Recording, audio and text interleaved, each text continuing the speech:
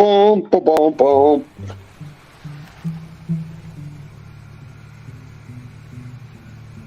Holy smoke, is this ain't no joke, as I was literally about to go to bed.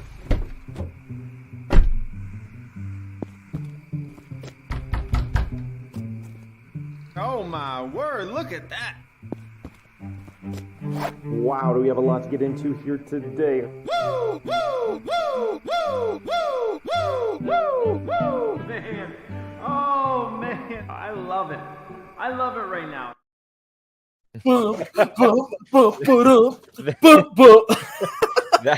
That intro always gets me. The person who made that, wow, the effort they went into to gather all the audio clips that made it sound good enough for the narrative. So funny enough, we had 25 viewers when the intro started. Now we have 16. Oh, now we have 18. People don't like the intro anymore. It's weird. It's like on a delay or something. I always watch it when I'm doing a live stream, fluctuate up and down. Yeah, it's not an immediate update. But all right, what's up with you guys? Update me. I come into your live streams here and there, and I see what's up. I was joking with you, Jay. I think you saw me. Yeah, no, I saw you. Tell me what stocks to buy. Yes, that's all I say to, and I say the same thing to Strongman, I think. Right? Did I ask you for stocks I should buy? You say lots of things, Fabio. Oh, it's overwhelming. There's so much. I don't know which question to answer when you say something. I berate Strongman's live streams. It's wild. We're already getting a question about Disney, individual stocks. Are you guys buying already? Disney? Are you buying Disney, Fabio? What's the deal? Is it going to 10x? No, well, I did buy some Disney, but I have so much that I don't like about Disney. I feel like also to some extent, if you're buying Disney, Excuse me. If you're buying dude, Disney, hold on. I'm going to turn off my phone. I think my speakers might be fixed. No, we'll that see. Was your mic. Huh? That was your mic. What was?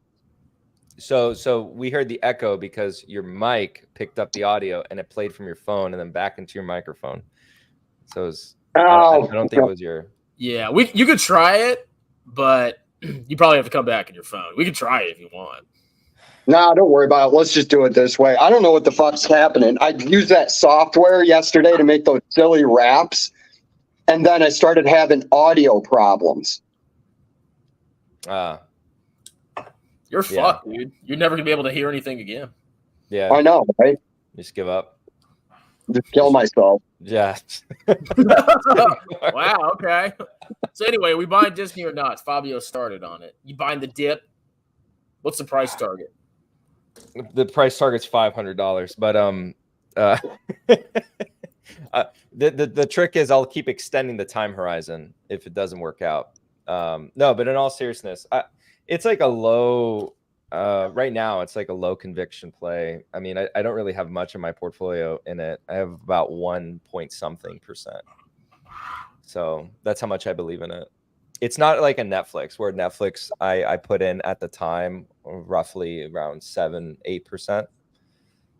That was I could see that story playing out. There was so many problems even back then because I was making videos back in those days about how Disney was such a bloated, disgusting corpse of a company on the inside. I can use more colorful language. Hold on a second, dude. Hey, Chris, throw my thing up. One that's down there. Can you hear us? Say something. Hi. No. We'll use your phone. This is a lesson in IT. This is an IT live stream. This is not a stock live stream. Yeah. All right, whatever. I'm done being pissed off that my computer doesn't work. All right, so you bought some Disney to speculate? They'll turn things around? Well, there's a possibility they can turn things around. They have the IP. It's just they have to decide not to squander it. But it's all their choice. Bro, but there's a lot of other things going on. Bro, that was my main problem with Disney is I don't think they're going to turn it around for at least a long time because they have way too many activists inside that company. Like Leslie Headland, she was one of the main drivers behind, the garbage Star Wars that we got today. Yeah. There's I'm not saying it's a bad move. I'm just saying I personally don't have a lot of confidence that they learned their lesson because they're still double downing on a lot of this stuff. well, keep in mind, it's not a lot of confidence on my end either. 1%. 100%. But Yeah. I don't think it's the worst thing to speculate on a turnaround. I mean, I thought about buying some Bud Light shares. I mean, so I don't really have many big moves in a given year. Like last year, what the amount of capital I deployed last year, I haven't really made any big significant comparable moves as compared to that. Because Meta was, you guys remember my Meta video, and then I was like contemplating like stopping portfolio updates because of how you could say hindsight's 2020, but at the time degenerate amount of exposure to Meta that I allocated to. And then it was Amazon as well, very early on this year. So really, other than that, I haven't been pretty active buying much of anything in comparison. Versus now, I've been buying some Dollar General. That's probably the biggest purchases outside of those this year, but nothing in comparison. Oh, REITs. I bought REITs as well this year. I played the office REITs. That one's actually turned out really well. I bought Kilroy. On a total return basis, it's up now about 19%. But other than that, no, it's been pretty, relaxed.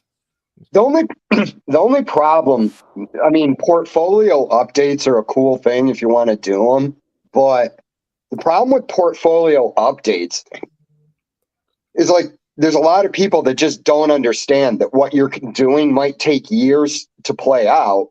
The stocks might drop in the midterm, and people are like, "Oh, you lost all this money on this," and you're like, "Dude, you got to let it play out." That's what Jeremy always says. Yeah. Well, Jeremy, Long-term investment, Jay. So you're saying Jeremy's justified. Long-term investments in Tattooed Chef and Honest. That's intelligent. Can we not ignore the video that Strongman just made of Walgreens Boots Alliance? I forgot that he got $1 million. Dude, the only reason I knew that was I was watching. Somebody told me, and it took me forever to find it, but I was actually watching a Sven Carlin video. I stumbled on it, and he was reviewing Jeremy's portfolio. He was like, "Oh, there's a bunch of good picks in here," and he was going through it, and then he played a clip or something where Jeremy said he had put $1 million in, and I was like, "Fuck yeah, I got him," and I just had to publish it. I've been meaning to talk about Walgreens anyway because it's actually decently popular on YouTube, and the video I made got a decent amount of views. And it actually came from search results. It wasn't just because I had Jeremy's stupid face on there. Retail on YouTube likes the beaten down names. Like the cigar butt investing is surprisingly popular. It's not actually cigar butt technically, but they like these really beaten down names, high dividend yield stocks like Walgreens. Intel at one point, and then people gave up on it, and now Intel's kind of back, but not in terms of like retail popularity. I don't think it's the same. AT&T was a big one. If you could remember those days. It's the dividend community. Verizon. The yield. It's all about the yield. That's what draws them in. Yep, exactly. And I think Walgreens Boots Alliance for a long time, even on other websites like Seeking Alpha, had gotten a lot of attention.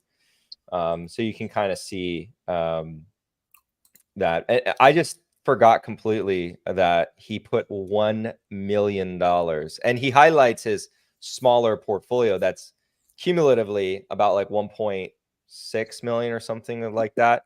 And then you have a single position of 1 million, and not including the 1 million plus position in Tattooed Chef. Ignoring that one. How much money do you think this dude has lost over his investing career? I just think it has to be staggering. I'm saying like yeah, $3 million. I think more. 5 More? million. Oh yeah. I think don't he's think it's lost in Kevin level. a what? I don't think it's meet Kevin levels, but it's good. It's a good amount. Wait, how much? Kevin was at 40 million once, and then he lost 75% of it. Yeah, Meet Kevin at one point had about 40 million US dollars, and then he lost about half of it. And then because wow, imagine doing that. That is so degenerate.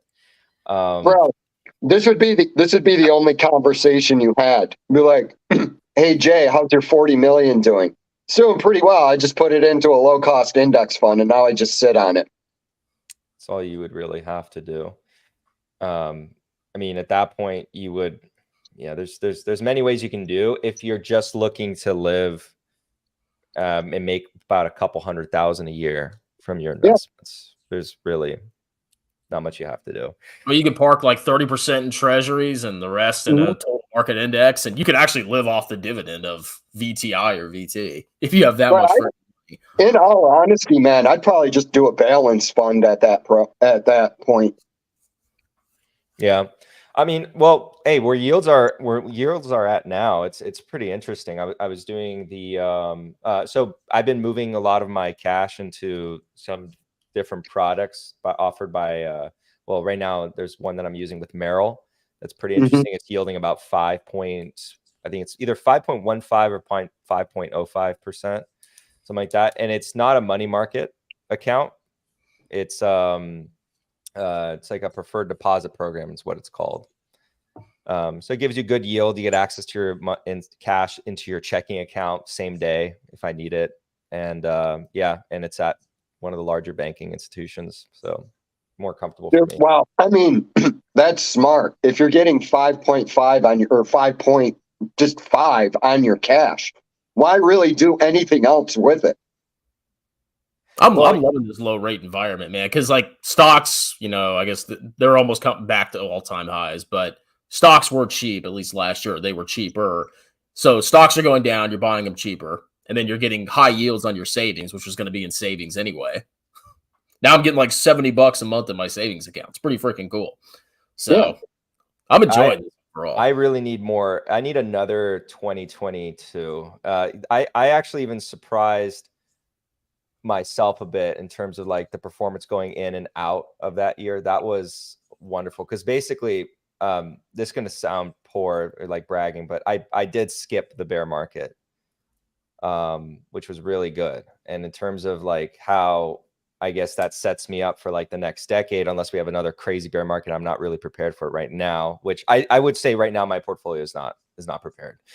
I have a lot tied up. I have a lot tied up in some high beta assets. And so I'm right now just stockpiling cash, but I'm still deploying into the markets consistently.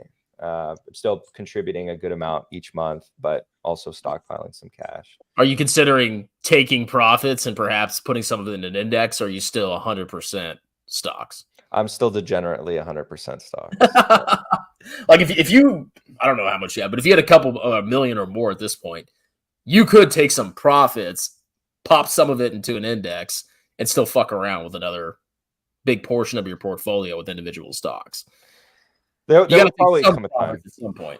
There will probably come a time when I use those products for sure. That would probably be something I do in the future. But for now, I have like recency bias as well. That I guess even me acknowledging that is like, well, you're acknowledging your insanity, but you still do it. So yeah, recency bias is definitely playing a role in my confidence level. So, but we'll see how it goes. It could end up being poor decision.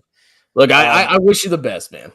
I would just say consider taking some profits, you know, some profit taking by putting it into a stock index. But well, right now I'm restricted because I'm trying to mitigate my tax bill. You see what I have to deal with?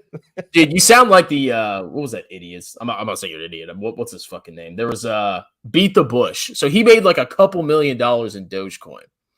And he's like, He's like, well, yeah, but he's like, I don't want to pay a lot of taxes, so I'm just gonna hold on to it for a year. And then it fucking crashed like 90%, and he lost all his gains. I mean, that's not gonna happen to you, obviously, but it was just so funny. It's like, dude, sell that bullshit. It doesn't matter what the taxes are. Well, look at Dogecoin millionaire. He's not quite a millionaire anymore. He probably still is through other means. Yeah, I mean, from his channel and everything, but I mean that was predictable, easily predictable. It's just when I'm looking at the stocks that are causing that potential tax liability in the future, like mainly Meta, and you could argue Netflix actually is over with a 1 year. I could sell Netflix today and get long-term capital gains. Alphabet, same thing. Alphabet has all the shares I've ever bought, I've never sold. Amazon, the vast majority of that position is newer. But Meta, I have to wait until around December for the full position to be long-term cap gains. And I still, believe it or not, I still don't even find it too much of a reason to sell. I may elect to buy put options on my position for the actual intended purpose or creation of put options to secure a sale price. I might do that. And so that way I can rest easy, and then I can optimize my taxes, and then also make sure, okay, if something happens, I have someone who has to buy them off of me at that price. So I lock in some gains. I give up some of that gains in that percentage, but I have to see what the options market gives me. Because it might be pretty expensive to do that. I don't know. But all in all, like the company's still executing really well. So it's like, why I need to find like a real reason to sell besides that I've up a lot on the position, because that could be a playing with the soap, so to speak. I like that analogy. Oh yeah, I use that analogy all the time. It happens. It happens. People who sell because they're up on something, most of the time that's like just playing with the soap. There's not a legitimate reason to sell. Retail does that a lot, where they're like, I'm up 50% on a position without thinking it might be up 50% for legitimate reasons. And you maybe got lucky and bought it really low. And now it's maybe at fair value, maybe it's even slightly undervalued, but you bought it very, very low. So yeah, that's something. It's still going through my mind, but we will see. Yeah, I mean, it makes sense on shit stocks, but yeah, I mean, yeah, I wouldn't say Meta necessarily. I mean, yeah, if you played Peloton, right, and you want it, and you get 50, you go up 50% on it, you better sell it. I'll tell you, there's some stocks that are like that in my portfolio. Kilroy, the REIT that I have, the office REIT. No, there's a exit. Like if, for example, if the market tomorrow offered me about $50 to $60 a share for those shares that I bought, I'd sell it. That's not a long-term position. I don't want to hold that forever. I don't particularly like that business, but I bought it because I believed certain things about the real estate market and its geography and how it was oversold. And that's why, but it's not because I want to own that forever. Or there's some sort of catalyst that continue on for 5, 6, 7 years. So, well, that's actually real estate, right? Yeah, they own office real estate in Class A office real estate in California, Seattle, Austin. So California, because did you go see the real estate? Did you go drive down to Austin? No. go down to Rogan's Club, check it out. I do want to do that. Yeah. What do you mean he has? So what do you mean by like? Is it a club? Like you go dance and try to hit on women and fail, or like what? What kind of club is this? It's a comedy club, dude. That makes sense. I was like, he has a club?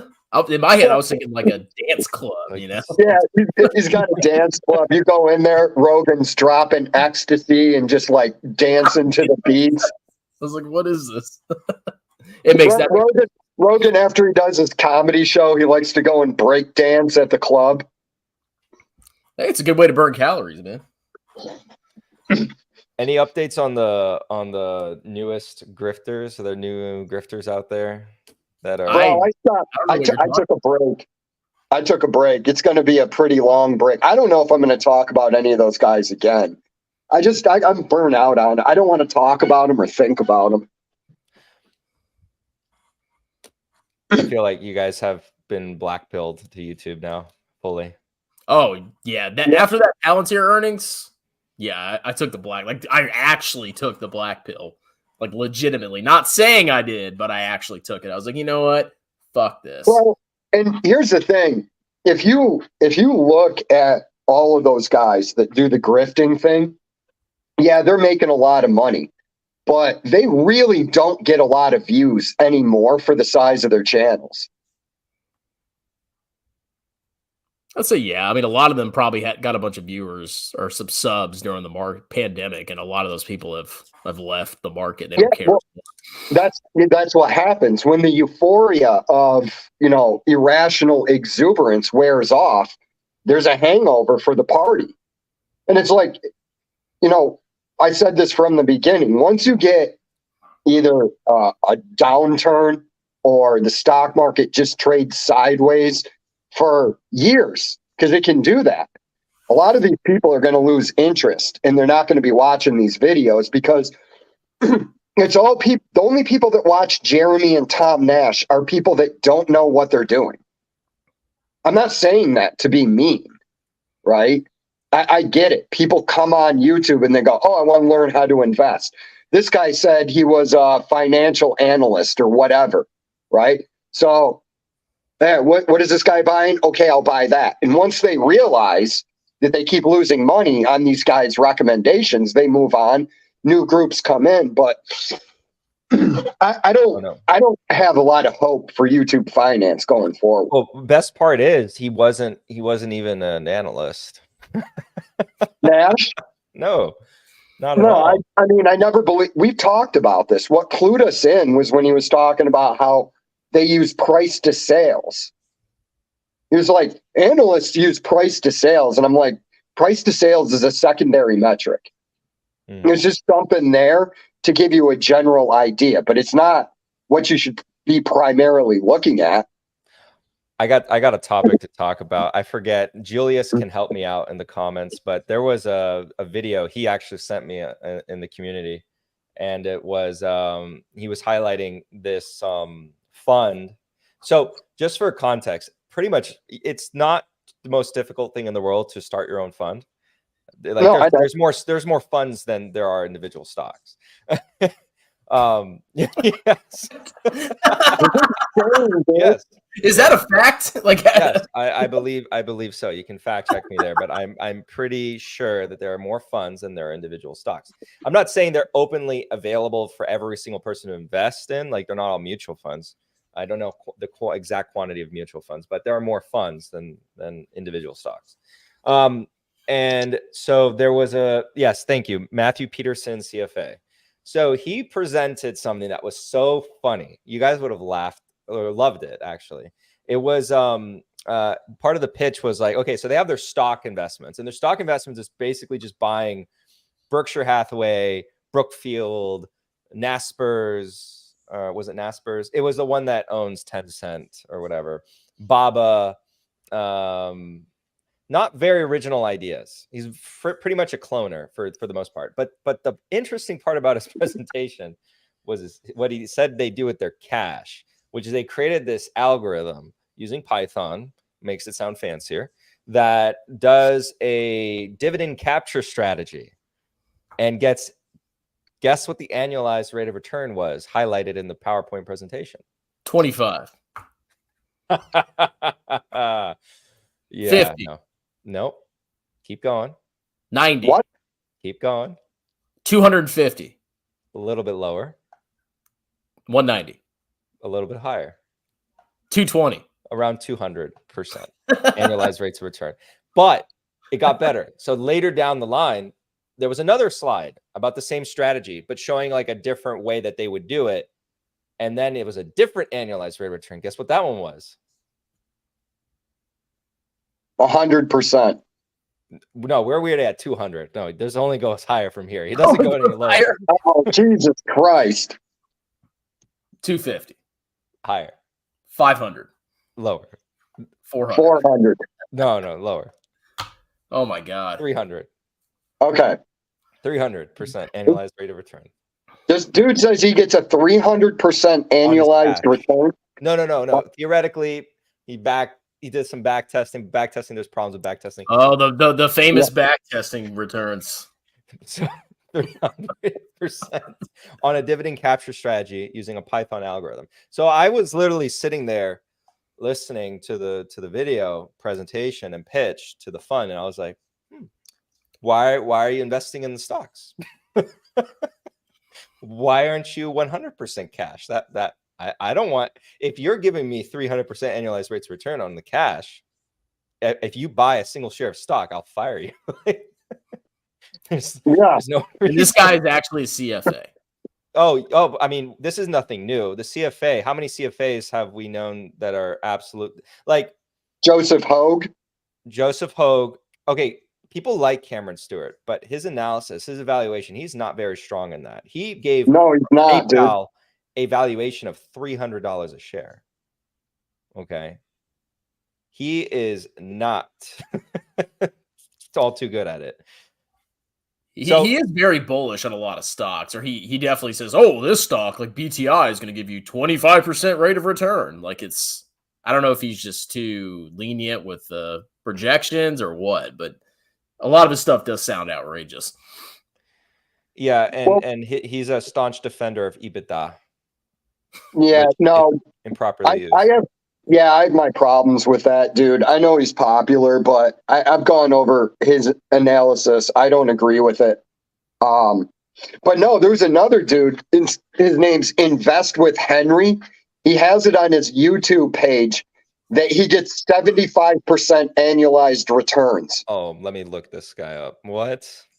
Invest with dude, how I found that, guys, I analyzed BNGO years ago, right? Bio Nano. And I said, this stock is going to crash horribly. It crashed like 6 months after I did the video on it. But that's where I got it from, was this dude. Oh, 100%. It's right here. I turned 17,000 into 1.8 million in a few years, average 75% annualized returns. Yeah. The greatest investor of our time, ladies and gentlemen. Well, I mean, some Tesla people have done that. Oh, that is true. It could have just been in Tesla. So there are people out there that have crushed Warren Buffett, crushed the S&P 500, crushed everybody because they went all in Tesla. There's always going to be some outlier out there that's going to massively crush the market. That doesn't necessarily mean they're a good investor. It could just be that they're lucky, which is what I probably suspect with that guy. But who knows? Maybe he knows what he's talking about. Does he have like a course I could buy or a? No, but the I know that. Well, who we were just talking about, Cameron. He has a course. It's like $300-ish, $350, and then he has a club of sorts. That's the club thing is not a big deal. He's just selling research. I mean, if you value his research, I don't think it's all too insightful. But who are you talking about? I'm back on Cameron real quick because he was asking if Invest with Henry has a course. Joseph Hogue, I don't know what he has. Joseph Hogue has a very pricey program. Bro, he sold part of his channel for the YouTube revenue tokens, or whatever they're calling them now. Channel revenue tokens. Channel revenue tokens. Yeah, he did the same thing as Clear Value Tax and Stockmo. They both did it. Stockmo literally did the thing where he's like, you can buy, this is just like investing. You're investing in me. And I'm just sitting there going, bro, why would I buy part of your channel? Well, the real question is, are these crypto tokens going to trade on a market? That's the real question. Because if they are, then, maybe you can get their distributions, but maybe you can get capital gains in your little crypto token. But if it's literally just paying out the money, you're disincentivized as a creator to create more content the more that you sell your channel. Like, it makes no sense. But if it's publicly traded, if you can trade it, it may make sense to have your channel like listed, and then you can just like sell shares later at a higher price or something like that. But I don't know if it's traded anywhere. Someone just brought up. Go ahead. Sorry. No. Continue, because this will change the topic. No, I was just going to say, the only people that are falling for The only people are falling for, I got 75% annualized returns, analyzed returns, right? Or the channel revenue token are just people that don't know what they're doing. Like nobody, like, right, invest with Henry when he goes out and claims, he gets 75% annualized returns. Anybody who just has even read a book or two on investing is going to go, no, you don't. And if you could get 75% annualized returns, you wouldn't be making YouTube videos. You'd be on Wall Street and you'd be a billionaire because they would pay you so much to get those returns. Maybe they just want to brag, Jay. Well, I don't think you'd be working for a fund. I think you would just, because why would you want that extra stress? Why touch someone else's money? Yeah. I mean, if you could get 75% annualized returns too, you'd never teach that technique either. Yeah. Because then if everybody knew it, it wouldn't work. So, yeah, I mean, but on the whole grifter thing, dude, I think I'm pretty much done with it. Doesn't do anything. Doesn't help anybody. I think it's boring after a time too. It's like, oh, this guy's a clown. Yeah, everybody on YouTube's a clown. I get it, But it's people do seem to still like the videos, but I made a conscious decision to destroy my ad revenue for my own sanity. The ad revenue is not even much, anyways. And I also $500 a month. Oh wow!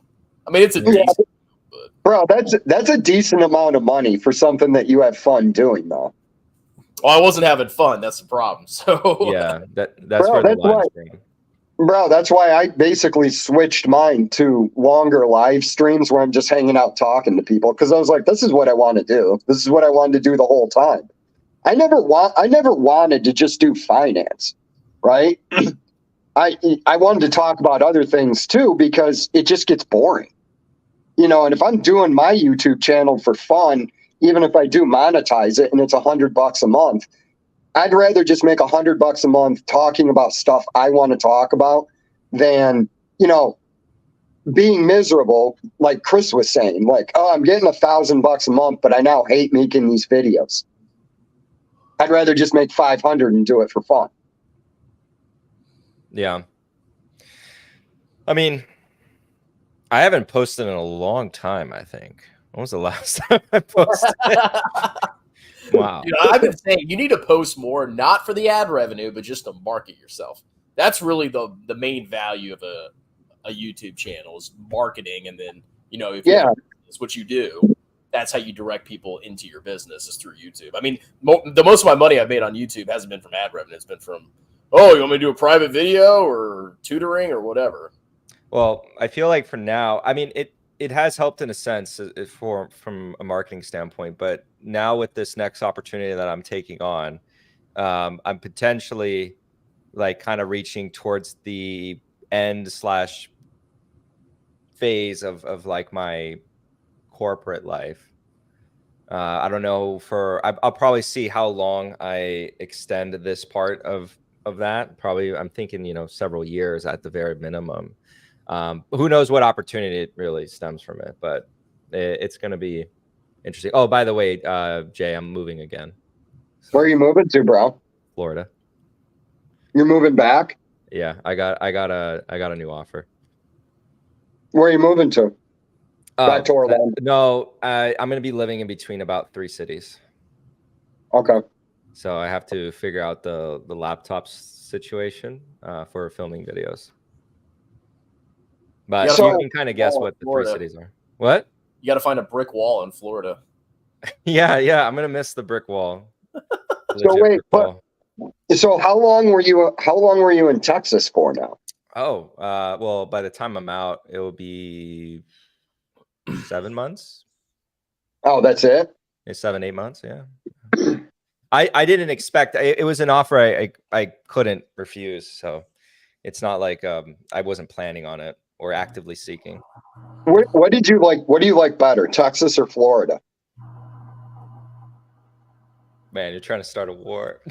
No, I'm not. I'm asking out of curiosity. Both of them have their own benefits. So I'm trying to think of a benefit for Texas. No, I'm kidding. You're going to have a lot of upset Texans after you. Cutting to the chase. So I like the different flavor profile of the food here. I like a lot of the people here.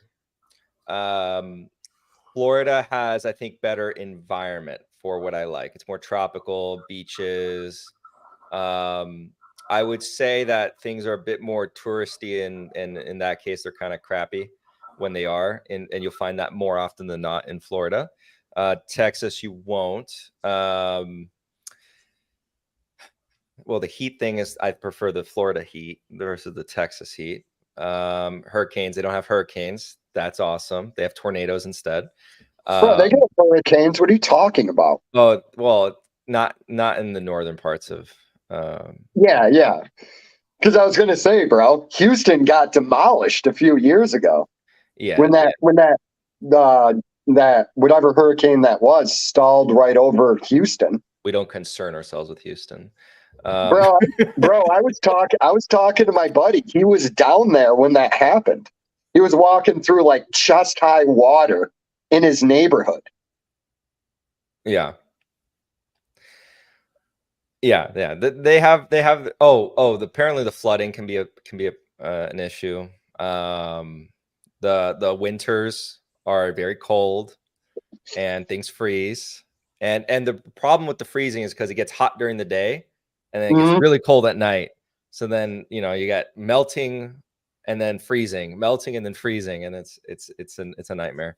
But bro, Dex, did you notice this? Dex is saying there's a lot less Cuban prostitutes in Texas. Have you found that to be the case down there? Yeah. Is that a plus or a minus? I don't know. Depends on your flavor profile, I guess. Like going back to that. There's definitely more of other things. But there are a lot of benefits. Like it's funny because I'm living in like the two reddest states only. Not the two reddest states, the two like flag carriers of the United States. Because I don't think I'd live in California per se, because they don't really, they're not very favorable to people like me. And then I live in Puerto Rico. Yeah, I mean, California is great except for the management of the state. Oh, the weather is phenomenal. Yeah, California is a great place to be. You just have loonies that run the government out there. It used to not be that way. It used to be that used to be the place where it's like the most business friendly state, etc. But that's the cycle of things. So yeah, that will there. In summary, I like a lot of the things that Florida has to offer, but I also like a lot of things that Texas has to offer. I will be maintaining a presence in this state for sure. Some capacity. So you can have like a PO box or something. Is that what you're talking about? Yeah, we'll call it that. Yeah. But yeah, all in all, no, I do enjoy the state. I'll say this, actually, the food scene I think in Texas is infinitely better. Bro, all I did when I went down to Austin last year was eat barbecue. Like, I ate so much barbecue, I had mud butt. Yeah, I know. Going in between the different cities in Texas, like each one has its own kind of thing. Austin, it's not Austin. Sorry, it's right next to Austin. It's come on, help me out here, guys. It's San Antonio. San Antonio. Their barbecues, and then you got Kansas City close by, not too far away. It's far, but it's not like too far. A lot of things. I don't own 10 PF Chang's. I don't understand where this joke ever came from. It's actually 7, guys. Even every time I ask the community where they came up with the joke, they don't tell me. They just repeat it right. That's probably the joke. It means nothing, and you're just like, I know, and it's just more and more people find out about it, and then they keep saying it back to me. They're like, yeah. But I don't even know why PF Chang's was chosen.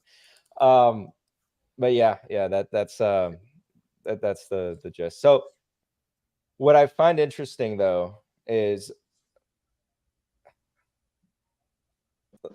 I can't imagine having to pay state tax. Just say it that way. You mocking me right now? Is that what you're doing? Oh yeah, Bro. yeah. Oh, that's right. You're there. You Yeah. knew I paid state tax. Bro, How much is your state tax? The highest bracket is 5.75%. That's gonna destroy you. Which, by the way, you get there after over 17,000 of taxable income. So that's basically what you pay. can you imagine living in New York City where you have a state tax and a city tax? Dude, I've done New York tax returns. It hurt my fucking head. Like, I never want to do taxes for anybody in New York. And it's just so ridiculous up there. I don't get why anybody would live up there. It makes no sense to me. Well, bro, Western New York, like the actual state of New York, is great, but it's New York City because they have so many people in there. They just outvote the rest of the state. Most of New York State is actually red. Well, that's how all states are, even California. Yeah. It's city versus rural, basically. Yeah, it's like that everywhere. Florida has some red cities, like Miami is like purplish red, Tampa's purplish red. I might have changed now, and Orlando's just like blue, like just blue. I think Orlando is the bluest city in Florida, and then Texas, it's Austin. Dallas is purplish, and then Houston, I don't know what they are. So yeah, it's just is what it is. You know, cardio is good in Texas. Jesus Christ. You can freaking die if you do cardio in Texas. That's how hot it gets in the summer. Yeah. I used to go run when I was stationed at Fort Hood. I used to run in the middle of the day, in the middle of the summer on a fucking highway. And it was the most hot experience I've ever had in my life. I survived, obviously, but it gets really fucking hot in Texas. Oh, Edmar's comment is true, by the way. Who? Edmar. Property taxes are, but even that, it's still more affordable when I do the numbers. And then Florida HOAs are expensive because of insurance. But you can go find a place that doesn't have an HOA. I didn't follow that advice, by the way. My property in Florida is like, yeah. It's not good. I mean, Virginia HOAs aren't that bad, but how much you pay an HOA? $62 a month. I hate you. It's not bad. I'm the president, so I hate you. Dude, my HOA, nobody gives a shit. I don't give a shit. We literally just pay for people to come cut the grass, and then the rest goes to like insurance, and then our savings fund. We have this like fund set aside.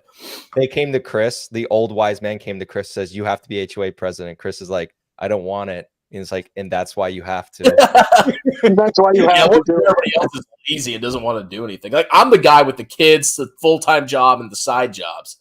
And all these other clowns are like retired or just have one job. And nobody wants to be the HOA president. I'm like, fine. I'm not going to outsource this and pay double for management fees. I'll be the freaking president. But I literally do nothing. I'm like the coolest HOA president in the world. I don't even check the HOA email. I'm a piece of shit, but hey. Bro, that's what you want from your HOA president is you want a person that doesn't take it serious, man. Because if you don't, then you'll have a Karen in there who thinks she can tell you all how to live. That's the only reason, like, if somebody, because we actually do have like a weirdo down the road, and if that person became president, it would be a disaster. So I would run against him if it came down to it. But so far, there have been no challengers to my authority, which has been nice. Bro, I don't have an HOA. It's wonderful. I have a question. So going back a little bit to the investing. Oh, I'm getting like crazy. Hold on, emails just popped in. Have you guys been buying anything or accumulating cash out of curiosity? I know What do you think I've been doing, Fabio? If you had to guess, what do you think I've been doing? Dollar cost averaging. Yes. And if you had to guess, what do you think I'm doing? Last time we talked about this, you were doing something with palm trees or roof. So you're dollar cost averaging. Yes. That's all I'm doing.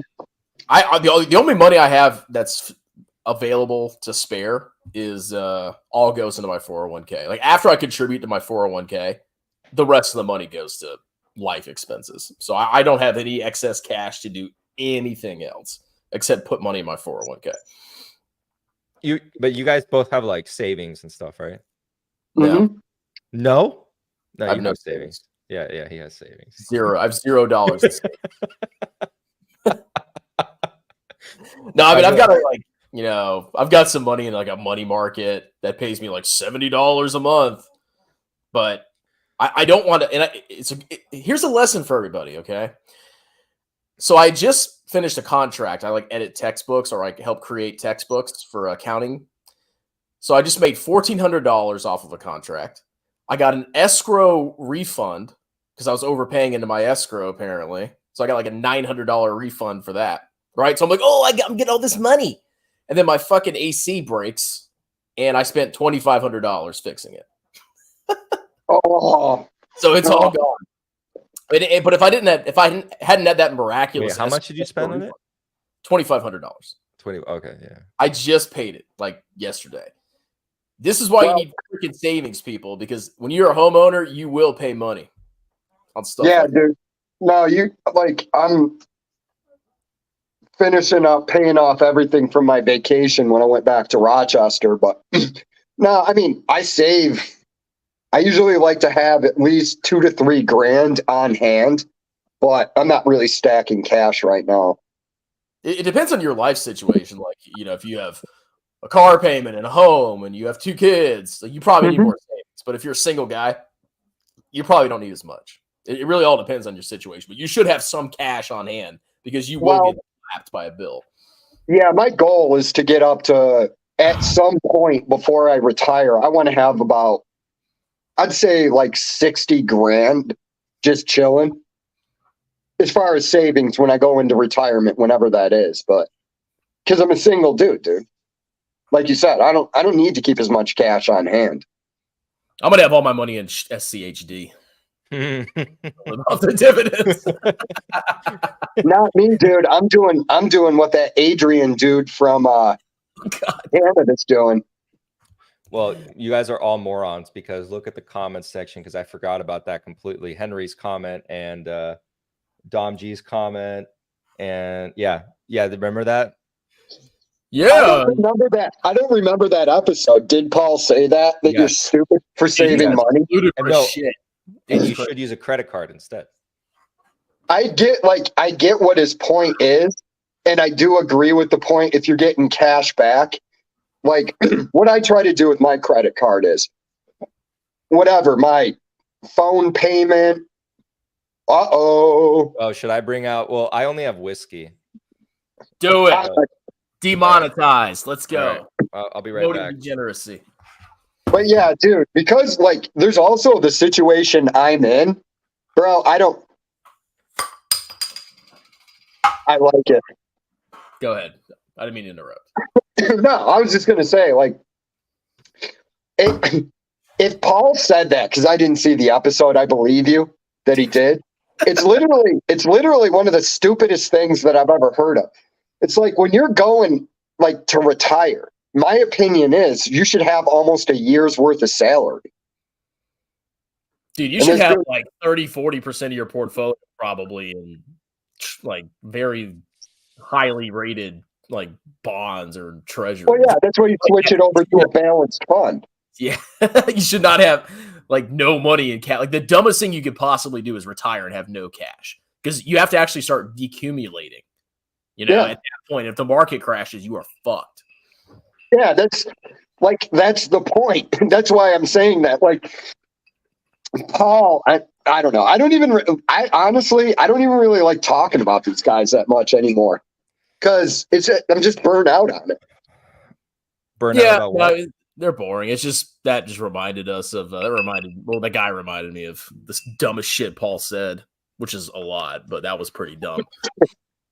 Well, the dumbest thing he ever said was that he was the LeBron James of investing on YouTube.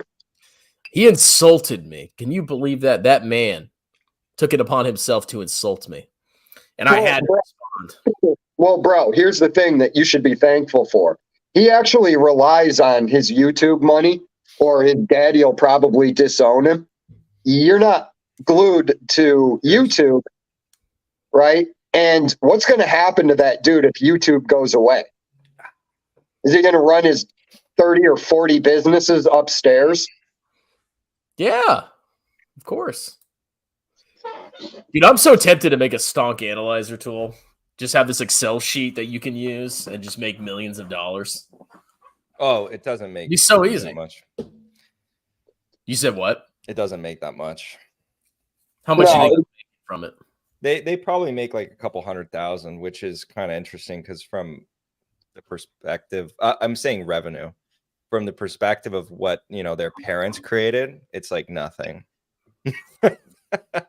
Dude, my business would be pure profit. I would have an Excel sheet that you couldn't edit. You could just, well, I don't know how the fuck I would do it, but you could like just type in without, modifying the coding or whatever. I'd be like, yeah, you pay me $30 a month and you can access the Excel sheet and there'd be no expenses. No, I mean, it's not that difficult to. Oh, and I'm kind of partnering with another service because I'm going to be using them at the job I go to next. So I was talking to the people there for an enterprise solution. Sage. I can't say the name because we are actually in discussions. But I can talk about the other thing, which is also really cool that I was talking to you a little bit about. I also can't say their name, but I can talk more in depth about the product because it's pretty interesting. So basically, it's like a research assistant for equities. It's going to be targeted for funds, not necessarily for retail investors, but for analysts at funds to actually help them with various parts of the research for different individual stocks. And it's like a natural language model that basically what that means is you can have kind of more casual conversation with it, typing, and ask it certain questions. And it basically pulls like a very intelligent version of Google, different things about the company from its various transcripts, financial reports, 8Ks, 10Ks, 10Qs, that kind of stuff. And then also from the web, which will be less reliable, but so primarily first party. And it will tell you though, the cool part is every little opinion it generates or factoid it generates, it provides the link to the source so you can verify everything. And then it lets you put things into like a chart, copy paste into your model, and then you're good to go. So it's supposed to not replace an analyst, but it's supposed to help their job be a lot easier. And I've started to incorporate that in my own analysis because I'm basically helping them with the, kind of giving them feedback, etc. So it's powered by AI. I wouldn't call it because. So I should buy NVIDIA stock then. You want to talk about NVIDIA stock? Well, dude, they had a ridiculous, what was it, like 140% jump in revenue? It was shocking. I just want to say that Jeremy's opinion is not his own. He literally watches CNBC, and you can tell because of his comment on NVIDIA. What do you say, dude?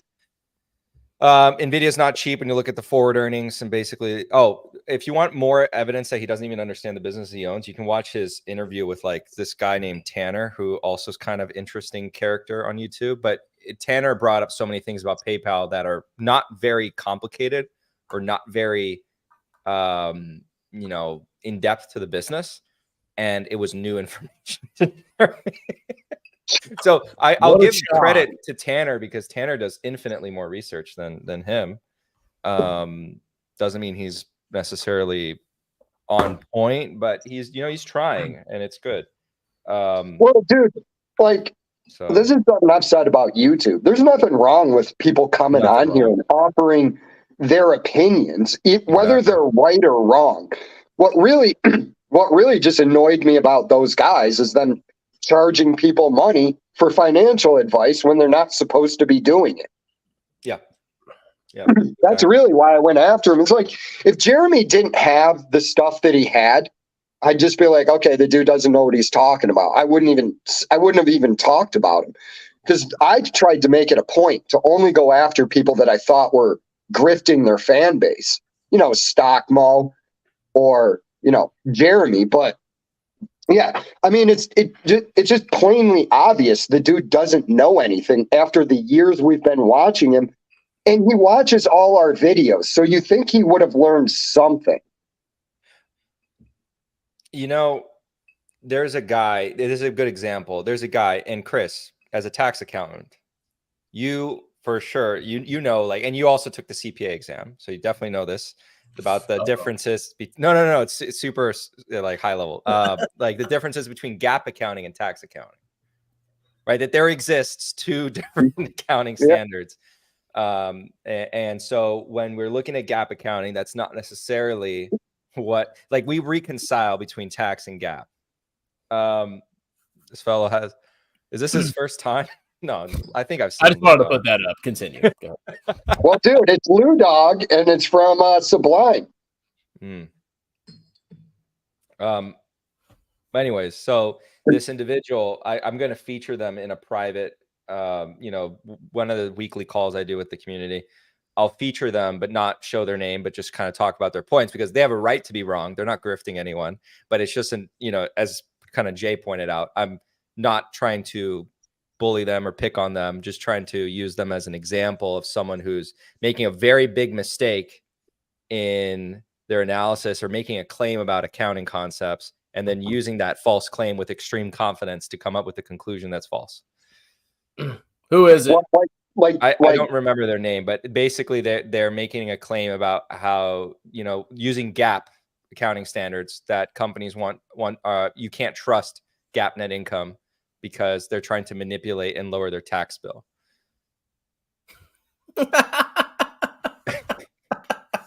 You got Chris, explain to the audience, because there are people that, you know, no fault of your own, because you're not an accountant. That maybe the first time you hear that. Can you explain to the audience, like, a little bit, just like high level? I mean, basically with GAAP, I would say you have more discretion. GAAP is like when you look at a company's financial statements on a financial report, you have more discretion for depreciation, for, you know, accruing, you know, like warranties, stuff like that. In tax, like if you want to depreciate an asset, the government, the feds, literally tell you exactly how you will depreciate that asset. I mean, you have some discretion as well, but there's totally different rules. There's some things you can deduct in GAAP that you can't deduct in the tax world. There's a huge amount of differences that have to be reconciled. Basically, when you do somebody's tax return, like a business tax return, you almost always have to reconcile the differences between their GAAP profit versus what they have on their tax profit. Two totally different things. Basically, every business tax return has it. Question for you. If I hypothetically do something in GAAP that lowers my GAAP net income to zero, does that mean I'll have a zero taxable income? I mean, maybe, probably not. It all depends, but there's two totally different rule sets, and it is always reconciled on your tax return if you have like a business entity. Yes, and that is the exact thing that this individual doesn't know. And so they don't know that, and then they're grabbing that and making a very wrong conclusion, all to justify EBITDA as a valuation metric. Bro, I think what happens is I think a lot of people, when they begin investing, overestimate their ability when they're starting out.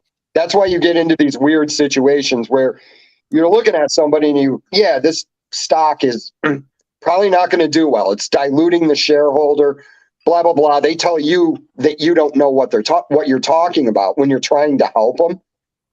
So, yeah, I mean, I get what you're saying. People get a lot of weird, like at work, people would have these weird concepts in their head, and they would argue with me when I was telling them to sell their weed stocks. Don't even get me started. I'm just like looking at the numbers and I'm telling them this is a bad idea. I'm like, I don't know what the stock is going to do in the future. This isn't a smart purchase.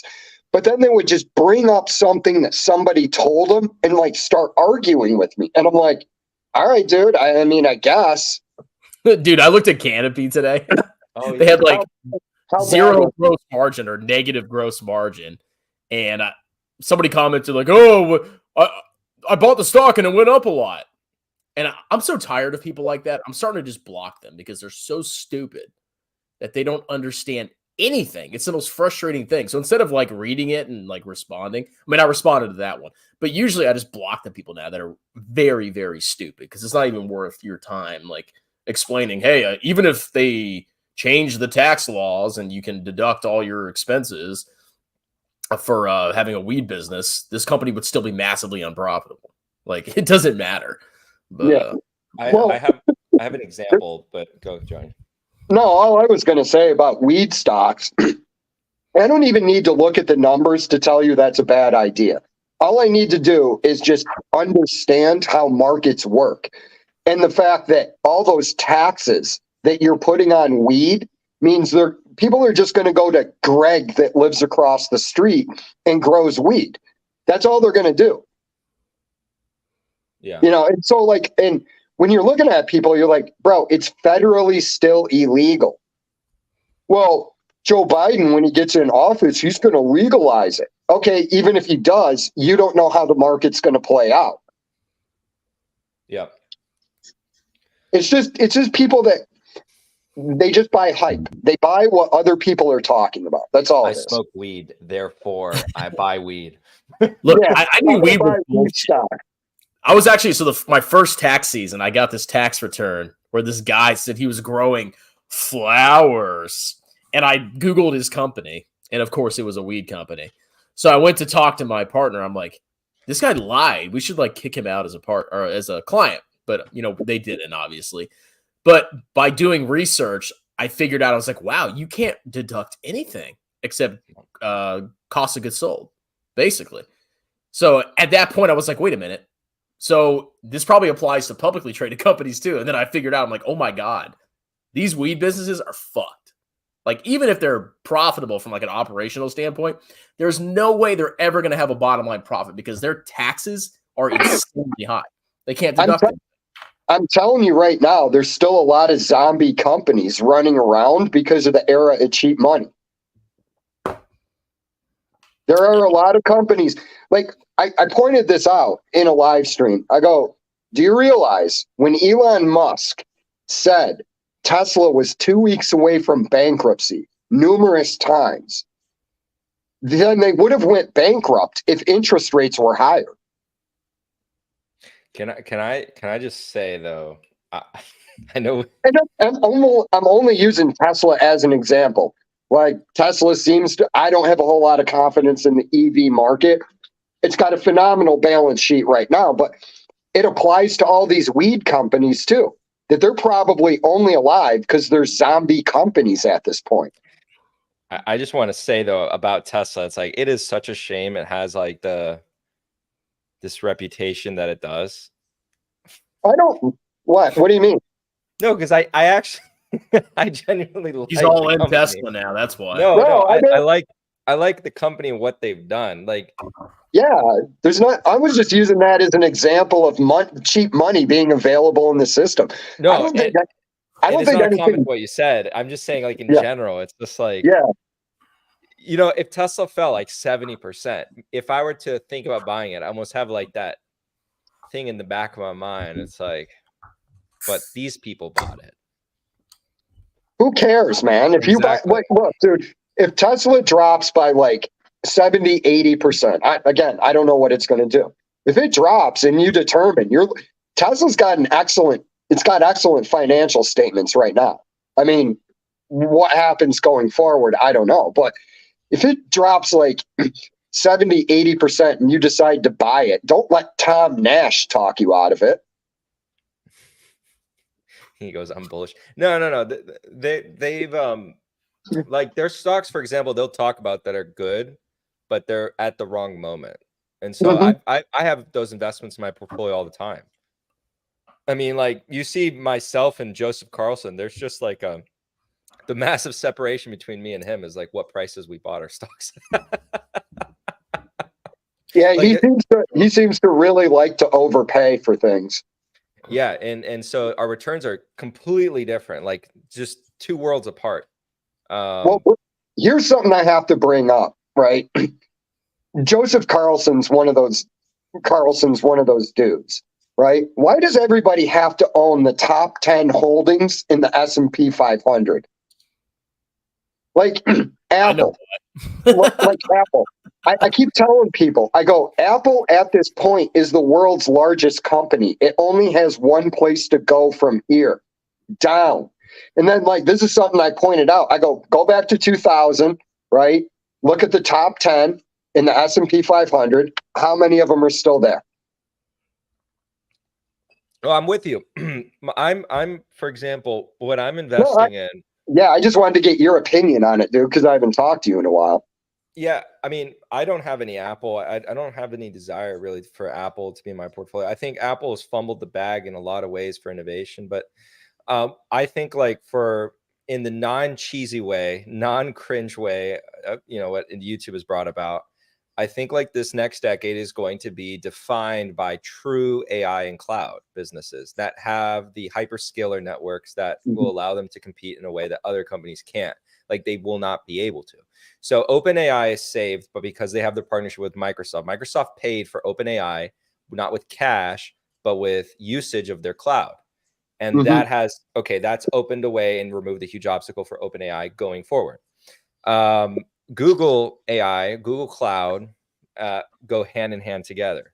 Amazon and AWS go hand in hand together. Or sorry, Amazon AI, their projects that they don't talk about, and Amazon Cloud, AWS, go hand in hand together. So, and Meta has their own hyperscaler internally that they built in-house. Remember when everyone was crapping on them for spending so much? It's like, yeah, you got to do it. So you look at TikTok. TikTok is beholden to Oracle Cloud. They don't have their own system, and it's very difficult for them to make money. While Meta is, I mean, I think Wall Street now has projections of Meta getting to $20 per share at the end of next year. Because wow, what? Yeah. What did you say? Wall Street, there are some estimates coming in that has them at $20 per share, and earnings per share. I was like, what? Yeah, I was like, what are you talking about? I realized in my mind, I was like, what am I saying that's wrong? I got confused. Wow. They got some kind of stock split coming up or something? Yeah, I was like $20. I was like, there's no way it's going down to $20 right now. Because they have now WhatsApp monetization that's kicking in more and more. Reels is coming in better and better and better, and they're taking market share away from TikTok. But pretty much, for example, they have the infrastructure in place to actually be a competitive player in AI. So there's not, like, Apple's not there. So I, for example, I'm not too interested in Apple. I already have enough in Alphabet, so I didn't want to buy any more. Amazon, I had an underrepresentation, but I'm the most bullish on Amazon of all the businesses that I own.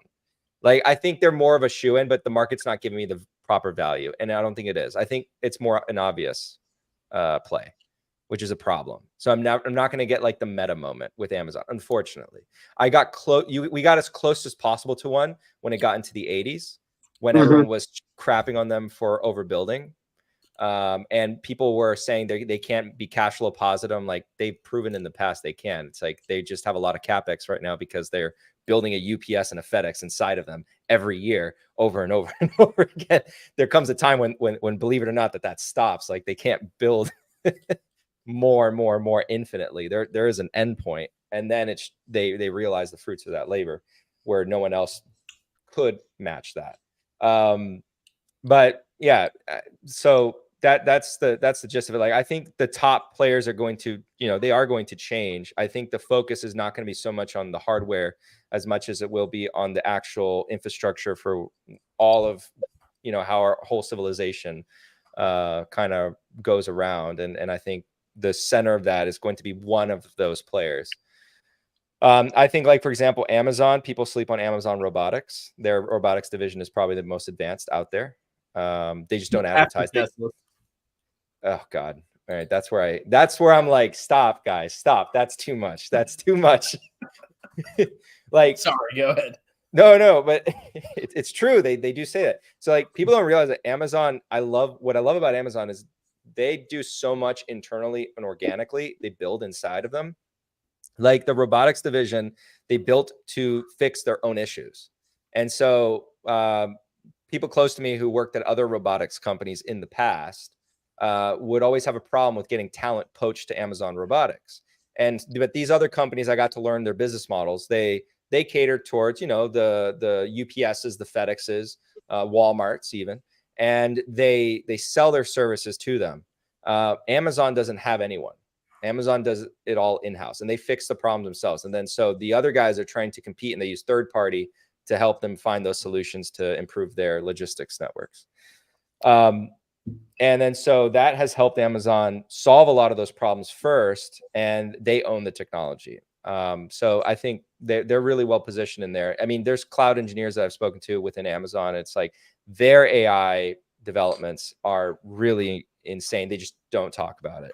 OpenAI is the most vocal, and then Google now wants to be more vocal, but Google's been working on it for years. And then people were dogging on Google, right, for failing, but now it's kind of more hush hush. No one's really talking about their failure because it's not really that much of a failure in reality. And true AI scientists will not like it when you call ChatGPT AI. It's a language model. It's not AI. Language models are not the most unique thing in the world. There's always been various language models. It's a very good language model, but you know, and there's a lot of tools that can be built on top of it, but that's not actually AI. AI is the problem with AI is people just throw it out. I know, and it's really important. You got to ignore it. You got to look past it. Yeah. No, I agree with you, but it's like everything's freaking AI now, just like it was disruptive innovation 2 years ago. And Right. like, I listen to some of these people talk about AI, what it's going to do in the future, and I go, bro, you're making stock videos on YouTube. You don't have a PhD in art and computer science, right? Like, my main point by what I'm saying is none of us know how the AI thing's going to work out. Can I tell you something? I know. Yeah, no, You're seeing a very, very similar rhyme to the internet time. mhm. We all knew. We go back in time. I wasn't really having a conscious thought. I use the example. I think I use the example on where you're going. But go ahead. Sorry. But okay, this is that moment. You know, AI is going to be significant in the future, right? Like, you Mhm. know it. But we just don't know people how. said that. Same people said that in Yeah. the internet bubble. The internet, obviously, it's going to be big, but does that mean you go out and buy trash stonk A that makes no revenues and is on the internet? Stocks.com. Yeah. Or does that mean, okay, within that arena, there's going to be players that are going to really benefit and are showing signs of benefiting from the internet boom. And if you can find them, good for you. That's the case here too. And I firmly believe that, like, there are companies out there that have the AI brand on them, some more obvious than others. And by the way, because it's obvious doesn't mean it's the bad play. Like, No, the market will probably yes. maybe continue to reward it on and on and on into the future. And there could be a question about scale advantages, which is what I get to. Well, here's the example I used on the AI thing. I go, if you go back to 2000, we all, like you said, we all knew the internet was going to be significant. We didn't know how it was going to change our lives. But if you're sitting there in 2000, right, you never could have predicted YouTube. You never would have predicted social networks. Again, so you don't know how it's going to play out in the future. And I know someone who did. And that's my only point on that. That's the problem with just hearing AI. Oh, I'm going to go buy this company now. Yes, Like, you shouldn't be what doing you that. said in there, you don't know if this company is going to be the winner, a beneficiary, or ends up getting destroyed. Companies have been destroyed by their own creation. Mm-hmm. So that's my thing on it is just be cautious. It's out there. We know AI is coming. We just don't know what it's going to be. Yeah, I think that I know one thing. I know that the best AI players have to have the infrastructure already in place. Mhm. That eliminates almost all of them. So you're saying large cap tech, basically. Not all large cap tech. That's the key. No, see, but here's the thing. Like, I've shit on large cap tech before, but I'm glad it's still in my portfolio because I can actually kind of see how these massive, freaking profitable companies have the ability to really invest and capitalize on AI. I can totally see it.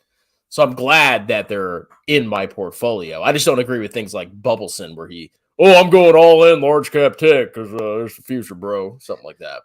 But the issue with him is, as an individual, you're an index investor, so you're not worrying about that on a day-to-day. You're getting also exposure to other things. So if you're buying large cap tech at higher elevated prices, you're also buying other things that aren't.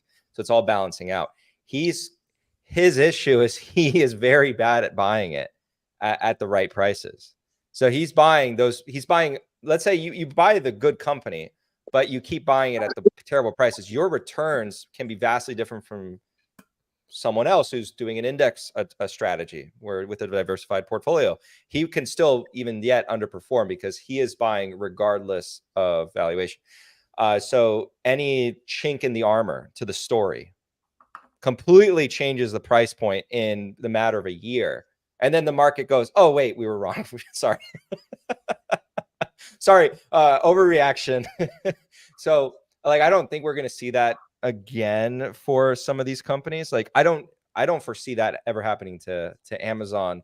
Although I never foresaw that for Meta. Like, I legitimately thought people were smoking something when that happened to Meta. I never think I'm going to see that ever again in my life for Meta. Like, I will die before seeing that ever happening again. Which is unfortunate because that was a cool year. Like I said, I wish there was another 2022 type moment. Hey, never say never, man. You never know. I hope I'm ready for it, but and I hope I have the same level of confidence, same level of research, et cetera, all that jazz. But yeah, I think that the large cap tech, it's not all large cap tech, and it's like, if you look at my portfolio, I am very much playing that play. I'm ignoring, I don't have a cent in Apple, not a cent in Apple. And even I don't have a cent in Microsoft. That doesn't mean I don't think Microsoft's a good company or et cetera. But I think that there are other companies that are better exposed to that same play. Like, mainly, you would think that Microsoft would be a huge beneficiary of it. I mean, like, why is Microsoft not the best play for AI, for example?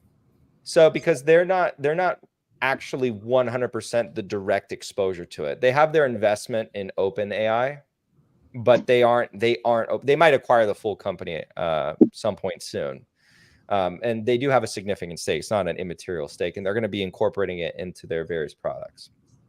But Microsoft is also, I think they don't necessarily have the proper amount of data and interaction with individual human beings on a day-to-day basis the way they need it to be. Like, let's go an example by example. So Alphabet, to put it in a way, is basically amalgamation of human thought, and same with Meta. And that's the advantage that they have that people don't necessarily understand. And Amazon in a huge way as well. They're like amalgamation of human thought. So Alphabet is on any given day having a massive amount of searches happening on their platform, whether it be YouTube or Google themselves. And so that is all things that are contributing. And by the way, for example, OpenAI was built off using Google's data. So Google slept on it. Google did fumble the bag here, but going forward, I don't think they will. I think they would take it very seriously now. And they do have the gold mine. And then Meta as well. Meta is also, you are constantly contributing to the thought process behind Meta's data constantly by interacting with their products. Amazon has a little bit of a different spin to it. So, for example, why are they wanting to acquire things like iRobot? And I said this when I talked about it, but just to reiterate the point, it's not about the robots. I keep trying to tell people that because people were so harping on, like, it's a bad acquisition. Why are they buying a vacuum cleaner? It's like, it's not about the vacuum cleaner. I think it's obvious. They're trying to buy it for the data. The data to them is infinitely more valuable than the freaking robot vacuum cleaner. They have better robots in house than iRobot. It's not about that. It's about the data that iRobot has collected over people's houses across wherever iRobots existed. So the next years is all going to be about who has the better data. And so I don't think necessarily, like, Apple could, but Apple's not really going in that direction. Apple's going in other directions, which could be interesting. And maybe I'm wrong, and I'm actually invested in the wrong one. Like I could be, and Apple's the winner in the end. It could be, but I don't really. You never know. Really exactly, you don't. And so your strategy in the index strategy, you have. You see what a genius I am, Fabio? Nobody appreciates the genius of strong, man. Okay, I just get so much hate, but at the end of the day, I own the winner. I will be victorious. You will. Hey, if we're gonna, it just won't be 100% of my portfolio. Yeah, you both of you are invested in the winner, and you will be completely fine. So if you guys are wondering or bringing this up, regardless, so there was an individual who I recently had a conversation with. Their financial life was not the best, and they had this robo-advisor charged them like $15 a month. I legitimately just told them, I gave them actual financial advice and told them, get out of that. Oh, I'm reporting your ass to the SEC.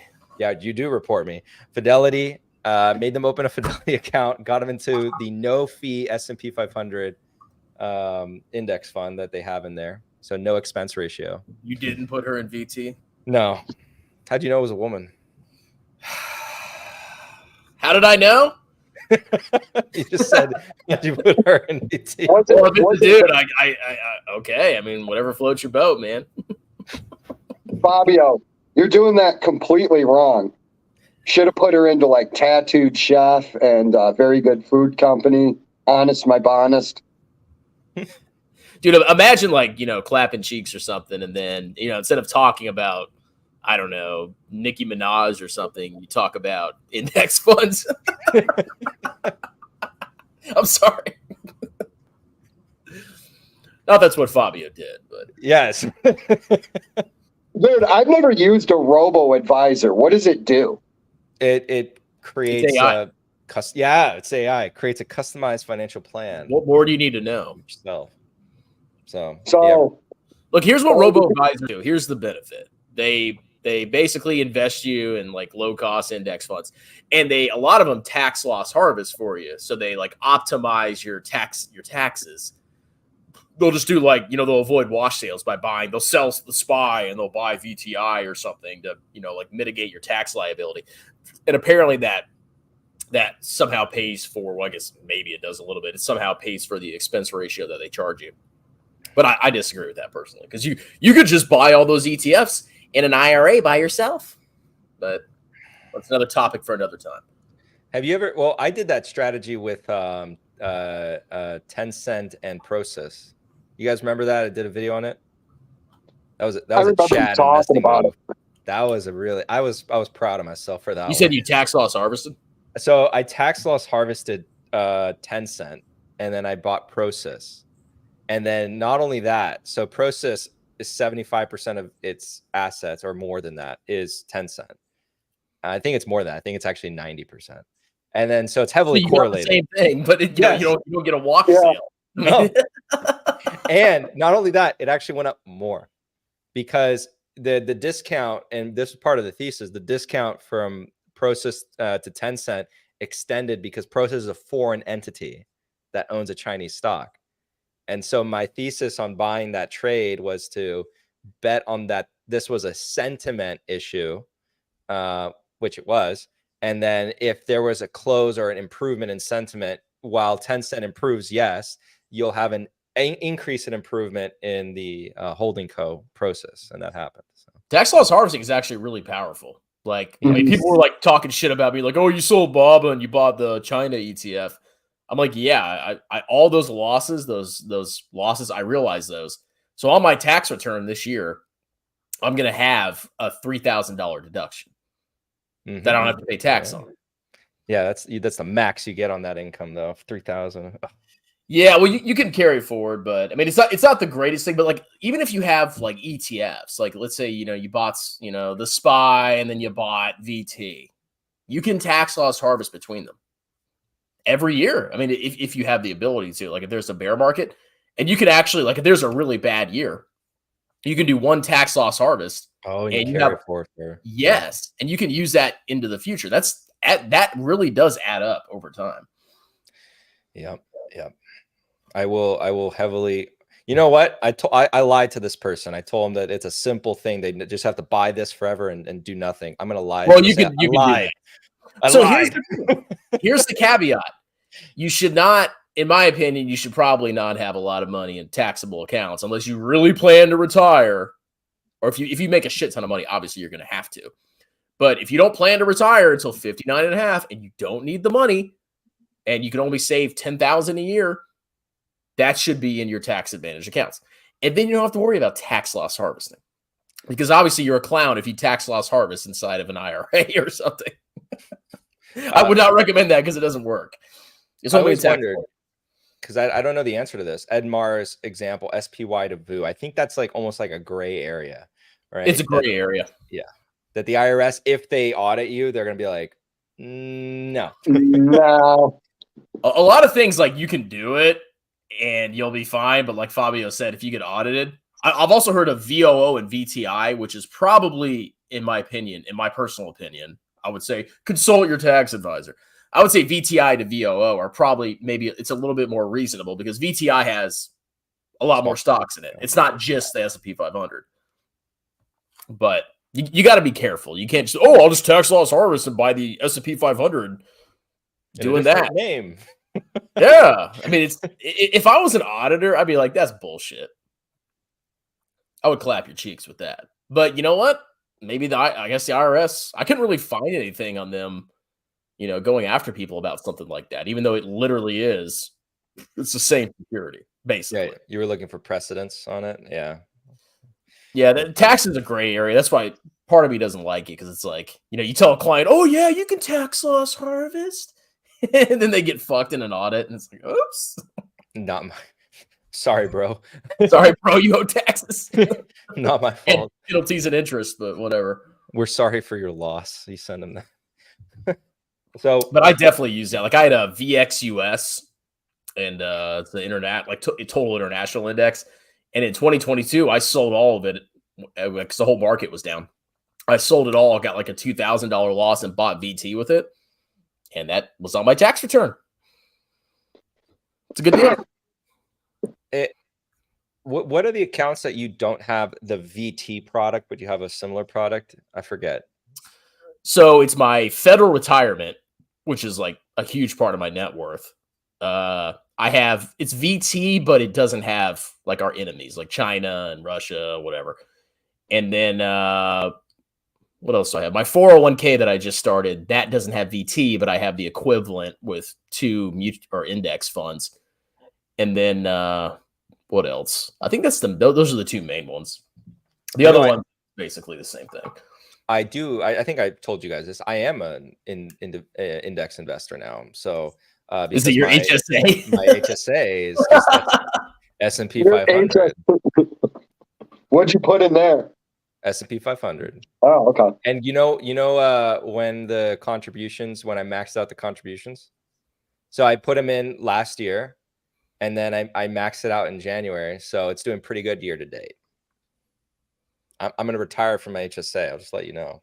Dude, my when I put 10 grand into my like solo 401k, and I think I timed the bottom of the market perfectly. So my position is up like triple what my long-term returns in VT are. So I was like, man, I should grift this and be like, see, I got like 25, 26% in a year. I'm a genius. There's so many. There's the year-to-date bros are so annoying.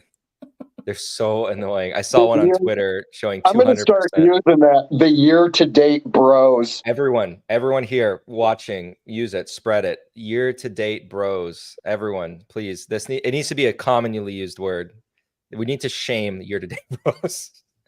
Retail's too stupid. Most of them are to understand how that works. Like, people tell me all the time, well, your VT's up like ever since I started investing 170% if you include dividends. They're like, well, Jeremy got 100% in a year. You've been investing for 12 years, you moron. And I'm like, yes, he's showing you the year-to-date returns on the share lots that he bought at the beginning of the year when the market was lower. Like, it's totally different. It doesn't factor. But people don't understand that. And it's like, you know what? At a certain point, people are too stupid. Block them or just ignore them. Yeah. Yeah. Yeah. There was I sometimes think about trolling because I told the community members, like, maybe I should start doing the year to date, because in You my should do it, man. You Fuck it. should, dude. just a troll. I don't know, because there's so Capital Mindset Holdings, the entity that I operate under, its portfolio, its year to date's disgusting. Did I send that to you in the email? Yeah, so I am gonna do the video. I'm not like ignoring you. So Fabio actually sent me his portfolio, and I'm gonna expose him and put a probably. Can I put a clown nose on you or no? What do You can do think? whatever Whatever I want. whatever you want. Whatever. Fabio's getting the clown treatment. Oh, wait. So the only thing is, if you could black out or not show the dollar figures. Are they in there? I think I might have already blacked them out. If I already blacked them out, then they're fine. Let me go see how rich Fabio is and share my screen. No. Well, I for sure blocked out one of them. 100% I did. And I just put showed, up I just showed the returns for sure. You have all the return numbers, but not. Make my life difficult. I don't prepare for videos, Fabio. I just go. Okay, you make me like black out shit. But if I put in the dollar figures, yeah, black them out. But because it's been a while since I sent them, so I don't remember if I already took the steps to just give you the stuff without the dollar figures and it's good to go, or. Yeah, I don't see any. I see percentages. I'll scrub it. I mean, obviously, I'm drinking beer right now. I'm not going to like give you the definitive answer, but Domji has a great point. You should block out the dollar amounts, but leave the account numbers.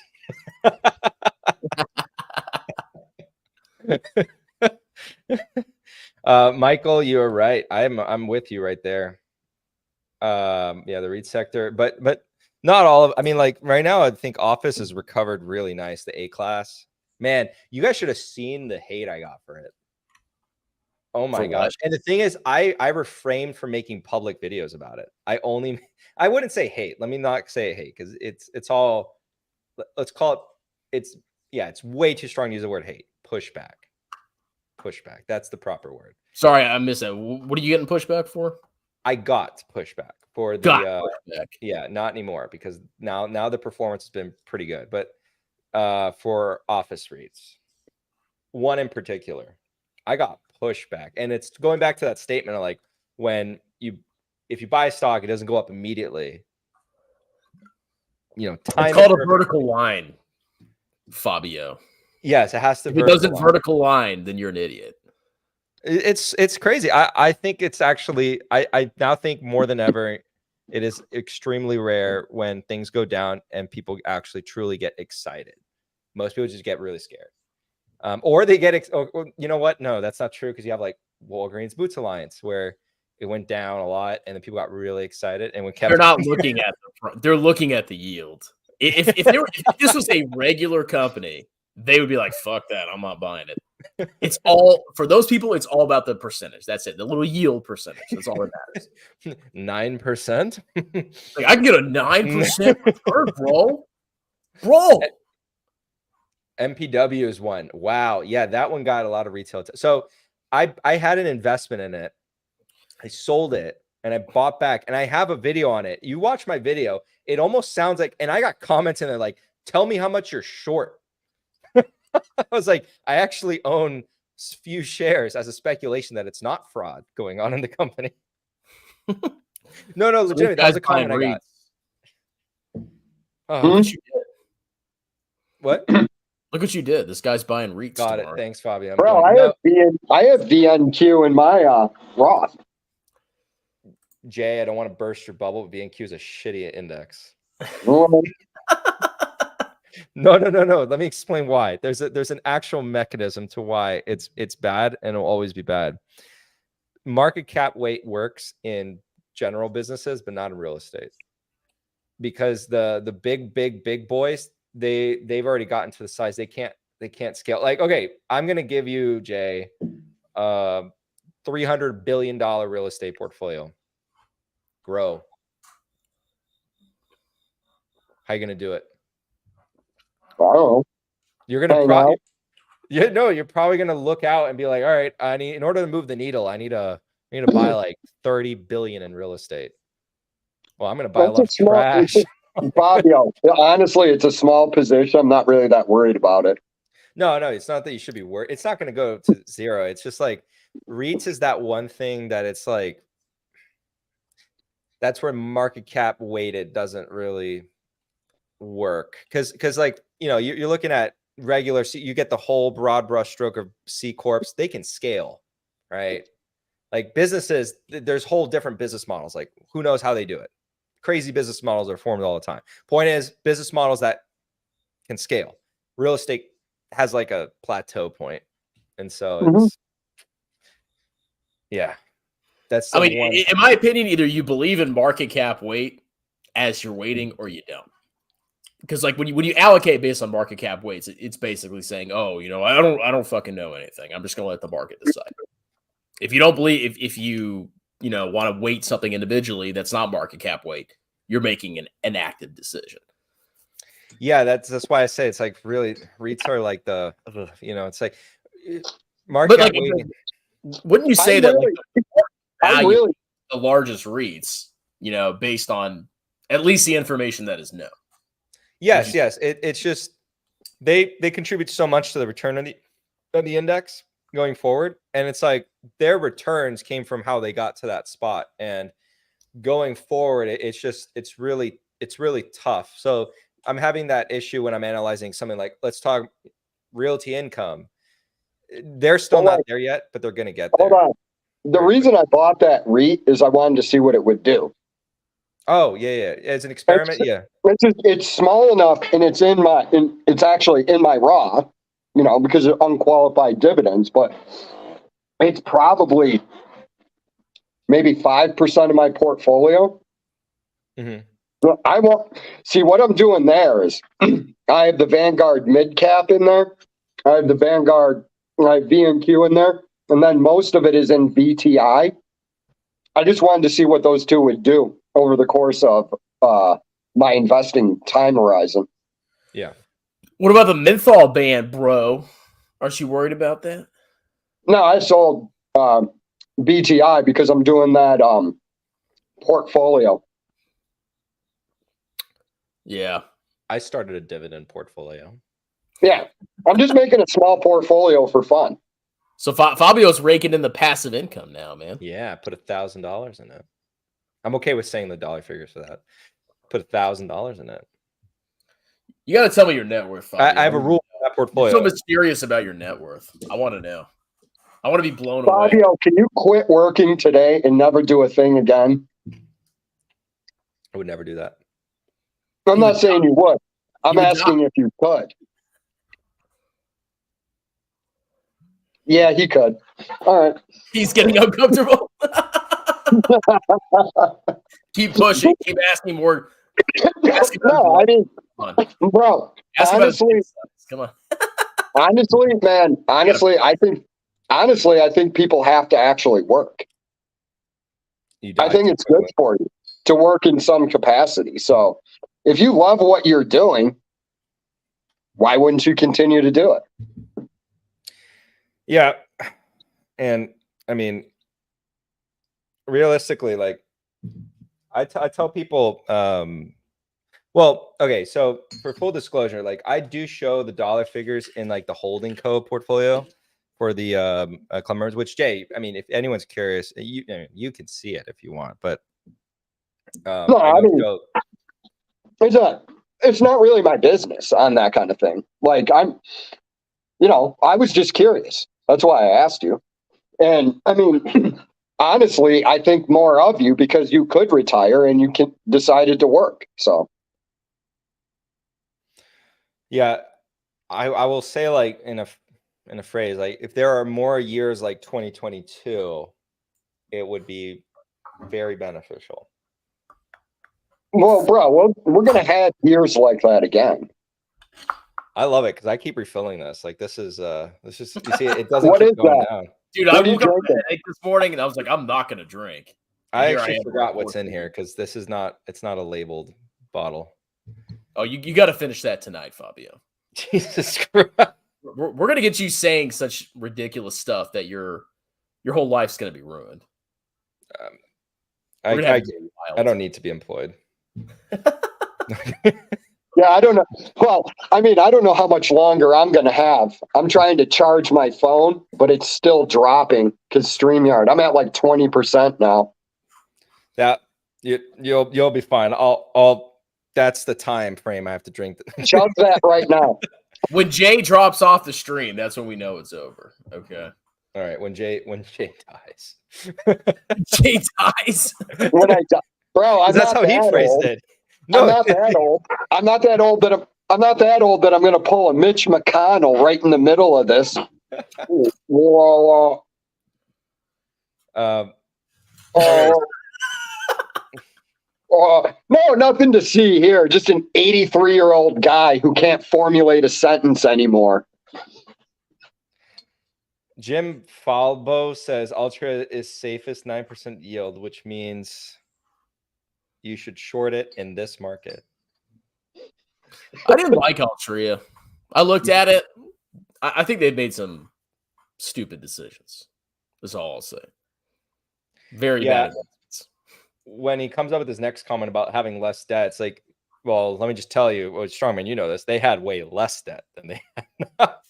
They took on like $12 billion in debt for that stupid just terrible acquisition. I don't even like their new one. I don't like their new one.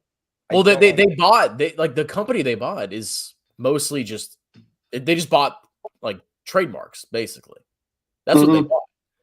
The company they bought doesn't have like really any tangible assets. It's just like a little bit of cash and then a lot of basically expenses that they've done researching, developing the product.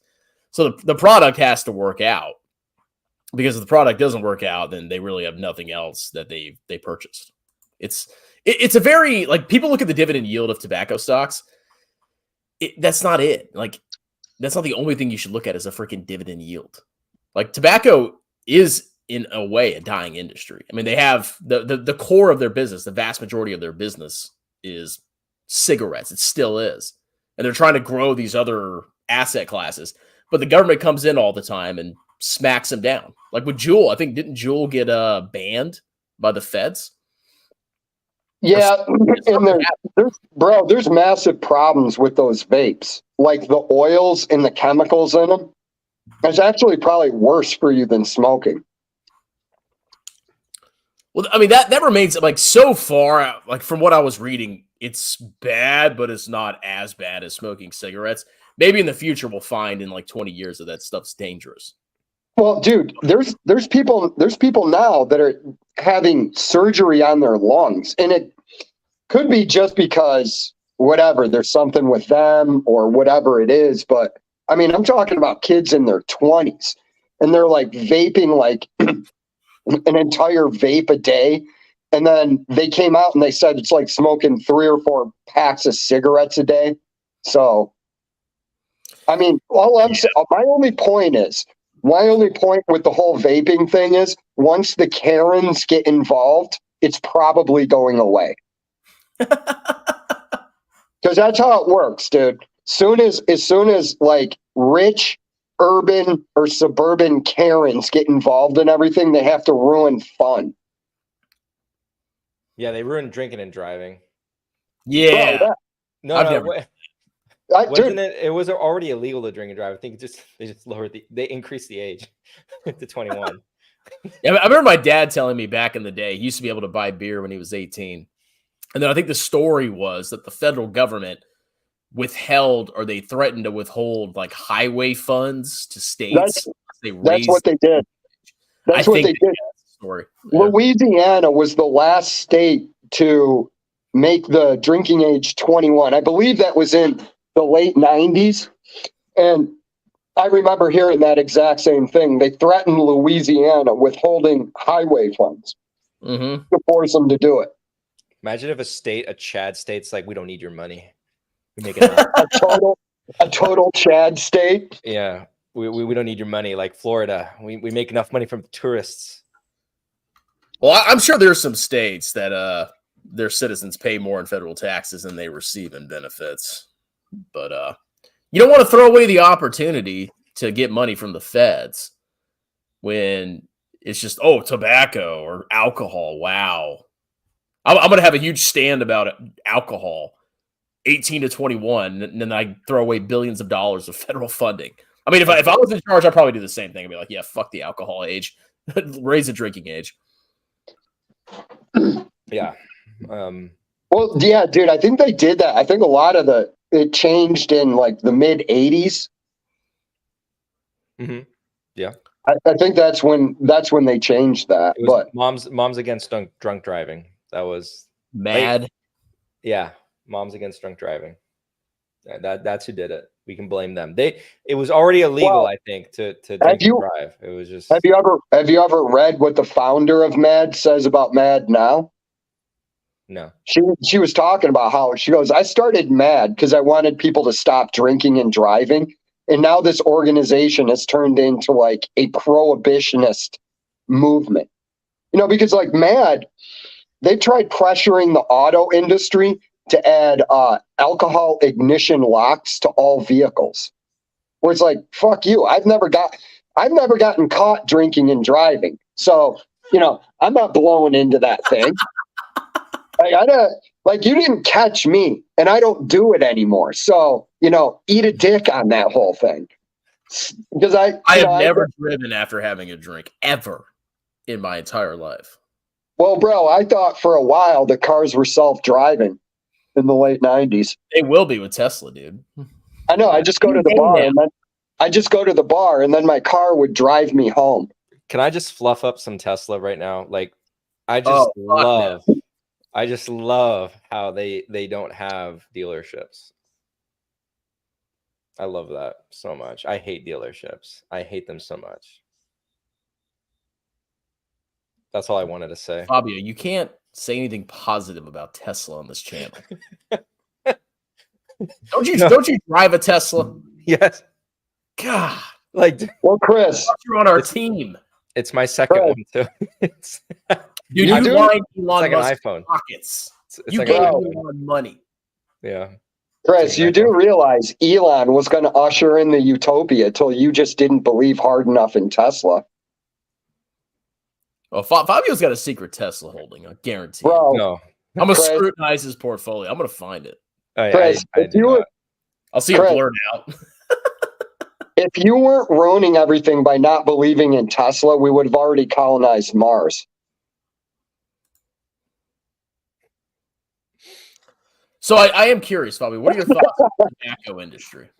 Oh, in the tobacco industry? Or like a BTI, Altria, whatever. I think that they're one of the benefits. You could probably generate pretty good returns on them, assuming there's like relative stability in the declines, because they'll be perpetually undervalued.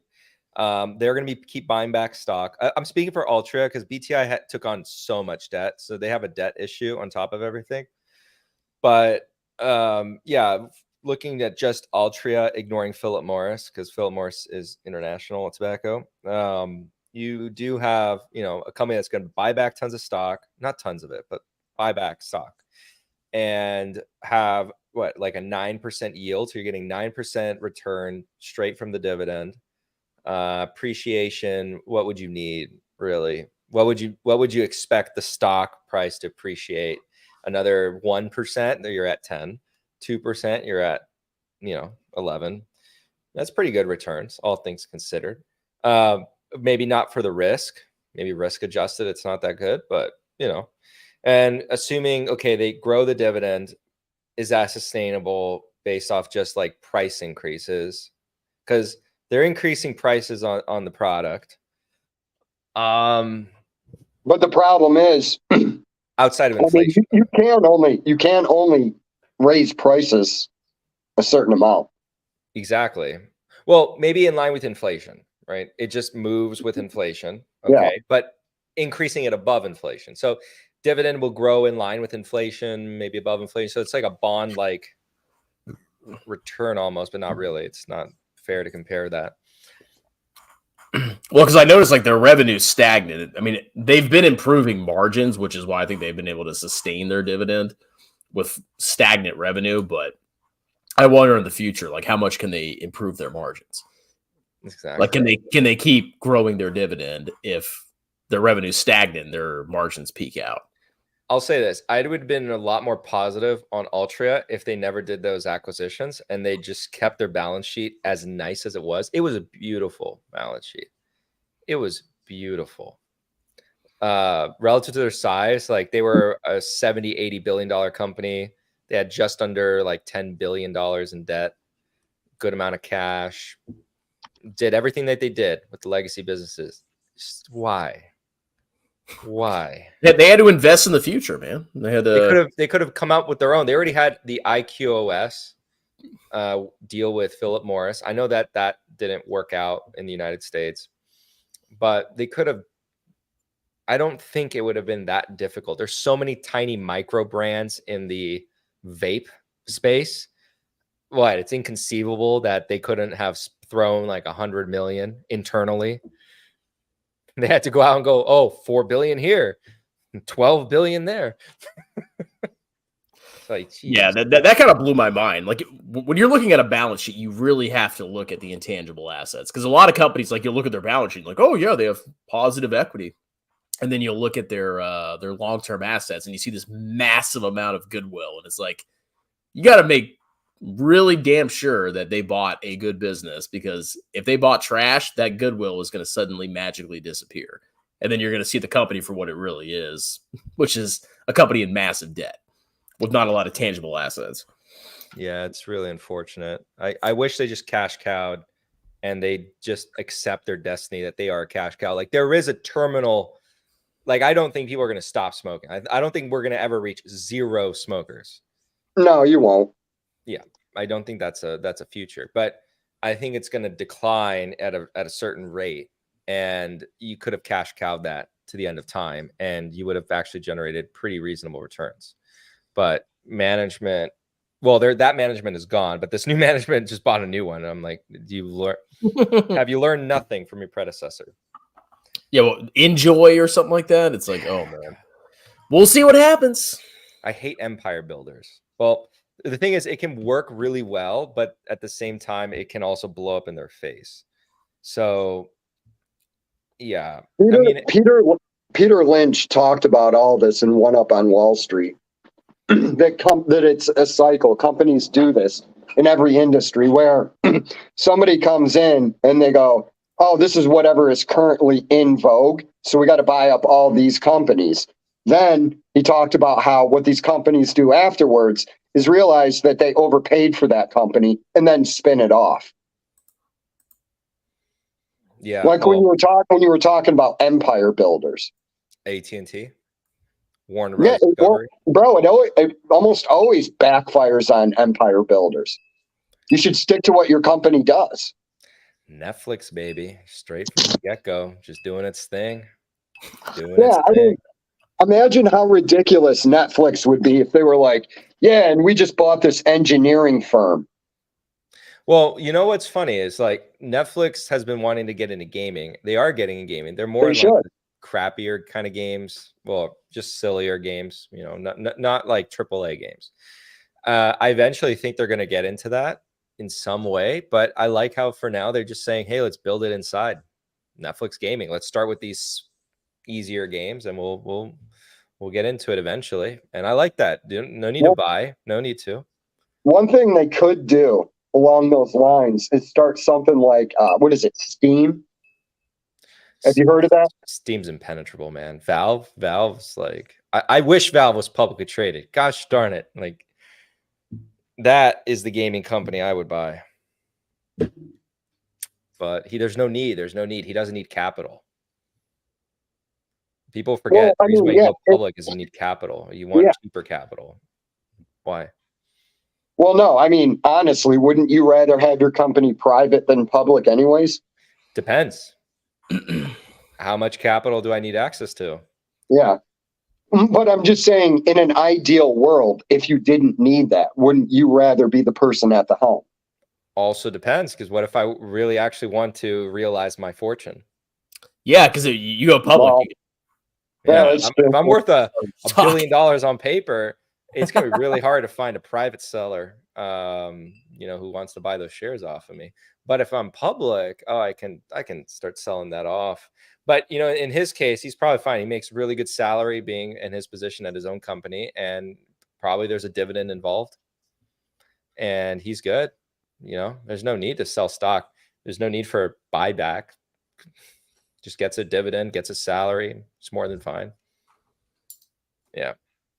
I get what you're saying, though, because being public comes with all that annoyance, all that paperwork. Remember that they forced Facebook to go public.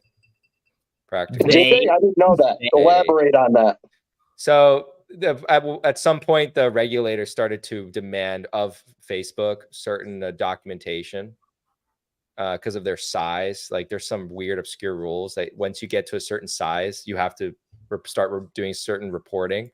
And then the executives at MetaMark was like, well, if we're going to be doing this anyway, might as well get the benefits of doing this stupid documentation. Let's go public.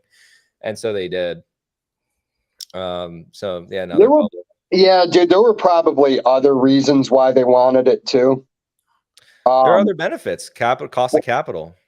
Well, I mean, I've got certain questions about how a lot of this worked, like with government involvement.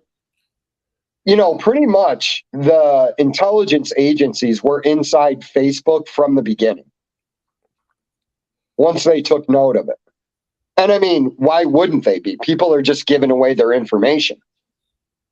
Oh, yeah. So you see what I'm saying? I'm not saying that's the reason why they went public. I'm just saying I think there was a whole host of things behind scenes that we don't know about. This is the true DD that you need to worry about with Meta. There's literally a Black Mirror episode about this, by the way. Yes, I actually couldn't watch Black Mirror for a while after that episode because it was so bad. Crouching Tiger? No, it was a great episode. What are you talking about? I was That's the name of the episode. I think it was Crouching Tiger. Bro, I was like, so these two dudes get together and they bang in the metaverse? Yeah. No. And the best part is then they do it in real life. Yeah, they meet up in real life and they're like, well, bro, whatever the first episode this year. No. When's your bottom surgery? I'm digging into the emergency supply. Do you still is that a purchase recent purchase, or is that? Dude, I don't know how long that's been there. Okay, it's probably a year. But I am loud and proud. I am so proud of what I'm doing. I'm supporting the cause. Oh, no. Bro, is that like an emergency beer? It is. All my Heineken's gone. So I should have bought a 6-pack today, but I didn't, like an idiot. And now I'm drinking Bud Light. Speaking of Bud Light stock, anyone buy that? I did, Fabio. You did? Through my index funds. Yeah, I'm not touching it. Yeah, you know who did buy it? Bill Gates. Actually? Yeah, Bill Gates bought like $98 million worth of shares. On the drop? Huh? On the drop? What do you mean? Like when it dropped after the whole scandal? Oh, okay. Yeah, no. This was like in the past week or two. Oh, okay. What's the stock price at? Give me a second. Let me look at BUD. Stook. It's 56. It hasn't really fully recovered, but it's, let me see. Yeah, it hasn't recovered. It's kind of still in that range. It's just doing stuff. Bro, it really, I mean, I'm looking at it right now. Really not much has changed. Yeah, what an awful performance from the company since IPO, honestly. Horrible performance. Yeah. The whole industry is really marred. I mean, they have the beer industry, bro, the beer industry's tough, dude. You got to think about it like this. Down here, there's like a ton of craft brews. Mm-hmm. Oh, all right. I didn't know if you were talking to somebody off camera. No, but I mean, when you think about the beer industry, there's a lot of people there's microbrews around, and that eats into a lot of the beer business. This is a highly competitive market. Yep. I prefer, if I'm going to make an investment in alcohol, I'll go with the spirits players. It's probably smarter. Yeah, well, it's because it's way more difficult. So it's like, okay, you're gonna make a 12-year scotch. How long is it gonna how long is it gonna take for you to find out if it's good?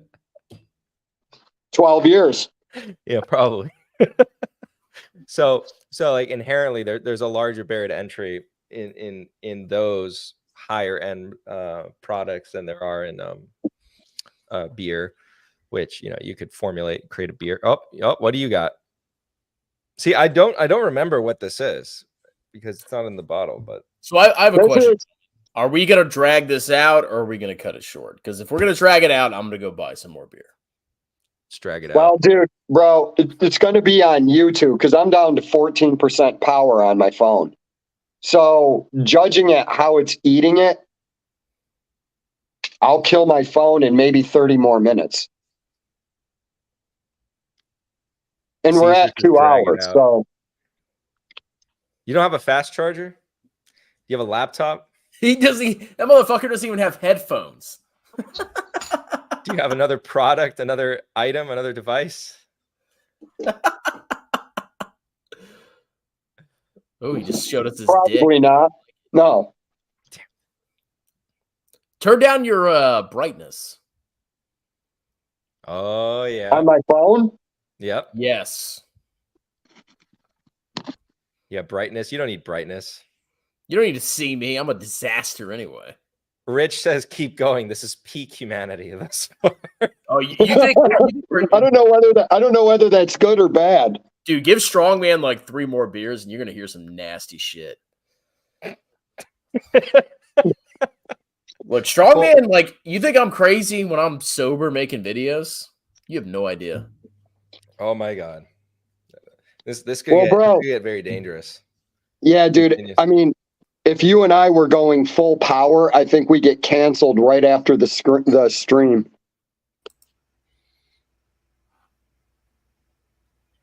We have 2 of them now. Your cam, what the fuck?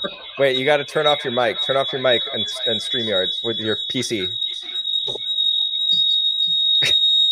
God. You guys are the dumbasses that did that. No. Yeah, you got to mute yourself in StreamYard on the PC. All right. So should I get beer or not? You guys decide for me. Let the audience decide. This is the audience. Oh, I wonder what the audience is going to say. Oh, man. If the audience wants... What is the audience going to say? I wonder. Get beer.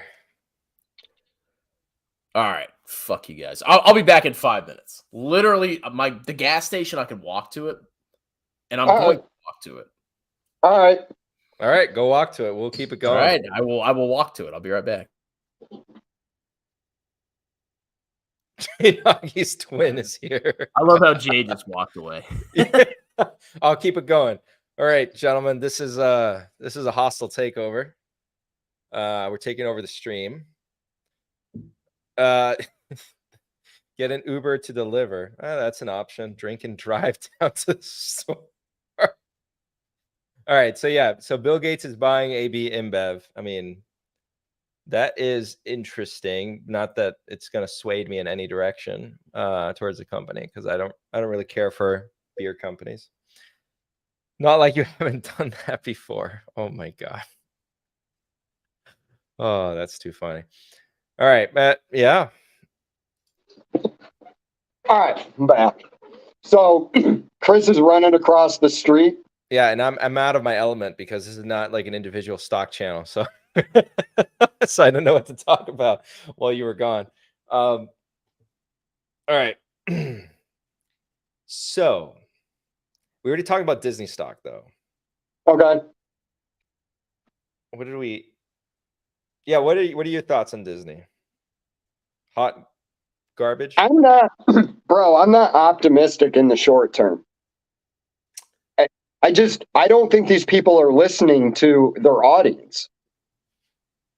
Right? And you have a fundamental problem with Disney too. In that, wait, what's so funny? I just thought of, I think Strongman left the stream. He goes, he's going to walk down to the gas station. With No his shirt shoes. off? No shoes. No shoes, his shirt off to get beer is hilarious.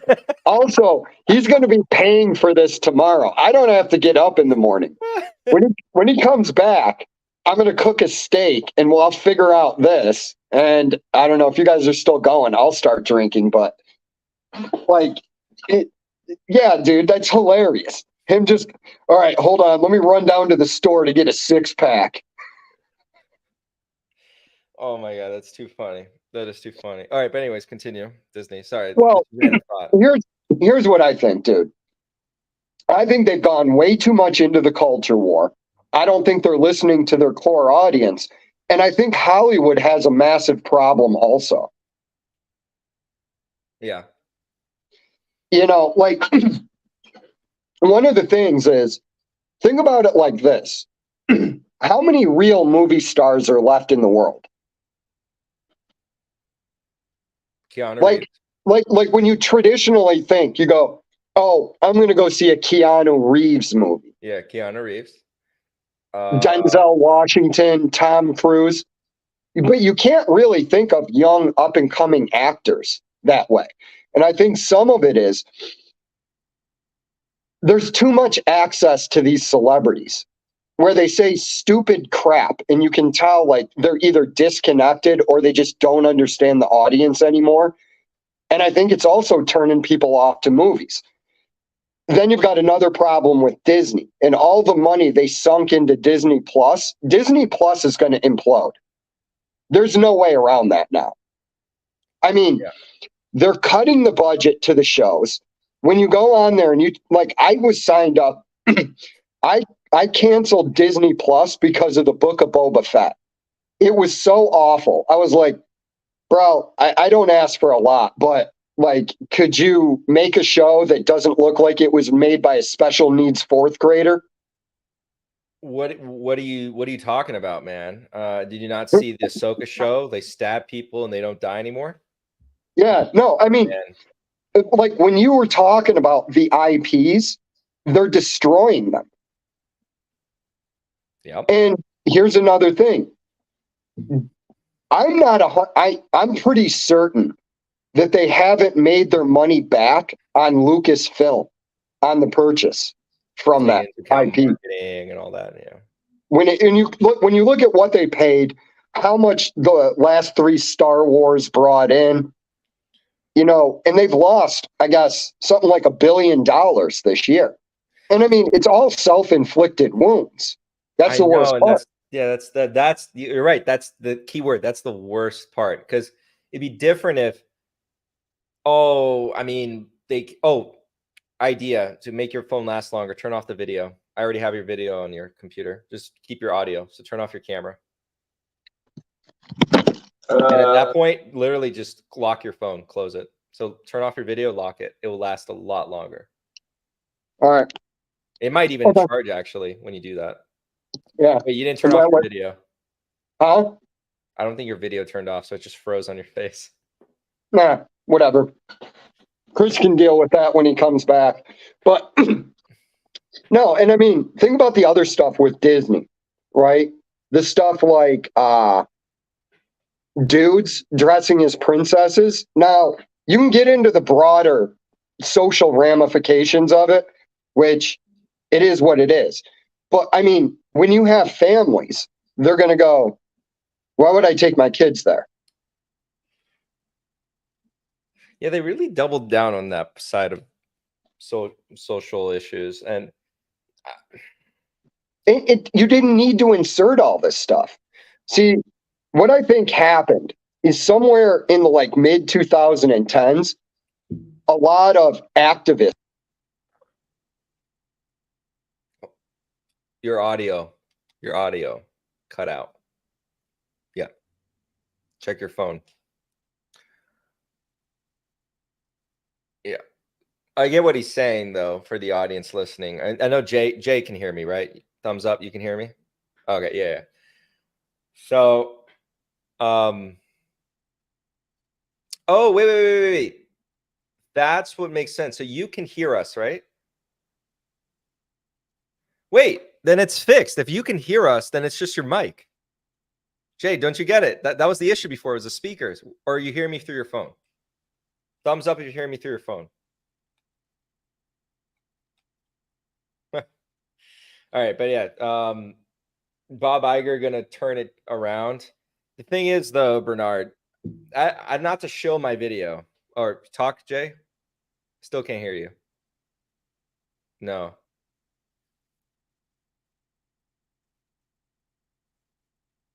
But anyways, now I can hear you again. Yeah, but turn off the camera though, so that way it's gonna save the battery. Just there should be like an icon. Bro, I'm gonna grab another computer. Oh, you have another computer? Yeah, I was fucking around when I said that. Oh my gosh, I was like, my guy. All right, we'll wait for that. So go, or you'll grab it later.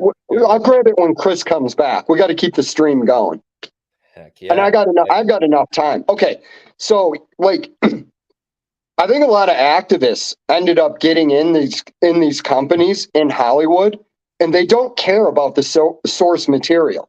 Like, if you hear the rumors that were coming out of Disney, they were all talking about how they were going to replace Luke Skywalker with Rey. Well, the audience isn't going to go for that. And you can sit there and you can go out into the media, right? And you can go, well, if you don't like Rey, you're sexist. Okay, that's fine. Now that you insulted me, why would I give you my money? Because you're the type of person that likes to get slapped, then give money, then get slapped again. And then give Bro, money. I only like to get slapped when I'm paying high-end escorts to spit in my mouth. That's the only time. I am thoroughly disappointed that Chris put on a shirt to go get the beer. Oh, don't worry. Bro, It's coming up. No.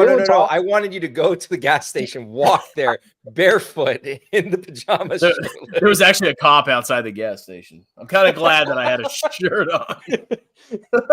You just see some degenerate walking in. Get the fuck out of here. Chris, I'll be back in a second. He had a computer the whole time. He had a what? He had another computer the whole time. Jay, Jesus. He just wanted us to be desperate. He wanted us to get to the point of desperation. Then dangle. Now that I'm getting more beer, now he's like, oh, I found my computer. Huh. I had a whole setup the whole time. He's got like a $5,000 tower that he built with 3 monitors that he uses for day trading. That's what you need. You need the NVIDIA graphics card to run Bloomberg terminal. Hey, even back in the day, like I remember looking at NVIDIA graphics cards, and I was like, man, those are expensive, but I hear they're the best. They're the best. When you say back in the day, what are you referring to? Look, Fabio, you're young, you're inexperienced, you don't know life, okay? Back in the day for me, I was born in the 80s, motherfucker, okay? Were you born in the 80s? No. Exactly. I've been around this earth for a long freaking time, okay? You were born in like late 80s. You're making it sound like you were born in like early 80s. It doesn't matter. It doesn't matter, Fabio. Okay, I was born in the 80s. I was actually born September 1989. So I have Oh, wow. I always talk shit to my wife. I'm like, I'm an 80s baby, you know. I've been around the block. I know. I experienced it because like we like 80s music, so I'm like, yeah, you know. This is my generation. It's the good stuff. Yeah, because it's like my parents who grew up in the 80s. Yeah. It makes you feel old, though. You know, like, imagine telling your children you were born in the 80s. 1980s, yeah. 1980s. You know, they're going to be like, by the time they can even think, you know, they're going to be like, it's going to be 2026 or something. I guess they don't think now. But they're going to be like, damn, Dad was born in 1989? Holy shit. He's going to die soon. Yeah, imagine in the 2080s. That's going to be wild. I'll be dead by then, dude. You don't think you'll get to 100? You know what's going to happen to me, Fabio? I'm going to hit my fire number, right? I'm going to be like multi-millionaire. And then I'm going to fucking die the day after it happens. Oh yeah, that would be quite tragic. That would be quite tragic. You're not gonna care. You would be like, I don't even remember Strongman. Who is this? No, can you imagine? We're all still like Best buddies. We're all sitting around a fire, smoking cigars, drinking beers. Remember, we were on YouTube. yeah, no, that'd be very, very interesting. We're all retired off of our AI investments. Like, the S&P/VT returned 50% per year. Honestly, like if AI is like a real thing and it just like massively increases like, productivity and profitability. Hey man, if I can retire 10 years earlier, why not? What is this setup going to be? I'm very curious. What the hell is on your... Okay, I thought we were going to do the side camera. Dude, you thought you were getting side boob? Yeah. All right, so I don't know what's going to close. I love when the comments said in like 5 minutes there's going to be triplets of Jay. Dude, what if I just start multiplying like at a geometric rate in here? Yeah. I'm 30. I'm turning 34 this month. Good sir. 34. I am. I'm 34 in a couple days. Oh wow. Okay, so happy belated birthday. Yeah. Happy birthday, brother. Wait. This is getting too low. Hold on before I cheers.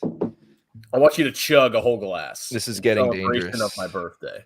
Oh shit. A whole glass? A whole Fabio. You're young. You're living the life. I'll chug this quantity in this quick limited amount of time. Yeah, cheers. That'll do. Cheers. Cheers. Cheers, gentlemen. Birthday boy. I expect $5,000 in super chats on my birthday.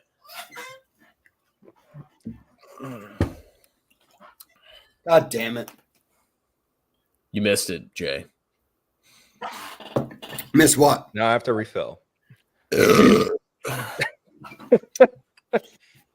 Well, if Echoes wants to come on, I mean, like I sent him the email.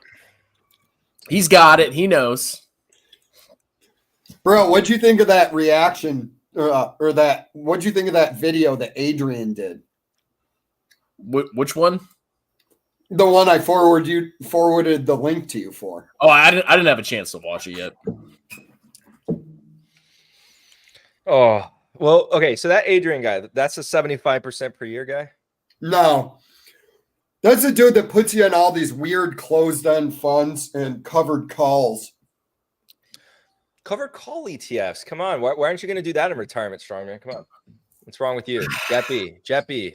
Look, I have an underperformance fetish with VT. Okay. I don't want to have massive passive income, and I don't want to have good returns. I want to be as poor as possible my whole life. That's why I only buy VT. Okay. I thought you guys understood this by this point. That's it. I love it. I have a massive underperformance fetish. That's my new joke. It's like, why do you buy VT? It's like, I like to underperform, bro. I like being poor. Oh my gosh. That'd be funny. Echoes, I thought you were red pill, bro. Yeah, what is this? Thought you were the alpha male. Tell that woman to shut up. He probably has it on speaker in the car. She heard that, and now she's like, you can't hang out with them. You're not allowed to do live streams with them. They're dangerous and unruly. I'm actually going to be in deep shit tomorrow because so me and my wife, we have this thing where our kids get up early as fuck, like 6 o'clock, 6:30. So we'll alternate, like I'll get up with them and feed them, or she'll get up with them. So she got up with them this morning. Oh no. And of course she's like, well, are you going to get up with the kids tomorrow? I'm like, honey, please. And so she's going to get up with them tomorrow too, but I'm going to get absolutely roasted tomorrow morning once I get up with my hangover. That's a Fabio is right. Look, Miss Echoes, I'm so sorry. I've been drinking and I don't know what I'm doing. Okay. I hope you had a great experience and date with your partner. And I hope you have a wonderful night. Okay. So I shouldn't be talking about hookers right now, right? This is the perfect time to talk about hookers. Oh, look who it is. It's my boy Alex Madridismo Duro. Alex. No, okay, Fabio. But what were your thoughts on Disney too? No, they just simply put that they can turn things around if they decide to. Like they have everything in place. They have good IP. It's just they have to get out of their own way. She approves that response. I like. You got to bend the knee to women, man. You can't. I mean, you can talk trash, but in reality, in real life, you got to bend the knee. You got to be a soy boy. I don't know where Meet Kevin is. Echoes. I don't watch any of their videos. I genuinely don't. That's why Fabio's poor. Yes, he doesn't watch Meet Kevin. Bro, I don't think I've watched a Meet Kevin video in like 4 months. Honestly, I'll be honest here. I am more entertained by Jeremy than I am by Meet Kevin. Oh, yes. By far. Oh, wait. Meet Kevin is not. I mean, Jeremy's an idiot, but Meet Kevin's a lot smarter. Mm-hmm. But Meet Kevin is just like what he talks about is like such bullshit. Yeah. I can't watch it. It's so so like at night when I come home, usually when I'm hanging out doing stuff around the house, I put on Tim Pool's podcast.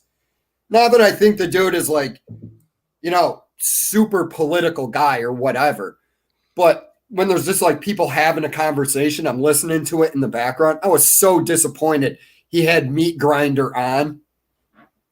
Did a culture war thing with Meet Kevin. I was like, ugh. He had Meat Breath on his podcast.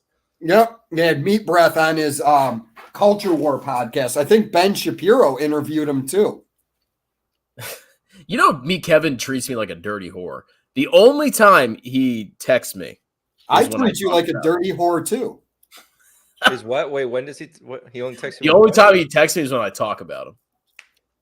Dude, that guy hasn't texted me in like a year because I haven't talked about him. Bro, you need to do a video on him to see if he texts you afterwards. Dude, honestly, I could do like 10 videos where I just roast because there's so much material out there. I could just roast him for 10 videos. He would start texting me again. I guarantee it.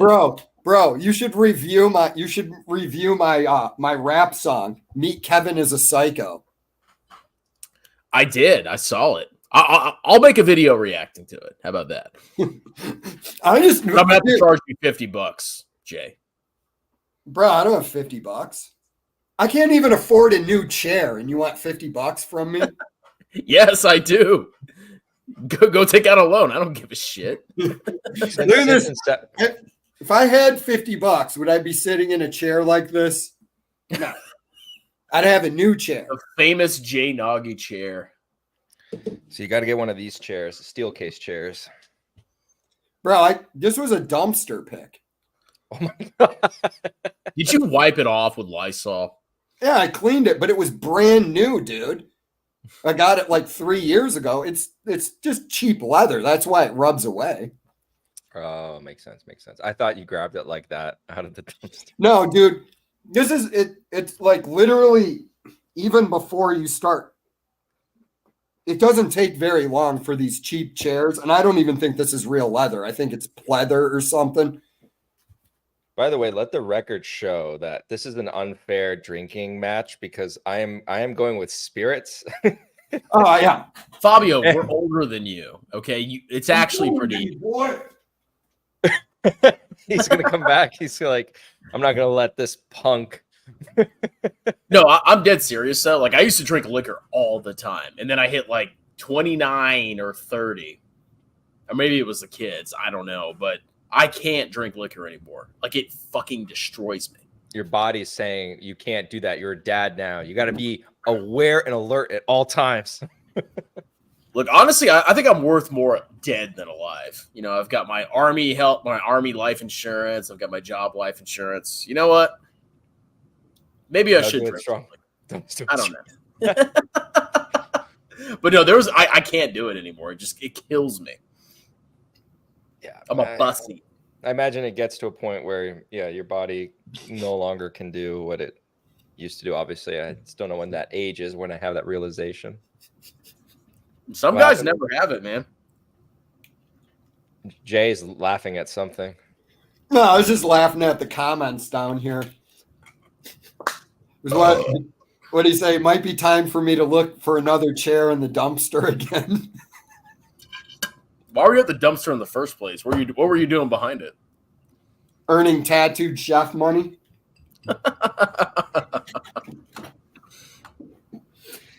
Might have been some truckers down there.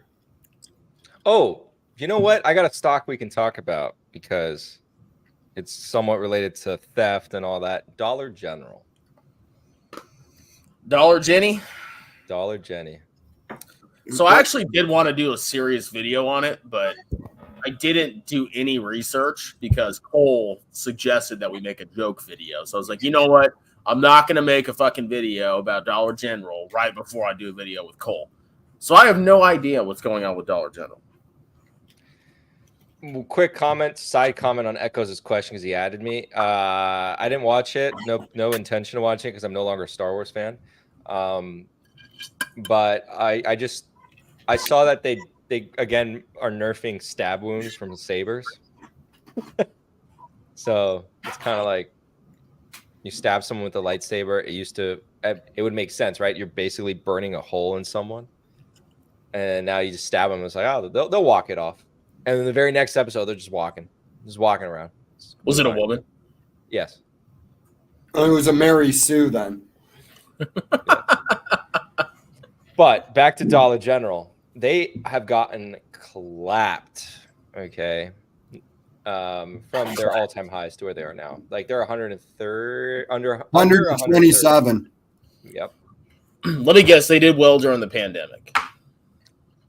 They did. Yeah. They're kind of like in line with all retail, but right now it's like shrinkage, theft, declining margins, all that. But yeah, theft is a huge problem. They're like predicting 100 million in theft loss.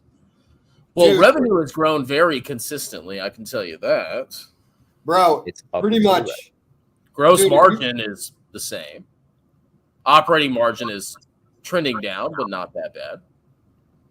Free cash flow has massively collapsed. Are they investing, or is there? Yeah, there's a lot of capex going on right now. Operating cash flow has. Yeah, it seems like within the norm. They pay a dividend. Bullish. It's tiny though. So it's pretty cute. The last dividend for the quarter, the most recent quarter was $129 million. But as a yield, man, it's a 1% dividend. Bearish. Honestly, the lower the yield, the more I like the company. No, you have to be bearish on it, Chris. You cannot be bullish. I mean, like their revenue is like it's like a 45-degree angle. You know what I'm saying? Why would you buy this instead of Walgreens? Because I'm stupid. Because I only listen to Jeremy. No, you're not listening to Jeremy. No, yeah. You're ignoring Jeremy. Sorry, I'm mixed up. Look, whatever Jeremy says is good. So you should buy Walgreens. Yes. Like their revenue is literally a 45-degree angle. Like I could take a fucking protractor and I could draw that. And then their gross margin is pretty stable. I mean, did you buy Dollar General, Fabio? I did buy Dollar General. It seems like, I don't know, like it doesn't seem, just from looking at the financial statements, if I was just looking at this without looking at stock price, I'd be like, all right, margins are roughly stable and their revenue's growing. They're probably growing EPS over time if trends continue. My dividend growth, bro. Your dividend growth. Let's see. Do they have positive equity? They do. Look at that. Oh, no, you're not going to find anything like degenerate about Dollar General. I'm just going to like prior to this recent drop, they were almost like in that bucket of untouchables. Like everyone was like, oh, Dollar General is a staple of my dividend growth portfolio. And now it's like, oh. Let's look at the ratios. Oh, 13 PE, 0.72 price to sales. This thing is trading lower than it has since 2013. I don't know, man. It's interesting. Yeah. I mean, like, It's interesting. I would definitely look into it. I don't mean, think they make money and they're growing revenue and their margins are stable. At least their gross margin is. But like I'm guessing shrinkage would hit gross margin. Dude, a lot of retail is going to get hit. Out in California, it's so bad. It's affecting entire companies. Fuck California. Well, I mean, I agree, but That's why you buy Amazon. Amazon. So Fabio, what's your bull thesis for Dollar Jenny? No, it's kind of like just what they have going on for them is still like the same things they had going on for them prior to this recent drop. It's just they got really ahead of their skis. Like people were playing nosebleed prices for Dollar General. Revenue growth is probably going to continue to increase, but what's probably the issue right now is the margins. There's going to be some margins contraction. It's happening right now and it's going to continue. Their cash flows are going to be impacted in the short term from all the capex they're doing in their logistics. And also they're investing heavily in their store layouts and trying to introduce new perishable goods in a lot of their stores. So that's costly, but longer term, I think that's going to benefit them. They're going to be more, I guess, well-rounded as a store, even versus competitors like Dollar Tree. Management, I saw they are talking about how they are taking market share, even from competitors like Dollar Tree. Because Dollar Tree, by the way, is very famous for keeping things at like literally $1. Dollar General will sell things that are more expensive than $1 quite frequently. There's a lot of things in there that are over. But Dollar Tree raised their prices to $1.25. Yeah, but that's funny because like Dollar General doesn't have that pure reputation on that dollar, so it's I think fine. So there is a business. So there's a $5 store, and I don't remember who owned them. It was either Dollar General or Dollar Tree. But there's a store. It's like a $5. I don't even know what the fucking store is called. My wife went there, and I looked up the store, and it was owned by one of those two businesses. Five Below, you said? Is it maybe Five Below? No, Five Below I think is its own thing. Am I crazy? Dollar Tree, Dollar General, Ollie's Bargain Outlet. That's separately traded. Is it Five Below? People are saying Five Below, or they're putting question mark Five Below. I swear to God, there was a store. Maybe I'm totally fucking wrong. I'd bring up I thought it Michael's was owned by Dollar Tree or Dollar General or something. Five Below. People are saying Five Below. Yeah, maybe I'm wrong. Yeah, I can see that they have their own ticker, but Michael's comments on book value are, I think, interesting because Michael, I don't know why. Are you using book value as a blanket measure of value across broader industries, like multiple industries? Sorry, book value is bullshit. Yeah, because I question I wouldn't. It's really a secondary metric. Yeah, I mean, look, people that don't understand accounting have no idea how book value works.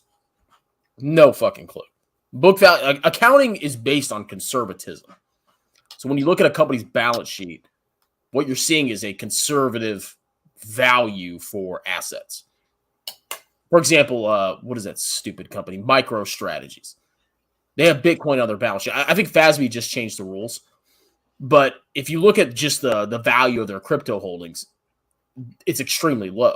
But it doesn't reflect the true value necessarily of the crypto on their balance sheet. It's a horrible example, but you can't just go off book value because the fair value of a company's assets, especially their property, plant, and equipment, can be much, much, much, much higher than what's on the books. Because the books are just price net of accumulated depreciation, whereas fair value is the actual value of the asset. So I would not just go off book value. You have to do more than just look at the book value of the company. Yep. I can tell you that as an accountant. And for book value is something you look at. Like how I do it, I just look at it real quick in the beginning to see if I want to look at a stock. And that's after I look at the price to free cash flow and the PE ratio and the operating cash flow. Yeah, I mean, you should look at it, but you should like take it with a grain of salt, you know? Yeah, that's what I do. Like any one thing, pretty much Yeah, you could get to the point where you say, if your PE ratio is 1200, it's more likely than not it's overvalued. But I mean, there's no one, you have to take everything in. I see Michael's next comments. I think your style is more towards like you're kind of replicating a variation of cigar butt investing. I see because look at his comments. He's talking about Macy's, ticker symbol M, like book value of $15.38, which is trading under so it's trading under book value. Beat earnings by 0.13. But there's issues with that because that $15.38 book value per share could be misleading because they haven't written down anything yet. So, and there are other issues like when you're looking at book value for a, I'm not saying Macy's is one of these, but like people use it for like cash burning businesses sometimes. And that's misleading because you also have to project out into the future the cash that they are going to burn. That's inevitably going to decrease book value. So that's not really applicable there. I use this because Reuters uses it when doing research and investing. It's something that you should use as one of many things, though. Like book value, I mean, I wish it was that simple, but then you're going to fall more into value traps more often than not. All right, gentlemen, I need to interrupt here. I was right. There's a store called Pop Shelf that is owned by Dollar General. I don't know if you're never been. That is a store that was charging $5, and I went in there, and they had Tattooed Chef in the freezers. Just wanted bullish to on Dollar General. Just wanted to put that out there. You know what's funny is Dollar General gets, in a lot of cases, even better deals on branded products than Walmart. Really? Yes. You know why? No. Because they will say Walmart will stock everything. They will stock that brand and its competitors. Dollar General will choose one. They'll say one detergent. That's all you get. One brand. And so they will buy a massive amount in that volume. And so they get, in some cases, better negotiating leverage than Walmart, which is wild. It's all right. Yeah. How is that possible? So Dollar General's size, don't underestimate its size for that specific product, right? Walmart is never underestimate size. I'm sorry. Anyway, continue. Go ahead. Well, like in terms of like the size and meaningfulness for that individual product, it's pretty. Basically, like they took an approach similar to Costco. It's not the exact same. It's actually a more aggressive version of what Costco does, where Costco doesn't like to stock too many items. Costco will stock a lot of that item. So they'll pick like a partner and they'll be exclusive with them. Costco will get, if you're talking about like the best negotiating power, Costco has the best by far. And then underneath that, you have, the top players, but Dollar General is really close to the top. So they match, if not surpass, Walmart in those specific products that they house on their shelves. Yeah, because they only they'll choose one, and then if it's like a Dollar General contract, for example, you're Procter and Gamble, and then or your let me think of it, Kimberly Clark, and you want your toilet paper to show up in the Dollar General aisle. They're only gonna pick one of you. Walmart will pick both of you. Walmart will say, well, we're buying a lot of your stuff, so give us a discount. But they're also going to your competitor. We're buying a lot of your stuff. Give us a discount. Dollar General's like, we're only picking one of you. Make your case why we should pick you. As Costco does pretty much the same thing. So I guess you like Dollar General better than Walmart. They're two different things. They don't really compete. No, Walmart, they definitely don't. Yeah, they do not compete. Walmart has everything you could ever need, and Dollar General is there to fill the gaps on convenience, be there where Walmart doesn't want to be there because you're too far away, or there's not enough money in that neighborhood. Dollar General is there to fill in the gaps because they can survive on that. And Dollar General also has really strong negotiating power with leases as well. So I think their policy is somewhere around like the $100,000. Like they don't want to spend more than $100,000 in a location. Yeah, I'm guessing I'm not the target market for Dollar General because, like, I have no reason to go into a Dollar General at all, unless I want like a energy drink that's cheap. I've only set foot in a Dollar General one time because I wanted to see what it was like. And I'm not a rich person. I'm not like, oh, I make so much money. Like, I'm just a middle class person. The only reason I go in there is for like, oh, there's like cheap energy drinks there. But like all my money, I would say $1,200 a month, being dead serious, goes to Walmart every single month. Do you have Walmart Plus? I do. Okay, I was like, you have to have Walmart Plus. There's no way. Oh, hell yeah. Dude, I'm a Walmart fan. Like, I love Walmart. Yeah, I find it so strange you don't dollar cost average like a little bit for fun, like buy one share here and there. You know what? Like, there's no other company I have loved. People are like, oh, Baba. Like, no, it's Walmart is my baby. I love Walmart.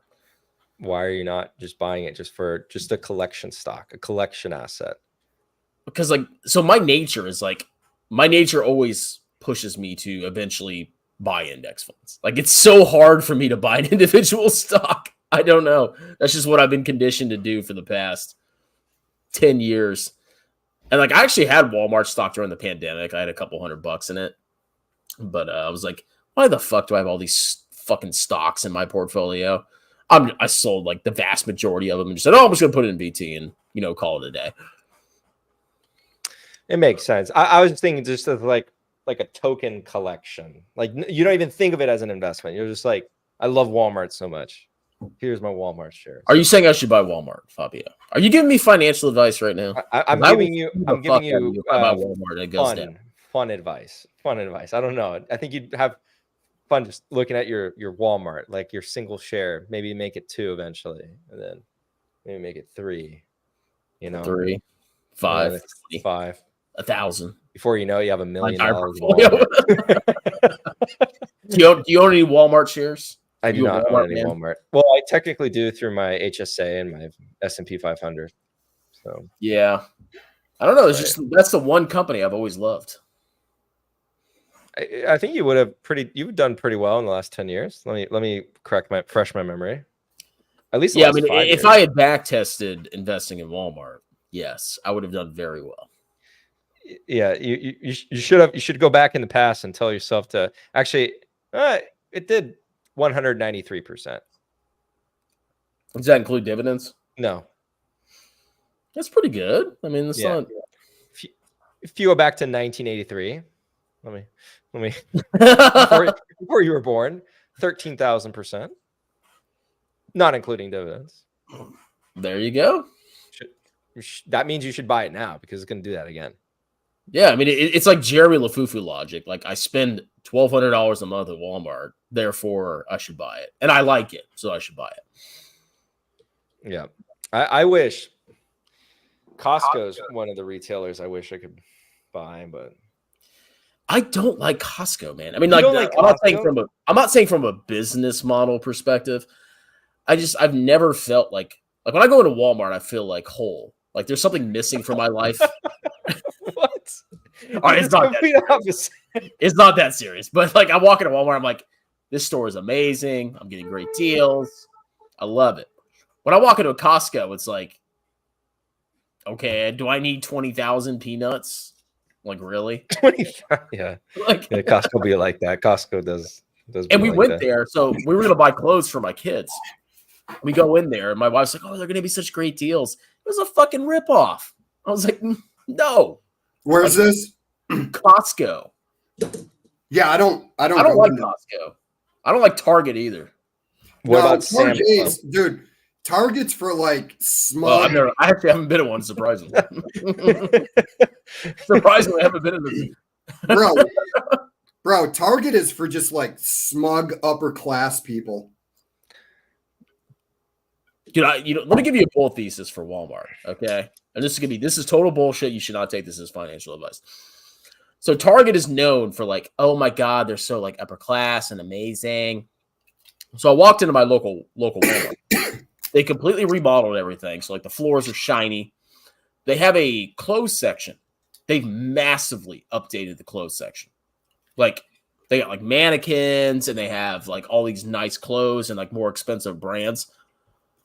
I think Walmart is slowly like encroaching on Target's amazing brand value, where it's like a nicer place to shop. I was actually very impressed. Like I was blown away walking into a Walmart and seeing all the like nice clothes they had, and everything was clean and nice. I freaking loved it. Okay. Yeah, I'll tell you, I had the same experience where I used to live near Walmart. That Walmart was really nice, and so when I heard people talk about Walmart being like really trashy, and it wasn't just me who thought it, because we went to, it was back in the college days. One of our professors hated Walmart, absolutely hated Walmart, and was just ranting about Walmart. She spent like 15 minutes ranting about Walmart, how Walmart's trash and Target's so much nicer to shop at. And what she was describing in Walmart, me and my buddy, he lived close by, knew the Walmart that we always go to. And that wasn't like, I guess we just needed to go to a different Walmart, because I think it depends where was a you newer go. It depends where you go. Yeah, I agree. Walmarts in the burbs are nice. Yeah, there you go. See, Like there's a shitty Walmart in our area, and there's a nice Walmart. But even then, like you don't need to have a nice Walmart because they have Walmart delivery. Like we have 2 young kids. I don't have to leave the house. My wife doesn't have to leave the house. We put all our stuff on the app. They deliver it straight to our door. I give a $5 tip because I'm a piece of shit. And boom. I don't have to leave my house to get food. Like to me, it's amazing. I get my stuff delivered with Amazon.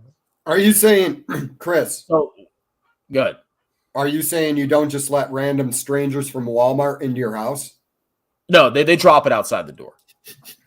No, they had that commercial. I'm like, yeah, the Walmart dude's coming in my house when I'm not there. So maybe I'm not up with the times, but I love Amazon. It's great, very fast delivery. I don't like them as much for food, personally. I don't know if they've massively improved on their food delivery. Maybe they have. But from my perspective, I like Amazon for like things that are unique that I really need. But when it comes to food, like, yeah, I'm going to Walmart. It's so much better. I don't know if Amazon's massively improved on that. You could tell me, but I don't ever go on Amazon for food, ever. Yeah, I think it's still, but yeah, Walmart's the largest grocer. So like exactly. That's what I use it for. Like I don't need Amazon. Amazon's there for like stuff that isn't groceries. But when it comes to groceries, obviously it's going to be Walmart. But that is funny. So you use Amazon for your discretionary spend, and your necessity spend, you go on Walmart. Yes. Am I blowing your mind right now? Are you recalculating the intrinsic value of Amazon? No. It's just fascinating, because then I imagine there's a lot of people like you, and that's more like the norm. People, because I look at the data on like what Amazon controls of in the groceries. It's like nothing. Walmart's just like the whole thing. And then the next guy is Kroger. And Kroger's like this small. Uses Kroger. I'm sorry, but like Walmart is the king of groceries, and groceries is a big part of my expenses. How much you spend on groceries? I want to see what I have to look forward to. How much you spend on groceries feeding 3 people? $1,200. And those are babies. Well, I guess babies, you're including diapers in that $1,200. Eventually, that will turn into yes. Yeah, I mean Walmart. That's why I love Walmart, because like I look at my spending. Like I'm an American. I'm a consumer. Where does my money go? Where does the vast majority of my money go? It goes to Walmart. It doesn't go to anywhere else. I mean, my mortgage, obviously, that's some random bank, but the vast majority of my money, as a percentage, goes to Walmart by far. Maybe I'm not the average person, but that's why I love Walmart. It's just a great place. You know what I'm saying?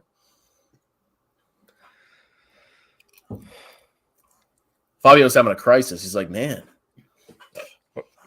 No, I mean, it matches with what the data shows. Because, well, I like to buy my groceries personally in person, but out of convenience, because my job's been super busy, so I don't really have time otherwise, because I have to calculate that as like, good amount of spend of time.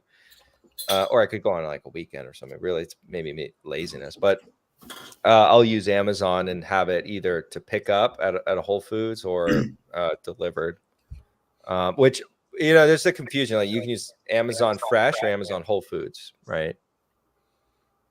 I think there's more. You pay more for the Whole Foods version variation. Yeah, I might do research into Amazon because, like, the only reason I don't use Amazon more is food. That's the only reason I don't use it more. Is there a fight breaking out in the? Hold on, me. Oh, we got some trash talking here. Yeah, I was watching that. I was trying to watch how this plays out. You guys should come on the channel, man. Echoes is watching. Matt Money, you can meet me in person. I know you've always wanted to talk to Strongman Personal Finance. Who doesn't? I'm kind of your idol. He's a penny pumper, okay? He's a what? He's a penny pumper. Penny stock pumper. Oh, Mm-hmm. okay. We all know how the penny stocks work out for you. You just buy them and you get rich. You know, Matt, if you want to confront me, dude. Fabio's like, I'm getting the hell out of here. No. I'm thinking like if this is getting lower and lower and lower. I haven't seen that go down at all. I think you're pouring it out. No. It was. I think I'm taking it slow, but it was like here when we started. You're taking it slow. You're a young man. You were born in the 90s. Let it rip. I'm a Gen Z. Were you born in the aughts or were you born in the 90s? You must have been born in the 90s. I don't reveal my age now. Yeah, you were definitely born in the 90s. I was like, there's no way you're that fucking young. That's my new trend. I don't reveal anything. No, but yeah, so that's interesting. Yeah, because I think I use Amazon for quite literally everything. Everything. I don't think I buy anything outside of Amazon. I mean, I've been to an Aldi's, I've been to a Walmart, and I do shop when it's convenient and I'm driving by and I'm like, oh, I need this. I'll stop by, but they don't get like all of my spend. I even have Walmart Plus because it comes with my one of my cards. So I have it, but I don't really use it for deliveries. Is it free delivery on groceries? It is. So you pay like, they may have raised prices, but the last I remember, it was $99 for a year.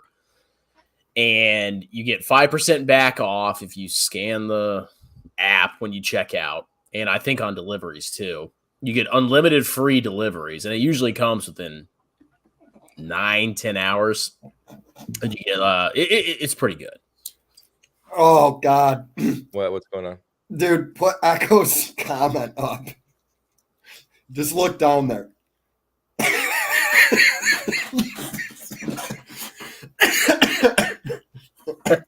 That's pretty good. That was good, dude. That was good. That's what I was watching to see how this played out. I wanted to see if anybody goes for the kill shot. I will say Echoes is a lot more physically fit than Matt Money. Oh, is that so? He has a YouTube channel, right? He does. The only reason I know about that guy, so like I made fun of him on Twitter, and then like 6 months later, I found out he had a YouTube channel. I'm like, oh, this guy can't be that bad, right? So I do some digging, and he's had like 20 or 30 paid videos where these shitty penny stock companies pay him, and he interviews the CEO. And it's not a huge YouTube channel either. Yeah. You could actually make a lot of money, man. Like even like with my sub level, like 11, 12,000, you could have on penny stock CEOs, interview them, pump the stock, and they'll pay you $600, $1,000, $1,500. That's it? For a live stream. Yes. Bro, it depends on the company, but if you think about it, like if you can make $1,500 in an hour, like that's pretty good. Bro, I never basis. thought about that. But that Adrian dude had the head of Hamilton on his live stream. Dude, they're totally paying him. Fuck That's what I thought, man. But Because it really wasn't that important to me to find out. I was like, Oh, dude, I didn't even do genetics. like. So he did confess somewhere that they paid him, but it's obvious. Like, why would some stupid YouTuber be interviewing a CEO of a company, even if it's a shitty company? Obviously, they're paying him. Well, it was when there was a video where Jeremy talked about meeting with the CEO of Planet 13. And I wondered at the time, I go, did they pay this dude to pump this company? He says no. He says no. And, I'm not going to come on YouTube and say that he's lying, but I don't quite believe him. I'm sorry. What is it? Look at the comment.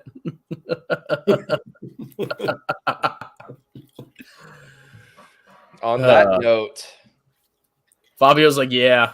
Yeah. So, Fabio, this new job that you're doing, this new opportunity, is this the same thing that you told us like a month ago, or is this something new? no, same thing. It's the same thing. Okay. I was like, damn. Another fucking job? Jesus. No. So networking pays, ladies and gentlemen. It pays. Yeah, I'll say for the audience, in case they're curious, I actually received it's not like the craziest thing in the world, but I received an offer for a CFO role at a medium-sized firm, and I took it. Are you prepared? No. It's a lot. Massive. Like, yes, this, massive. like, I'm a senior accountant, right? So I have a manager above me, and then I have the CFO, and the difference in responsibilities is massive. Yeah, massive. I can say I can call him this now because he's essentially become that, and he basically does that role for me at Capital Mindset. But my partner in Capital Mindset, he's been a CFO for I think 3 years now, 2 or 3 years now, and he's also a younger guy, older than me, but still on the younger side, and he's been helping me out, guiding me a lot on like the preparation steps. And the organization that he's the CFO of is actually quite large, so he has good experience. It's you know who he is. If I tell you his name, you'd be like, yeah. So yeah, he's basically acting as like my pseudo mentor in that. So what you need to do is hire a controller, because then you can dump all the shit on them, and you can worry about the big picture. Yeah, the CFOs they're not worried about the present; they're also worried about the future. The controller is the one that's like controlling the day-to-day operations, making sure everything doesn't get fucked up. But the CFO should be somebody that's like thinking not just in the present but in the future. So yeah, for a very brief amount of time, I think the time frame that we are looking at for the first 3 months, I'll actually be serving as both. But we're looking for a controller actively. And well, Fabio, yeah. Hey, I mean, if the three big bosses are up for it, yeah. Well, if you show my YouTube channel, probably not. But you'll have to move for sure. Well, that's definitely out of the cards. So yeah, you'll definitely. I thought you wanted to move to Florida, bro. I do. Okay. Like I am a man of the tropics. I'm a man of the heat. It's my Italian blood. But you know what? My family has me stuck here. I got my in-laws right down the road. I got my parents 2 hours away. My sisters right across the water. I'm stuck here, man. There's nothing I can do. Yeah, there is a huge value. Like that's another reason why I'm going back to the Florida vicinity, right? Even though I'm not going to be having a fixed living quarters per se, which I you guys would laugh, like the living situation it's gonna be pretty wild. I have negotiated a living situation in Miami. I've negotiated a living situation in the other 2 cities, and yeah, it's just gonna be. I don't know how it's gonna be. So you're gonna be driving between the cities? Most likely driving. If not I don't think I'd be flying from one of them to the other, but from Tampa, yeah, for sure. Well, it's good to have this job while you're You know, Yes, yes, it's free. while I'm young and no kids. Yes, and then there is an office in New Jersey right across from New York City, so right across the bridge. I don't have to go there though. Thank God. They say that now, and then they're like, oh yeah, you're going up there, 100%. yeah, actually, we want you up here for a little bit. Just for now, it's just the CEOs up there and a couple other people, but he's the one who flies around a lot, so he'll fly down. They're eventually going to open up like a satellite office in Dallas, and they did inform me that they'd want me to have some involvement in that. But well, I wish you the best, Fabio. It sounds like a massive pain in the ass, but you will learn a lot. I will learn a lot, and that's the goal. You will be a very astute CFO. I mean, like having that title at your age, that's fucking crazy. Like how many? What are you? 26, 27? Will not reveal my age. No, I'm kidding. Yes, you guessed my age. Yeah, that. You're off to a good start. Yeah, dude, you're doing well. No, I'm aware, but it's gonna be like I have to execute as well. It's not just like, oh, get the title, execute on while I'm there. So yeah, there's certain focused on that. YouTube's gonna go to shit. I'll say the pay. So there is a salary component. Not going to get into the numbers, but the pay, the lion's share of the pay is on a percentage basis of performance of the bottom line of the business. Interesting. So that's what was negotiated. So that's the bonus. That's considered bonus. And so I'm heavily incentivized because there's one other extra component. So the three, I guess we call founders partners, but because it's not a partnership, it's not organized like that. They also want to diversify the assets of the holding co into various other assets, and they're interested in that, what we can explore there. But like VT. Oh no, I might elect to just shove it into an index fund. Dude, honestly, if you're so busy, I don't know how you're gonna have the time to manage a portfolio too. No, I'd probably elect to just throw it into just an index fund. But yeah, dude, Chris and I have talked about this, about individual stocks, where I'm like, even if you know what you're doing, most people just don't have time. Yeah, no. I have zero time. You know what I mean? It's just, for me, primary reason why I'm an index fund investor is I'm going to admit something really rare on YouTube. I don't have any confidence that I can outperform the market over a 30-year time horizon. 2, I don't have time. And it's just so much easier. Yeah. In most cases, it produces superior results too. So, if you get too busy, dude, you might have to just, what are you going to choose? VO, no. VTI, or VT? Which one? Oh, probably. You going S&P? Fabio's a US guy. I think Fabio's S&P. Okay, because I'm not. Yeah, I'd have to justify it, and to speak freely right now. Yeah. Those who are in charge, whether I stay around or not. You see, it's a different story with Strongman. Strongman's like, I'm buying VT no matter what, and it will underperform VU in this period, it will underperform that in the other period, but it will do its thing. Mm-hmm. That's going to be a different story if Strongman all of a sudden had to report to, let's say, an investors. Mm-hmm. Yes. I'd be buying NVIDIA. It's just completely different at that point. So yeah, Fabio, my cousin's brother's former roommate's killing it with NVIDIA. Why aren't I in NVIDIA? Precisely. No. They'll be like, we get the index strategy. Why are we in this VT thing? Why aren't we in? No, VU? bro, I'm talking about your personal money. If you don't have time, right? You don't have time because the new job is taking up too much.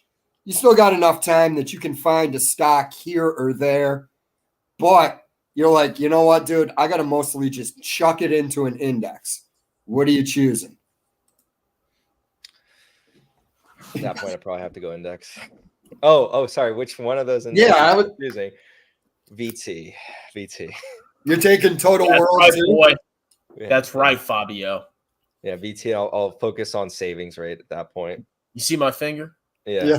It's right in your face. I mean, it would make sense because at that point I'd be focusing on savings rate, living well below my means, having a delta between my income and expenses, and then just pocketing away the rest and shoving it into an account. And look, VT is like 40% China, man. Are you sure you want to buy VT? If I could do VTX China. Welcome to the federal government. Yes.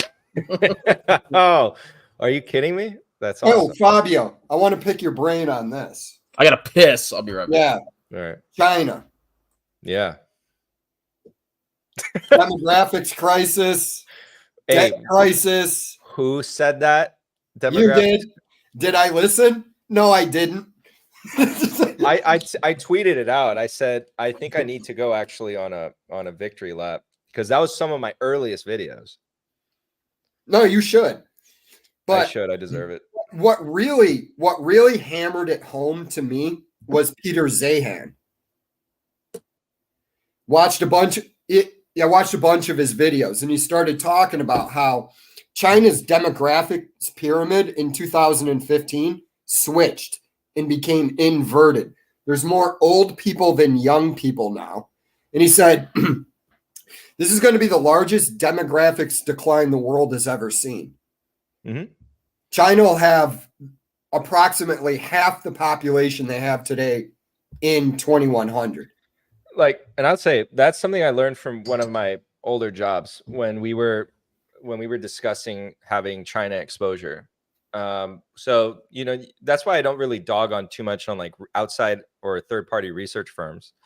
Like they have their place. And so you can elect to try to pay a professional, professional, let's use air quotes on it, who spends their whole life, every waking moment on a particular topic, like a consulting, right?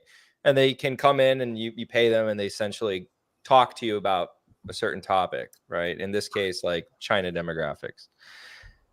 And, that's something where it was, I think the year was like 2017. I think it was 2017 or 2017 or 20, I think it was 2017. And so I think I told you guys this. I had Chinese investments. I had Baosun, Baidu. Luckin Coffee. I never had that one. Yeah, I'm just kidding. But this is like way back in the day. Baosun was the Shopify of China. I had massive success in my portfolio with Shopify. And I had a bias. Like all of a sudden, whoa, Shopify of China? Mm-hmm. Ooh, I'll buy that too. And then when I learned that lesson for the first time, about the structures and nuances, the historical precedent for how they treat foreign investors and all that jazz, then I was like, oh, I don't know about that. And I luckily sold Baosun at basically a break even, but it was dead money. I lost all that potential I could have invested elsewhere. So there's technically a loss, an opportunity loss. Well, bro, to piggyback, are you aware of what's going on with the housing over there? Yes. Oh, yes. I had a video about that in 2021, I believe. Late 2021. I think I had a video about the issues with housing, building bridges to nowhere, building roads to nowhere, building cities with no people. Yep. And they were selling them, no one to buy. Yeah, this is an old video on Capital Mindset. There's nothing. Bro. No, you do need to take a victory lap. You should make a victory lap video because you called it. But I think it's going to get bad. Oh, no. It's going to get real bad soon. I actually think it's China's, because of the size of the Chinese economy, it's going to spread to the rest of the world. Do I think we're going back to the great financial crisis? No, but I'm just saying it's going to get bad and spread to everywhere. I'll say it like this. America will reign supreme still for my entire life. I would agree with you. My entire life. I won't live to see the United States become number two, because the next up and coming power, I think, is India. If they get out of their own way, they're not going to, dude. Bro, the business environment over there, I didn't realize how bad it was till I watched a John Stossel video where he's trying to start a quick business and just the red tape over there. Just bureaucrats wanting to be involved in your shit. They have I was everything. like, They have all the it's ingredients. impossible to do business. They have all the ingredients, and they don't want to get out of their own. They're like Disney. India's like Disney. They are. They keep stabbing. They have 1 billion people. They're not going to run into the demographics crisis China ran into. They have great demographics. They actually have a lot of human capital potential. Mm-hmm. They don't actually have a very strong educated workforce. That's a misunderstanding that Americans have. Well, the country's not developed. Exactly. It just needs to develop, and that will change. All the ingredients. Oh, it's so frustrating to see a country do that. No, I mean, what you said about America, yeah. I mean, look, no empire lasts forever, but the way I'm looking at the world right now, I'm like, okay, America's got debt problems, but they're not as bad as about a lot of the rest of the world. Like when you look at the debt problems in Europe, they're way worse than they are here. Yeah. So, you were right, man. We had conversations. I was just looking at it where I went, all right, Baba's an international company, but whatever. Got my cheeks clapped. Bought at the outer edge of fair value. Is what it is. You didn't get your cheeks that clapped because when you think about it, getting your cheeks clapped is tattooed chef. Well, I'm probably never really going to get my cheeks clapped. I can lose money on a stock, but I don't overweight my portfolio. Yeah. Both of you are never going to really get your cheeks clapped per se. You guys are going to lose out on like a 5% maximum position. Well, that's basically I lost 2% of my port. Well, my basic rule is no more than 5% in an individual stock, no more than 10% of my total portfolio for individual stocks. And that's my play money. And I honestly don't care if I lose money on it because I'm doing it for fun. So my retirement money is VT, is index funds. Play money is for stocks in my world, you know? Yeah. Yeah, no, fair enough. Yeah. I see some comments coming in about I'm glossing over the fight going on. No, dude, I was done with that. Yeah. I'm looking at the comments about India's infrastructure and CCP taking over Baba. Yeah, I'll eventually get to it. Believe it or not, like even my current job and everything I'm involved in is just like so busy. People who have not seen any public content, I'm doing a lot of private content, but not a lot of public content. It is what it is. I just haven't had the time because I either have to like juggle and any free time I do have, I give it to the private content. Well, bro, that's actually more important anyways. The people are paying you. Yeah, no. And so if it's like a Patreon, whatever it is, $5 or $10, 15 or whatever, you have to prioritize them. Yeah. No, and realistically, the conversations I have with club members are among the most fruitful for myself because the most material impact to myself is my portfolio investments. Mm-hmm. Like, well, I'm not going to say that. You see, the alcohol is making me a little bit looser. Who cares, dude? You're drinking. There's a bunch of YouTube lawyers that are going to comb through everything that you say anyways. Oh, okay. So, yeah. So who cares, dude? I was going to say, like the paper loss I have in like Dollar General is it's definitely 100% in excess of all the money I've made on YouTube. And that includes even the club. It's so when I'm like doing my investments, that's why I even tell people it's like I will not cater my portfolio updates or anything towards like making people happy. I'm doing what's trying to make me money. Mm-hmm. And it's my portfolio investments because I had like some complaints that I had some small investments that I maybe had too much of a churn on the smaller scale. And I was like, I'm going to do what I'm going to do because that I think is right. I'm not going to hold a position and just to make someone happy. And I even told people, I was like, you're not supposed to be using my portfolio for you to copy. Like, that's not the relationship. Dude. I'm not your fund manager. That's the weirdest. That's the weirdest thing. people look at somebody on the internet and they want to copy their exact portfolio, but Warren Buffett has bought stuff I disagreed with. And I'm just saying, he's pretty much the best investor of all time. Why would you just ape everything? Why would you just ape what another person is doing? You know, why wouldn't you look through the stocks and go, okay, well, I don't know what Fabio is seeing there. Maybe he's seeing something I'm not. Maybe I'm right. No, I completely agree with him there, because I'll go on certain YouTubers' channels. And like, if I agree with what they're saying, I start looking at the stock. And there are some smaller channels I've found where I go, oh, yeah, no, this guy's got good points. Yeah, no, yeah, you can source an idea from anywhere. It's like you want to be as creative as possible with sourcing your ideas. Like you shouldn't close yourself off to hearing other people's pitches, because you might find something that's interesting.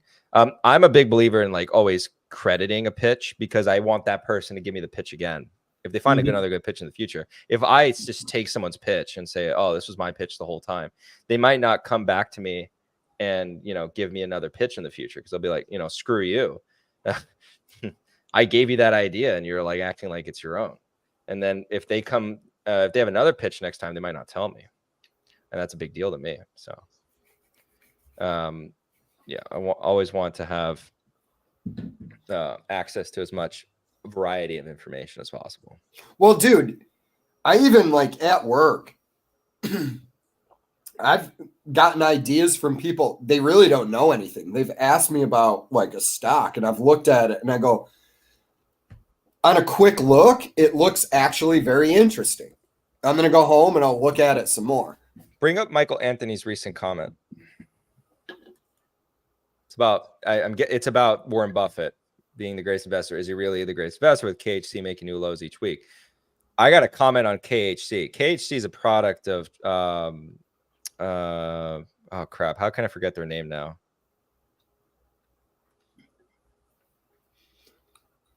Someone's gonna remind me. Was he talk? I don't see like a comment about Warren Buffett. It's not about Warren Buffett, because the context was Jay mentioned Warren Buffett being the greatest investor. Well, it's down below. I threw a great one. Okay, I threw a great investor out there, right? Warren. We'll just go with Joel Greenblatt then. You know, when I was just using him as a person to fill that space. 3G Capital. Sorry. Yeah. It just came back to my mind. That was the word I was saying. 3G Capital. What? Continue. No, I would look. Every great investor, even if you don't think Warren is the best, there's other ones out there you can make a case for. I agree. Joel, Howard Marks. Yep. Okay. He's one of my favorites. But even those guys get stocks wrong. So yeah, everybody gets stocks wrong. That's the danger of individual stocks. Like I use this on some of my live streams. I use this analogy all the time.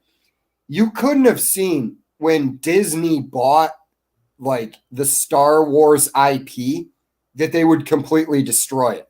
You couldn't have anticipated that. There were people that did. No, there were. Yeah, no, there were. But and again, that's another example. You can poke holes in it, but you know, you will, if you want to buy individual stocks, no matter how good you are, you're gonna get some wrong. That's why, like, even with some grifters, I was starting to get annoyed that people would go, this company dropped by this much over the past X time.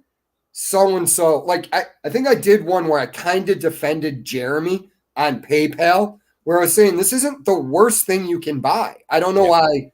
Yeah, it dropped. So what? The stocks go up and down. That's what they do. Yep. Consistent growth is what you want. So, yeah. But someone's freaking me up. Oh, yeah. You know, I'm going to try to get an interview with the CEO. I'm going to do it. It's been about 10 years since I've been to a strip club. And it's about time that I make it happen. And it's got to be a meetup. It's got to be a meetup. And it's got to be there for the context of research purposes on the investment. Look, I got to see how my business is doing. My channel isn't big enough where I think I could rally enough people in my area to go to a strip club. But I can tell you for certain, if I had a 500,000 subscribers, oh fucking yeah, I would definitely have a meetup. See, I think in CM there's just like a real camaraderie feeling or something, because I know that if I said this is the meetup date, this is where it's at, I think there's like a good group of like 20 to 30 that would show up, and if it's Rick's, they wouldn't miss it. You think at any place in the United States they would show up? I think so. If the place is like a Rick meetup, because that would be iconic to the lore. I think they show up. Like, it is so hard to get anybody to show up anywhere. It is so hard, especially if like it's you planned, get older. What are you talking about, Chris? All these flash mobs rapping people out in California, they're on TikTok. What you do, you just go on TikTok, right? Wait, what? And then an army of your degenerate fans show up at whatever strip club. Dude, I've been so tempted to like announce a meetup in my area, but I always think like, well, how many people are actually in Hampton Roads that watch my channel? Like 6? And how many of them can actually take the time to meet me at that specific place? Probably 1, maybe. You're gonna have to enlist Meat Grinder. I think the one that I would announce, because it's the one where they have the meeting, is the one in New York. Rick's Cabaret, New York. I mean, New York's like a 8-hour train ride, something like that. And we all, to make it all thematic, we stay at a motel. Like, no hotel. No, none of that. Motel. You know, we should find a way to do a meetup. I think that would be awesome. Oh, and we could charge our fans like $5,000 to attend. I like it. They get a little. They get the tag, the name, convention center, and everything. Oh, I would grift them so hard. I would be a millionaire after that meetup. Oh my god.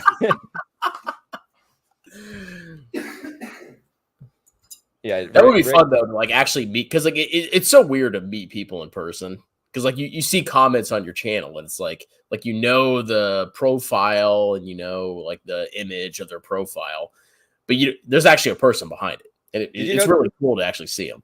2 of my members met each other, like randomly. Like, do they plan it? No, they planned it out. They met in Vegas. Like, they met in Vegas. They drunk texted me. Like that, yeah. If they're in the chat, I'm calling you out. You know who you are. I'm not going to call out your name, but people in the community know who it was. But yeah, two guys. They just met each other. I think I think one of them was on a guy's trip, and then the other one was on like a work/pleasure trip. And then they were in Vegas, and they just met, and they went to a concert together. And then they got plastered drunk and did all these things. And I got like drunk messages at like 2 a.m., 3 a.m. from them. I was like, what the heck is going on? You guys had fun? No, like, so in all seriousness, like, if I actually had a meetup, or if we actually planned one, there would be obviously no charge. Like, I'm not paying for your fucking hotel. I'm not paying for your gas. Motel, excuse me. But it would obviously be free. But I would expect you to buy my beers all night, of course. Oh no, I would take over like a bar. We choose a bar, we just take it over. It's like it's so cool. It's like we have never met each other in person. The only person I have met is Dan. Oh yeah, Dan. Yeah. Well, I'm gonna meet a couple people because they're gonna be down in the state of Florida. So I'll try to plan out that I'll be in that city when they're there. But yeah. I gotta try to make it happen more. Yeah, for sure. A Walmart meetup. I'm down, dude. We should go grocery shopping together. We'll just go. That's our meetup. Grocery shopping at Walmart. You know, it's actually weird. Like, a lot of big YouTubers, they don't do meetups, and I maybe they're worried about their safety. But I don't really think that's see overrated. it. Yeah, I mean, most likely you're going to be fine, but I don't really see it that much on YouTube. I think it'd be fun to, like, if you had like 10 people show up and y'all go out and get fucked up. Chris, you got a massive problem. Most of the people on YouTube don't give a shit about their subs and look at them as just sheep to be shorn. Yeah, That's why they don't do things like that. That is true. yeah, because like If you're charging people $500 for your stupid course that is not going to teach you how to invest, right? You obviously don't care about your fans or your subs, or lack of a better term, whatever the term should be. You don't care. You view them as just things you can extract money for. And I'm not saying that's all YouTubers, but that's a large percentage of them, especially in the finance YouTube. Yeah, it's just kind of weird to me because, like, if you're a massive influencer, you know, you could probably attract a bunch of people that would love to meet you in person. Yeah. You know, and they'd show you a good time. You'd have a good time interacting with your fans. It's just weird to me that doesn't happen. The only reason I haven't done it is because I don't think my fan base is big enough where I could find enough people in Hampton Roads to meet me somewhere at a certain time in a certain place on a certain day. how far are you from Manassas? Pretty far. It's not a convenient drive. Oh, How far are Fairfax you County? from Farmville? Farmville? What the fuck is that? Is that Dude, Fairfax is very far away. It is in Fairfax is inconvenient. that guy Oliver Anthony that broke through with his song, he's from Virginia. He's from Farmville. That's why I asked. Oh, I've not heard that song one time. Dude, it's actually, do you like country music or no? Generally, yes. Dude, it's old school country music. He's really good. He really is. I've listened to a bunch of his songs. He's a really talented guy. Now, I'll listen to the song. I'll judge it. is he Meet Kevin as a psycho AI? Rap good? I don't know. yeah, it's hard to beat. And, There's nothing better than Jay Noggy's raps. Bro, you have no idea how hard I was laughing by myself as I was uploading those shitty rap songs to my channel. Dude, when I clicked on that video, I was like, what the fuck is this? No, and then I get a text from you. I need this in my life. Dude, this is why AI is going to be I think in the next 5 years, it's going to be nuts how much crazy shit you can make with AI. Like, imagine I could make a rap about Jeremy LaFave and a video that mocks Jeremy LaFave, and all I have to do is, like, you know, pay $50 a month, and I can do whatever I want. I can give it commands and prompts. And you have deep fakes. And you could possibly make Jeremy LaFave rap your rap. Oh, no. I got one for you because one of the guys in the club is been working on a side project where it's a let's call it, it's not an AI, but let's call it AI because that's how people understand it. It's an AI virtual assistant with my voice. And Okay. I filmed it and recorded it, and he tweaked it around, and it developed people who were in the voice chat when he showed it off. It was pretty crazy, and it even said some deep thoughts. So Bro. we gave it some personality traits. Like, it started to hate a particular member. You know Fuhat, right? Yeah. Yes. It began to hate him, and like everything we would ask it, it would find a way to deviate the conversation as to why Fuhat is a weed smoking degenerate, and like why, and then you'd be like, you'd ask it a question. I have the recordings. It was funny. You'd ask it like, how do you maintain self-control and responsibility? And then it'd be like, you maintain self-responsibility by setting up a schedule for yourself and acting on that, blah, blah, blah, blah. And people like Fuhat are incapable of that. And it's like my voice. you can tell by soft parts of the inflections that it's not me. Well, bro, But did you hear that? Did you hear that Donald Trump rap? yeah, It's Trump rapping about going to prison. It's incredible. It's not a good song, but it's incredible that you generated that from like AI. Dude, and that's just the beginning. I I'm know. telling you, in Yeah, like it's 5 years, poetry, that though. stuff is going to be. I think artists are fucked. They are. Bro, I've talked about this, but I was talking about this with my buddy. You look at what Hollywood is currently putting out, right? A lot of it's just trash. Okay, because they brought in activists, they could pay less than actual good writers. So they got lazy. What happens if in 5 years you have some dude sitting at his house? He's got AI. He's actually a really good storyteller. Just generates an AI movie using whatever deep fakes. It's really good. Uploads it to his YouTube channel, right? How is Hollywood going to compete? Well, I believe that for a while, that not that specific scenario, but that traditional media, and this is now obvious, so it's not Traditional media is dead. Traditional media has a really uphill battle when it comes to entertainment. Like, we're talking about when you're discussing competing against the hyperscalers in these capabilities. When I mean hyperscalers, cloud service providers. Yeah. How do you compete?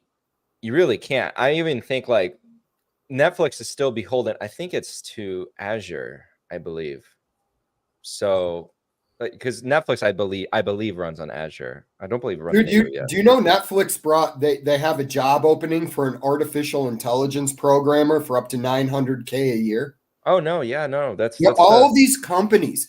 That's why all these actors went on strike. They realized what was happening, because what's already happening is they're generating people in the background without extras.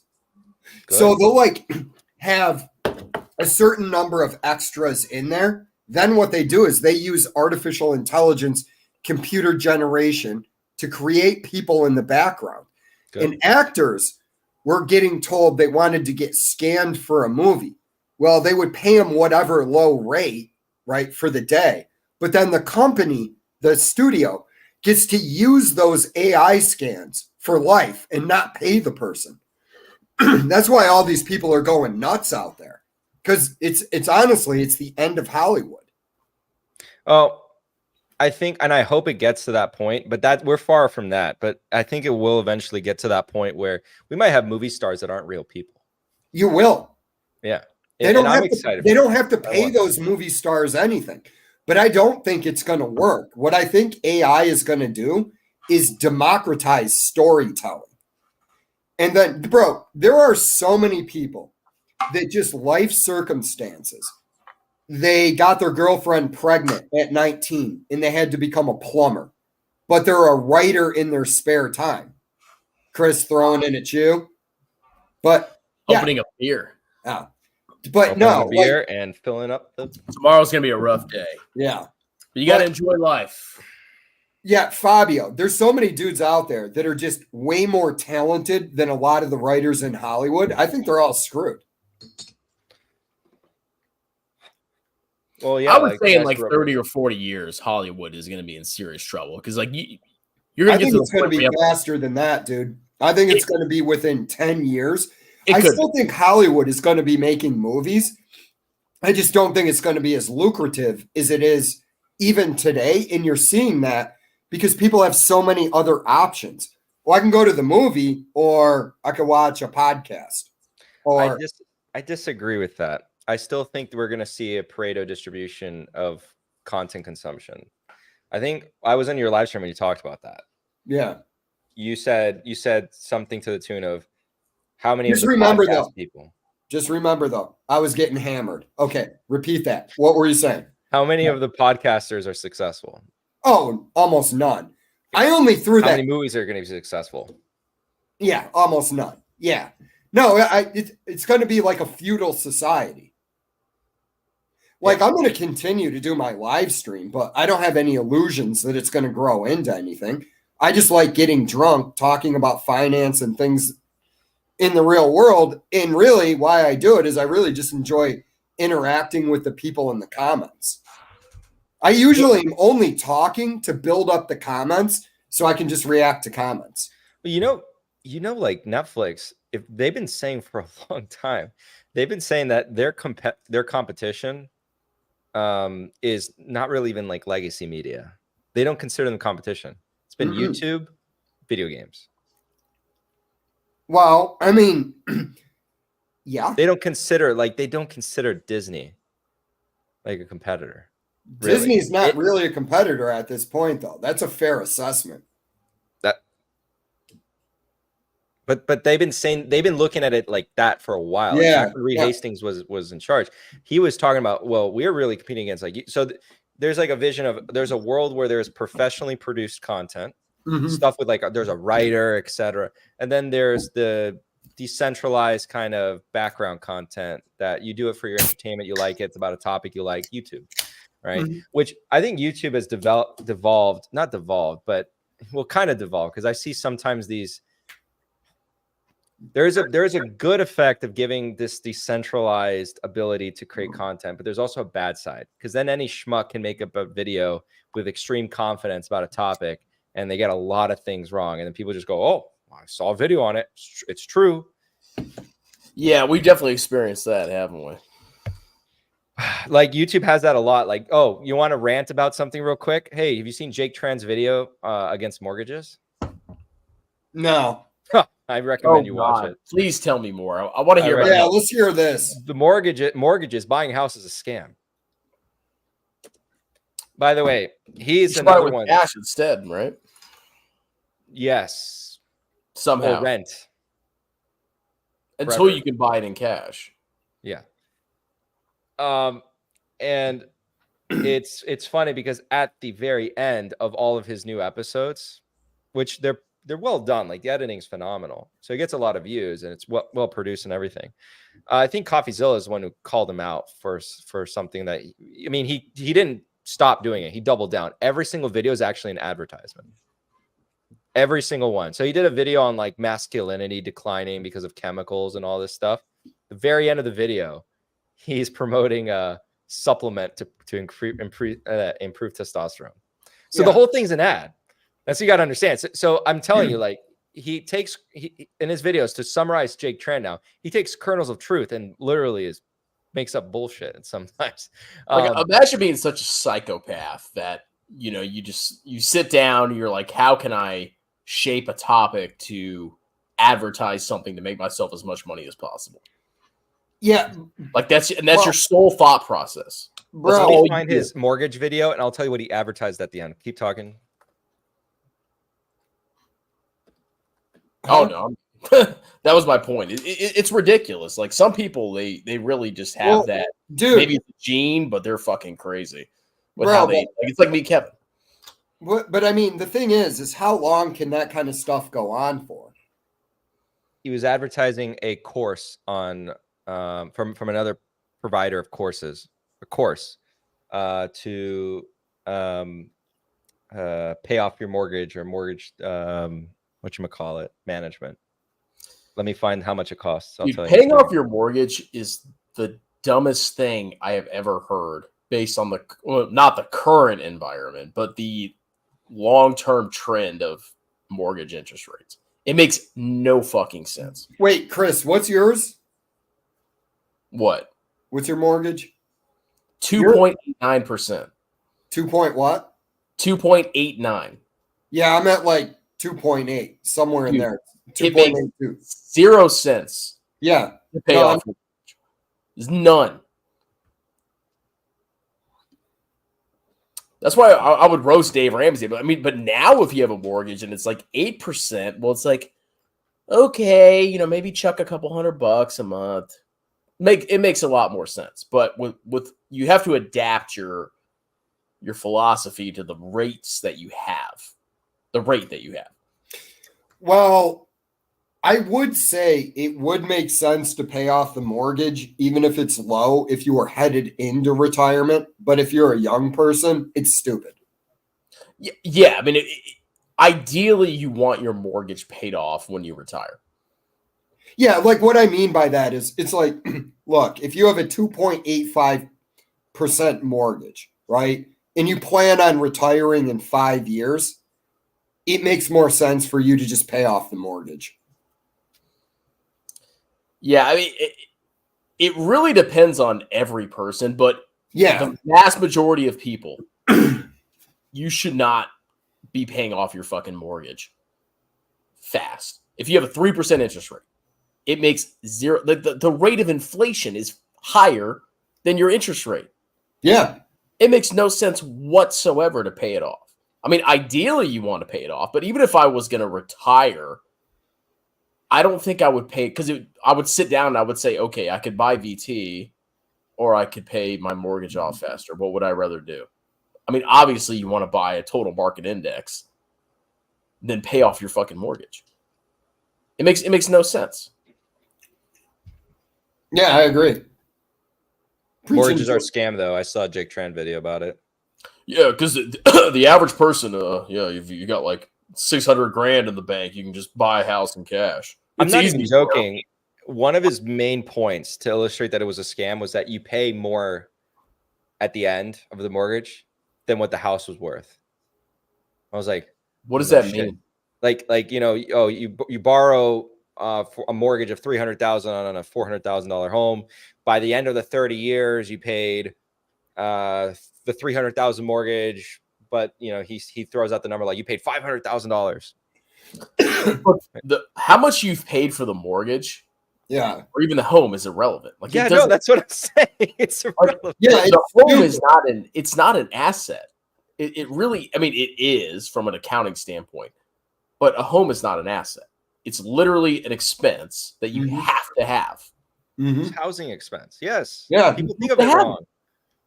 And it's strong man. You and your kids and your wife, you're doing it all wrong. It's like, okay, I'm just gonna rent, and somehow I'm gonna save enough cash to pay off a mortgage. I mean, like I could technically, if I really stretched myself, I could probably pay off my mortgage right now. But then I would destroy 30, 40 years of compounding wealth owning the global stock market. I'll tell you. Why would I do that? I would hate you if you did that, because I know what you told me what your mortgage rate is. And I am very jealous. Because if I want to go out and buy another house today, it's like fucking like 7-8%. Dude, I would just wait a year. Bro, yeah, no, I'm not doing anything. Rates will come down again. It's wild. That was a very rare opportunity. Like, I was in an apartment and I was like, I saw the pandemic had just started. Rates were cut massively, but home prices hadn't really accelerated. And I was like, I need to buy a house right now. Was your son born at that point? No. Okay. No. He was born the year after I bought it. So you were planning. You were like, the house, then we have space. Yeah, it wasn't even that. It was just like, I mean, because you can have a kid in a 2-bedroom apartment. You can make it happen. You could make anything happen. But when you see an opportunity like that, low rates and how home prices are what they were before the pandemic, you have to strike. I mean, that's the only reason I bought my house. Yeah. Because I knew like I would be out of Clearwater at a certain point. But I was like, all right, I'm going to be here for a little while. I'm like, I can get a mortgage in the 2s. It's stupid for me to be here and rent. It's smarter to buy a house. Yeah, and now rents now. Like, I have a buddy, he pays more in rent than my mortgage. Bro, like, because they keep going up. Bro, in Clearwater right now, my $1,500 mortgage, basically you can't find an apartment for under that.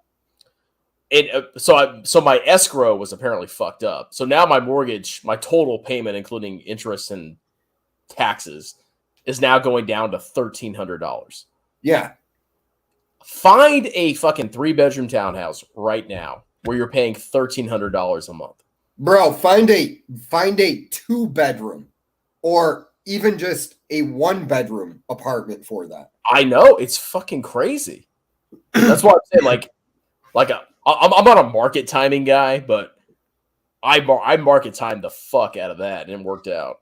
So you see that then you say, oh, but your AC, they'll point out, oh, but you pay $2,500 for your AC. It broke. If you were a tenant, you don't have to pay that.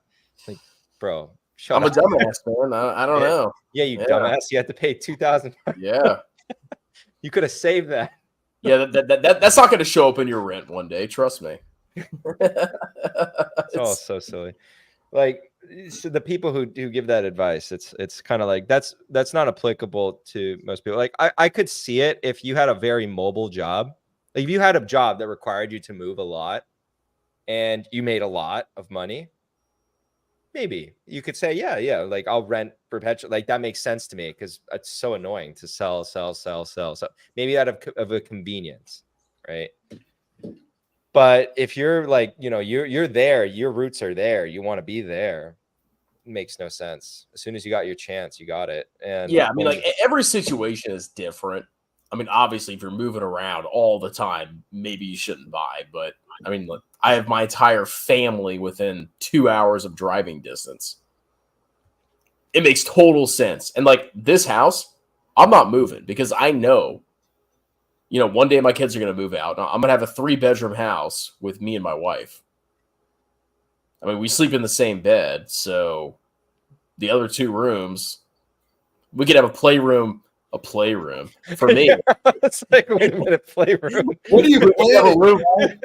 Like, dude, I could have a whole room for me and a whole room for her. And it's like, it's great. It's like, you should buy a house and just stay there forever. That is the best thing you could possibly do, if it makes sense. Yeah. That's houses are just like, I remember these properties near where I used to live. They were like, the condos now are like 400,000 condos. Dude, I remember when they were selling for like 200. Fabio, my buddy's condo is smaller than a, shipping container. It's basically like that. This is just a straight shot. Oh, no, these are tiny. I didn't give you the details on these, but continue. Oh, well, like 4 or 5 years ago, my buddy's condo was selling for like $40,000. His condo's worth 100 right now. He paid when he bought it, he paid 72, and that was 3 years ago. Is this And the last time he had it assessed, it was somewhere like in the 100,000 range. What area of Florida is it? Clearwater. Oh, but Clearwater's had a surgence. I know, but I'm just saying it's ridiculous, man. Look, if you could get it 4 or 5 years ago for 40 grand, how is it now worth 100? Oh, how many people moved to Florida? Oh yeah, no, I know. Pandemic and everything. Yeah. I mean, here's the thing with home values. I don't count home value in my net worth. You shouldn't. Yeah. I agree. Because you can't. I mean, you can draw on it if you want to take a loan or if you sell it. But if I sold my house right now and I went and bought a new house, I would have to pay much higher prices and a much higher interest rate. Well, which means you can afford less house. Now, if I wanted to downsize, maybe. But, I mean, I'm in a situation where I don't need to downsize when my kids move out. But in general, it's like your home value, you can't really access it. Like, if you buy a home and it's suddenly worth $100 trillion the next day, I mean, like, how do you access it? You have to sell it. I mean, that's a terrible example. But if it's worth like 20 grand more, yeah, okay, your home's worth 20 grand more. But how do you access it? You have to borrow against it or sell it. And then if you sell it, you have to go buy a new house or rent. So it's not your home value is fucking worthless, especially if you're staying there forever. It doesn't matter. No, I agree with you. I thought, I always thought it was weird when people would tell me, yeah, I'm going into retirement. We don't have any money saved, but the house is paid off. Yeah. I'm like, now you could do a reverse mortgage. Yeah. You can generate, but like you could do that, but your heirs aren't going to get any money, which is, not the worst thing necessarily depending on your kids, but. Well, I mean, if you got a retirement, like, so I've looked at like the average American's wealth, and the vast majority of the average American's wealth is in their house. Mm-hmm. And it's like, that's not real wealth. Like my stocks, I could sell them or I could get the dividends. I don't have to like take out a loan to access my wealth. So like a home value is not real wealth, in my opinion. Yeah, to qualify as an accredited investor, barring the licensing that you could use to circumvent it, you're not allowed to include your home value. Yeah, Your net that worth. makes total sense to me. That makes total sense. Yeah, it's not real. Yeah. I disagree with people who use their home value. For the most part, like I was talking to this about coal. It's like, well, for a lot of Americans, that their home is their savings. So, and they do that downsizing thing in retirement. Like buy whatever index you want to buy, a US only, okay. You want to buy VT, okay, whatever. Just do not count on your fucking house as your retirement. That makes zero sense. Like, oh, it's $1 billion now. Oh yeah, it's like, well, how are you going to generate cash flow from that, dumbass? You're not going to, unless you do a reverse mortgage. But yeah. Steelhead's comment's interesting. I think that will bring up some discussion there. What are your thoughts on corporations buying homes in neighborhoods? Should that be out? Well, corporations can be just as stupid as individuals.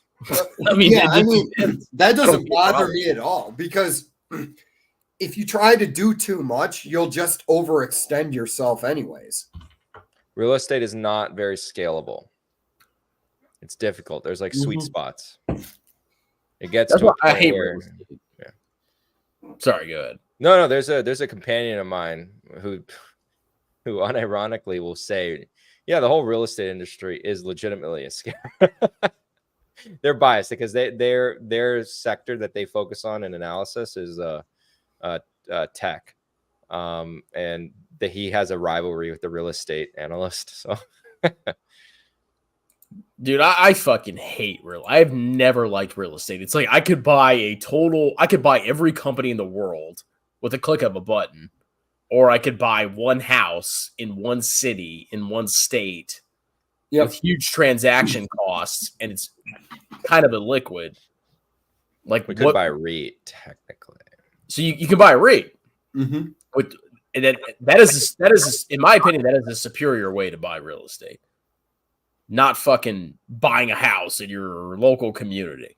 Makes no sense to me whatsoever. But apparently you can become a multimillionaire just buying real estate. Yeah, that's a huge part. Like that, I mean, we've talked about that before. Like, there's huge grifters in the real estate space. Huge, like just selling you like a dream and making it sound super easy that you can achieve passive income through real estate. It's easy, bro. Yeah. Well, the passive income thing pisses me off because there's no such thing as passive income. Okay, I'll disagree with you on that one. How so? My book, Stop Being a Broke Loser, which I read. Everybody should buy it and give me passive income. I literally wrote it. I mean, so I had to actively write it, but I uploaded it to Amazon. Amazon takes care of everything. There it is. There's my book, baby. People I get like 3 or 4 sales a month. Bro. I do nothing. Bro, do you know that your book is stored next to a Warren Buffett book on my bookshelf? You know, you should burn that Warren Buffett book. But like, I do nothing, and I get like $20 a month from it. Nothing. Bro, let me tell you why your passive income theory is incorrect. You had to put in effort to write that book. You had to put in, bro. You had to put in your time. That time could have been converted into cash. Should you have done tutoring or a YouTube video, or I don't know, taking out an international guy, like you became a hitman, could have done that, but you chose to do that with your book. But here's the thing: the whole point of passive income is you're literally sitting there and you do nothing, and you get paid. But I don't do anything. What I'm saying is $20 check every month. What I'm saying is there was an upfront cost for you to produce that book. Yes. I mean, obviously I had to do something. No, But- what I'm really saying is what annoys me is like people just go, oh, it's passive income. Like I don't have to do anything for it. You're ultimately gonna have to do something, even for your passive. You have to do something to income. start it's not it. free money, dude. You have to do something to start it. Yeah. But to You- reap well, the you have- benefit, it's real. It's real. Well- Like that is real passive income. I don't do fucking shit. No, I know. What I'm saying about the whole thing is the passive income is just sold as this easy thing that you do. It's like, oh, I just do this and then I profit. And I'm like, bro, it's just not that easy. You're going to have to do something for this money. And then I will also say, I mean, like I shit on dividends and all that. Dividends. If you have a $10 million portfolio and you're Yeah. just a dumbass, you don't do anything. You're a degenerate. You will get those dividend payments. Like you'll get them every 3 months. You don't have to do a fucking thing. I mean, you have to log into your account and maybe transfer the money. But you could probably automate that as well. There's ways to do it. But like, I generally I agree with you. The term passive income is total bullshit. Yeah, that's really Overall. what I'm trying to say. Overall. You get passive income for your book, but you had to work for it in the beginning. All I'm really pointing out is the time value of money is that you're going to have to give up some time to get money, no matter what it is. It's like I use this example. I don't know whether it's a good example or not. In physics, you have space time. In finance, you have the time value of money. Because time and money are basically the same thing. Mm-hmm. So that's really my only point is like people act like it's freaking every scammer on YouTube acts like passive income is manna from heaven. That's what annoys me about it. Your mana just recharges, bro. Yeah. It's like, Now, oh, I don't have I to do all this work now because like you have to work. Yeah. Obviously. But like you do the work now and then you buy whatever investment you do. Hopefully it's not bullshit. And then eventually you will reap the rewards and it will feel like passive income, but it was generated because of your labor. Yeah, I mean, really what I mean by it is it's almost like saying, Chris, here's what I did. I went out in my yard, I built a chicken coop, then I went over to this farmer, I bought a bunch of chickens, I brought the chickens back, I put them in the chicken coop that I spent all day building, and now I get free eggs. Well, you had to do something up front to get those free eggs. You had to build the chicken coop and then go get the chickens. It's not just something that just appears there. And that's the way it's sold by a lot of the scammers. Well, of course it is, because that's the average lazy person's dream. Yeah. I work at McDonald's and I have $10 in my savings, but if I buy Altria or I buy BTI, I can just retire when I'm 40. Yeah. Well, I mean, it's like I said, where they go, oh, if you get dividends, you get passive income. And I'm like, no, you didn't. You had to go to work to get the money to buy those dividends. Yeah, I mean, so they're right and they're wrong. Yeah. It's nuanced. Really, yeah. What I'm really saying is it just annoys me that they do this thing where it's like, oh, it's just free money. It's not free money. I agree, 100%. Yeah. But the book feels like passive income because like I wrote that shit like 3 years ago, bro. I get like $20 a month from it. It's like, how much do you think you've made off that book? I can tell you. I told you it's a good book. Probably like $900. Bro, you need to write another book. I'm working on it. It's very slow because I don't have time. What do you write? Are you writing another investing book? Or it's going to be more about scamming. Like you know what? This tactic scammers use. I like it, but here's another idea for a book for either one of you.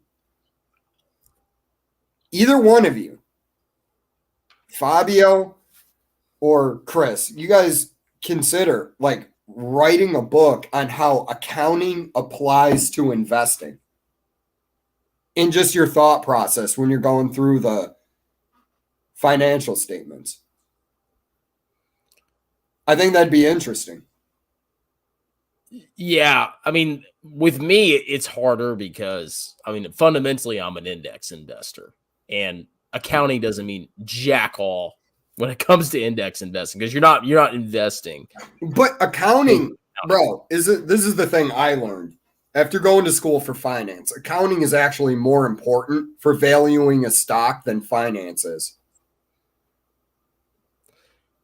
I would say it's a very powerful tool. Yeah. Because I think most investors, even the finance bros, I don't think they even look at financials. I really don't think they do. They don't. You're not trained in finance to go through the statements. This is why I wish I had went to school for accounting over finance. Like I've heard like famous investors, or not famous, but like personalities on the TV. And they talk about these stocks, and I look at the financials. It takes me 2 seconds, and I'm like, "What, bro?" I do the same thing now. I mean, like I can get if a company's like almost profitable, and it kind of makes sense. But when a company is losing 100% margins, it's like, what the fuck are you doing?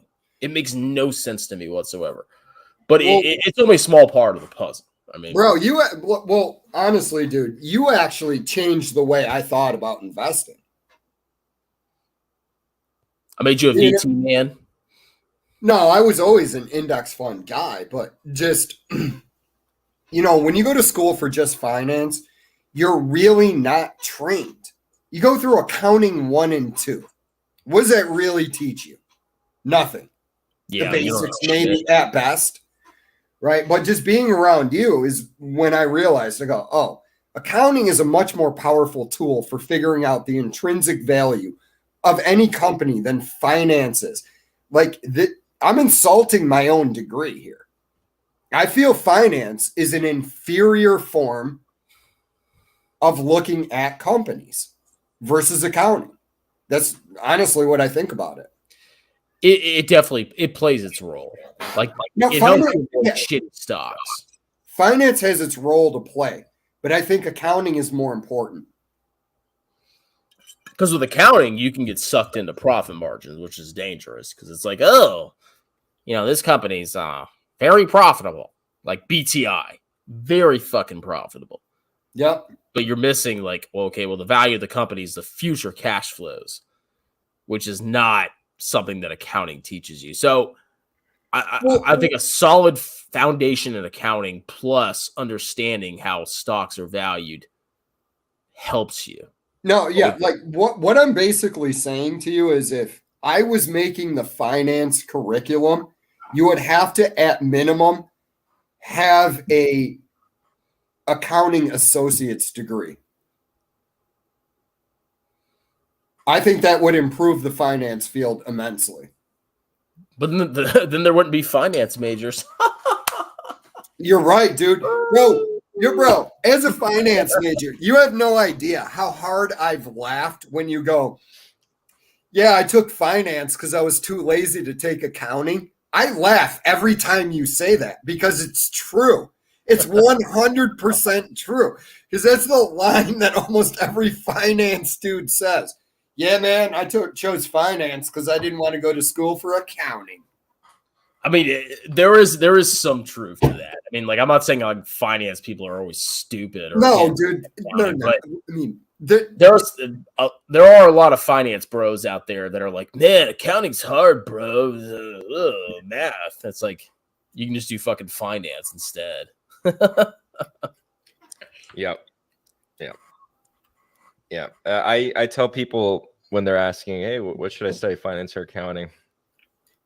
And I say, well, the opportunities in finance, the best opportunities are few and far between. There's only a very few group of people that get there. You'll probably make more secure. You're more secure more with money accounting, potentially by far. I'll say this: that the top end of finance makes more than the top end of accounting.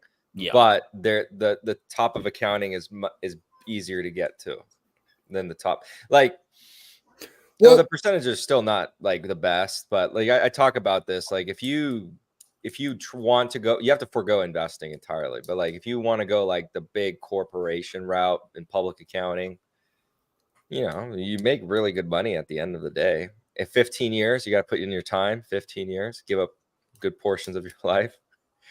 And yeah, it'd be good. Well, I just think this. I think with a more detailed understanding of the financial statements, you're going to catch way more things that are red flags than you will as a finance bro.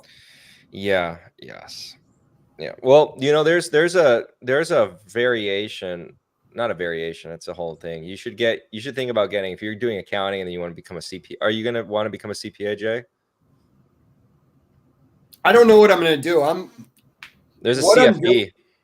Hold on. What I'm doing is I should be retiring in 6.5 years from the federal system. And then I'm actually thinking about going back to school for accounting. So I can do accounting and just travel at that point. Yeah. But like I was saying, for fraud examination, there's a CFE. Mm-hmm. So Chris, you could get your CFE. It's a lot easier. It takes like a month. Dude, I don't fuck that. You'd be like, I'm a certified fraud examiner. Honestly, like my future plans are in tax and bookkeeping. I have no desire to like try to catch scumbags because like I know there's so many scumbags out there. I don't want to deal with stupidity. I can tell you offline about this bookkeeping business. Yeah, and I can see if the opportunity. Well, I think it would have been a very interesting purchase, and it would be seller financed, because that's what the deal was going through. Seller financed bookkeeping business that, should a CPA take over, can also introduce tax services, and it was making very good amount of money. Dude, bookkeeping, like, some people are like, oh, bookkeeping. You can make a lot of money on bookkeeping. I'll say the figure. It was making roughly $500,000 net after employee expense, and there was 2 employees. Yeah, it was a good little business. And like my thought process is, I don't want any employees. I'll do bookkeeping on the off tap. Strongman takes over, fires the 2 employees. Get out of here, dude. I don't want any fucking employees. I don't want to deal with their bullshit. I will bookkeep from my computer right here, and I will do your taxes during tax season, and I can make maybe $200,000, $300,000 with almost no expenses, and that's fine with me. I don't need to have a multi-trillion-dollar fucking business in bookkeeping. And it's good. Okay, multi-down. It's like I don't need to be this massive corporation. I can make $200K, $300K, and have almost no expenses, and that's fine with me. And I'm probably doing better than 99% of Americans. Yeah. I'll comment on Zastars and just say I feel like I can talk about that, being that I have both degrees. Oh, I'm kidding. No, really, but my only point was finance guys are going to be better with accounting. That's really the main point. Yeah. Well, that was my rationale when I did it, but finance is like it has its benefits, because as an accountant, you don't know shit about finance. Like everything I've done, I've had to like self-teach. I would say like double major finance and accounting. Get a CPA license, maybe a CFA. That's my point on the whole thing. Yeah. All I'm saying with the 2 things is, if you're going to do one or the other, if you're going to do it, do both. It's not really that much more to add to your college career, and you're going to benefit. That's really what I might not have said it in the best way, but that's what I wanted to communicate is go ahead. Sorry. No. Sorry. This is getting into me. So I'm jumping to say something. Yeah. Go ahead. But no, you finish yours, because it's going to derail it slightly. All right. All I'm saying is I think finance guys benefit from learning accounting, and accounting guys benefit from learning finance. But if I had my ruthers for analyzing a stock, I do think accounting is probably better. Yeah. Just Sam, that is not the case. It's not 2 to 3 more courses. That's if you probably want a minor. It's not 2 to 3 more. There was significant amount. Oh, did I say that? No, Just Sam says it's only about 2 to 3 more courses for a double major. No, it's more than that, but it's still worth it. Yeah. It should be. I think it's going to depend on the school too, because school programs vary from school to school. So I know at USF, it probably would have been 7 courses if you were an accounting major. And I know that because one of my good friends I still talk to, he was a double major, finance and accounting. It's 7 core classes, I think, but then the electives kick in. So you got to also take restricted electives that are not restricted electives for accounting, that are restricted electives for finance, vice versa. So in the core class, yes, there's more. I think there's significantly more. And also if you want to qualify for the CPA. So for example, when I was back in school, I took every single accounting class, even all the electives. So all of the different subspecialties in accounting, I took every single one. And then that got me all the credits I need and then some for the CPA. You know what I love about people that say, oh, accounting, it's going to be automated by AI. Accounting will never be automated. People don't understand how person-focused accounting is. It is super. Like when you actually imagine you meet a person, how do you know their financial situation? How do you know all the backstory? How do you know how to make the best, like, advantageous, tax decisions for them? You think a fucking AI can do that? Like a survey? No, it can't. Bro. Like, accounting is super personalized. 100%. There is no way AI is going to take over accounting, at least for 50 years, unless it becomes like human equivalent. Bro, like the funny thing about the whole AI thing is the AI isn't going to outsource skills. It's going to outsource skillless jobs. Does that make sense? Mm-hmm.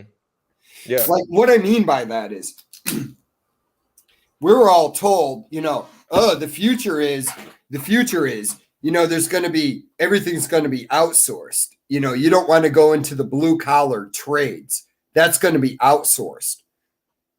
Well, it's not going to be outsourced. What's going to be outsourced is, people writing articles on news sites and whatever other worthless jobs there are.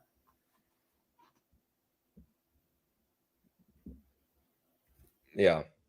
I see Just Sam, I'm doubling majoring in info technology and finance. My friends who are majoring in accounting, who majored in accounting took the same classes I did, except 2 to 3 accounting courses on auditing. Well, it wouldn't make sense if you're in finance, you took intermediate 1, and I don't think you would take intermediate 1. Intermediate 1's an optional course. Intermediate 2 is required for accounting, but you don't even get into that in finance. Managerial, you would have to take. Finance, you would have to take. Internal audit, you wouldn't have to take. External audit, you wouldn't have to take. Tax, you wouldn't have to take. Corporate tax and business tax, 2 different classes. There's also a course for, well, you said your information technology, so that one might overlap because accountants I think since like 2017 or 2018, they've been requiring it. You took accounting 1 and 2. No, there's the 2 different like intermediate 1, intermediate 2, or just accounting 1, accounting 2. Because I would call accounting 1, accounting 2 like in the traditional to kind of overlap with everyone else. That's like financial accounting and managerial accounting. But financial accounting is that's like basic accounting. Intermediate 1, intermediate 2, that's when you're covering basically the far portion of the exam, of the CPA exam, in intermediate 1 and 2. Cost accounting, thank you, Julius. Cost accounting, then there's financial management. Finance had corporate finance, business finance, Advanced financial topics is like the last class you take. You had to take business calculus Advanced 1, corporate. business calculus 2. Dude, advanced corporate finance was a joke. Really Well, was. my professor was actually really good. I had a fantastic professor, former fund manager, Yeah. and phenomenal professor. He was like a sponge. I became pretty good, close with him, and I wish, dude. I wish I had some. phenomenal guy. Yeah, my advanced corporate finance, I was like, it's like, this class is a joke. I heard. You want to hear the truth about my accounting degree?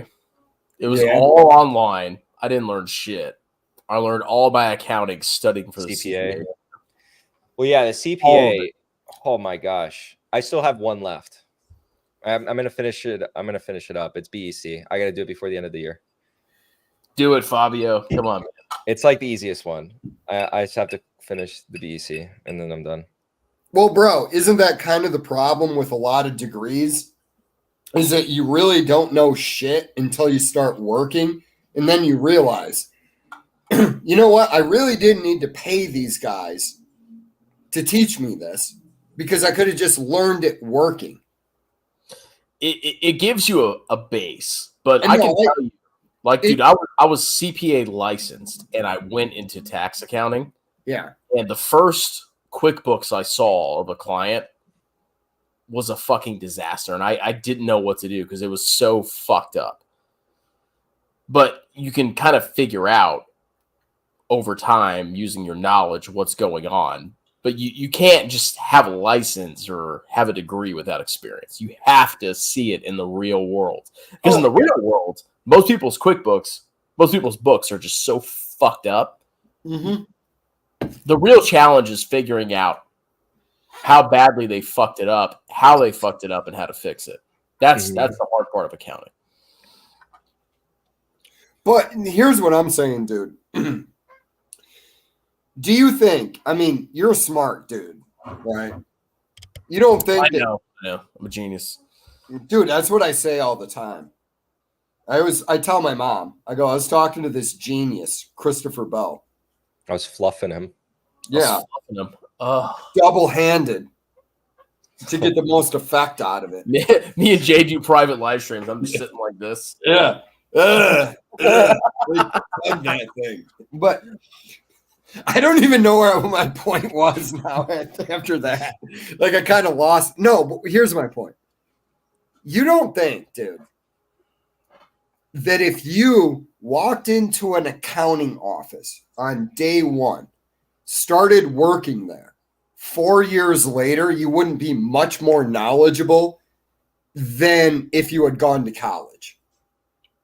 I don't know if I'm saying it right. Yes. You know what I mean? Like you come in like old school way, like 1920s way.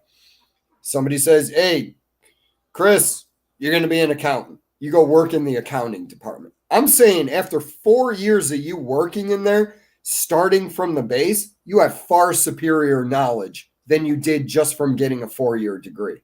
That working experience. It's tough with accounting because there is some stuff like you have to have some knowledge. Like if you try to see somebody like debits and credits.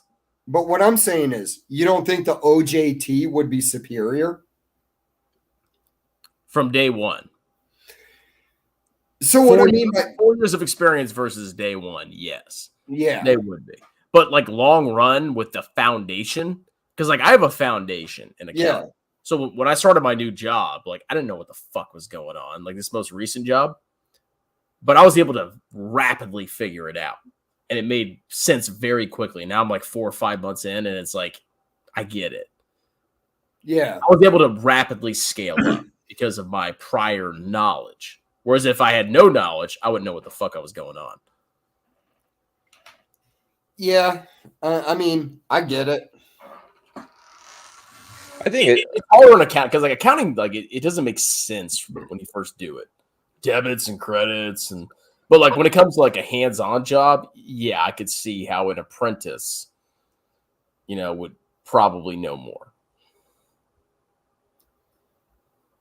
Yep. Yeah, no, I'm.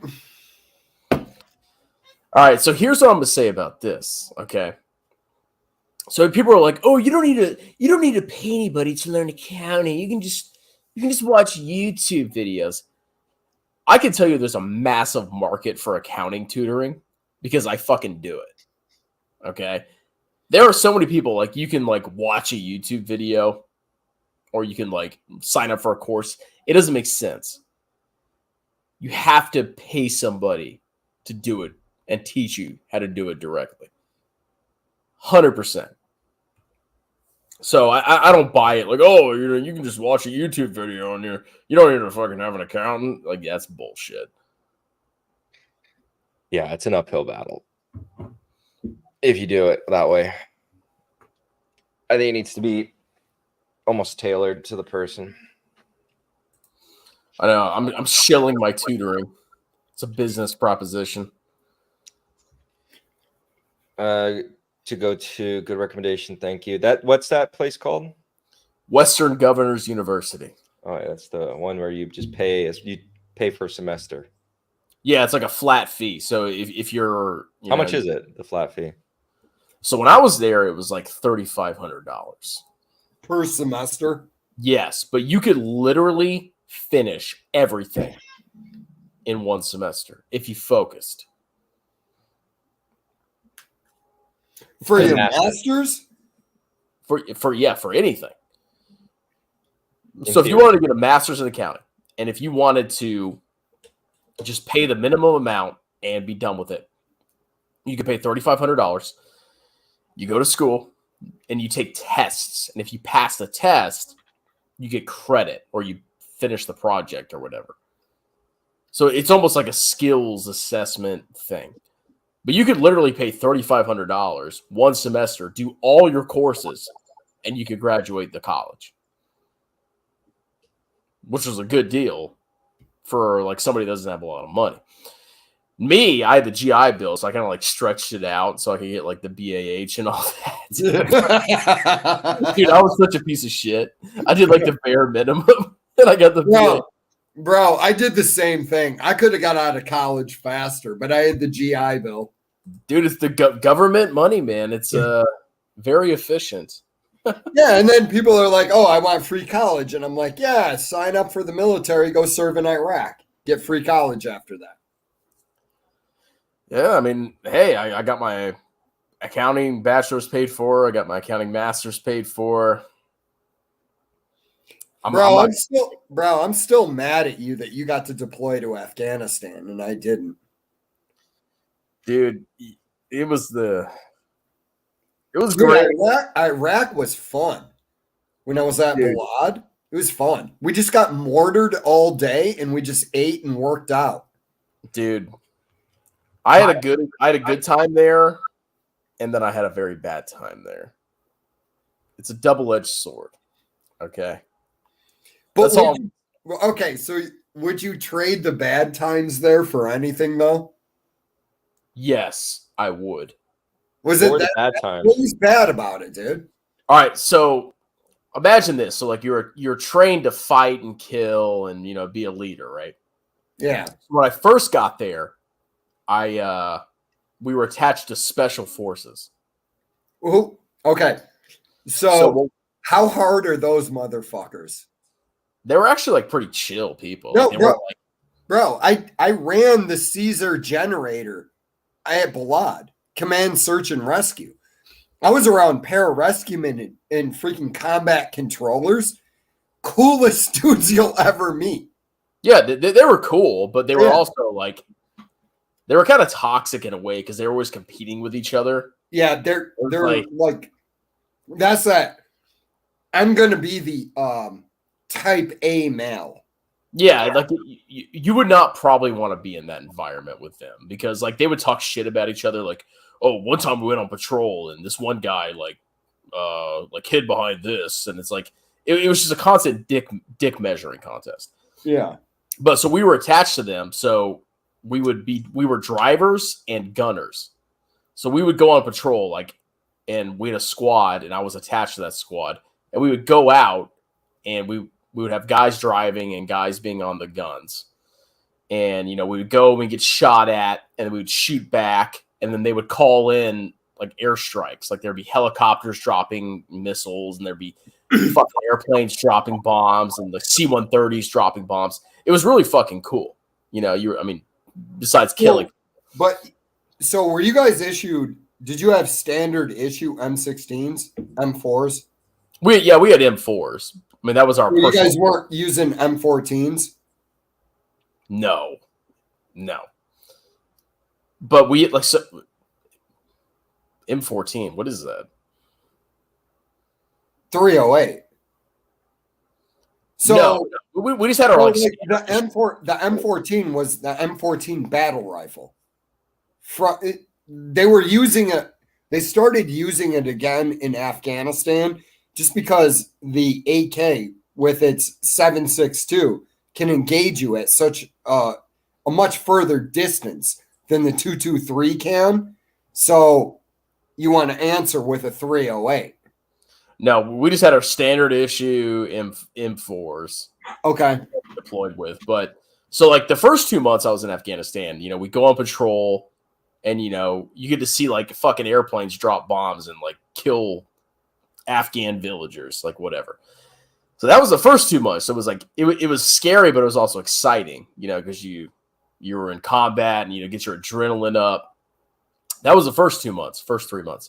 The last 6 months, my unit moved to the desert in southern Afghanistan, and we were guarding this base called Camp Dwyer. Okay. And nothing happened at Camp Dwyer.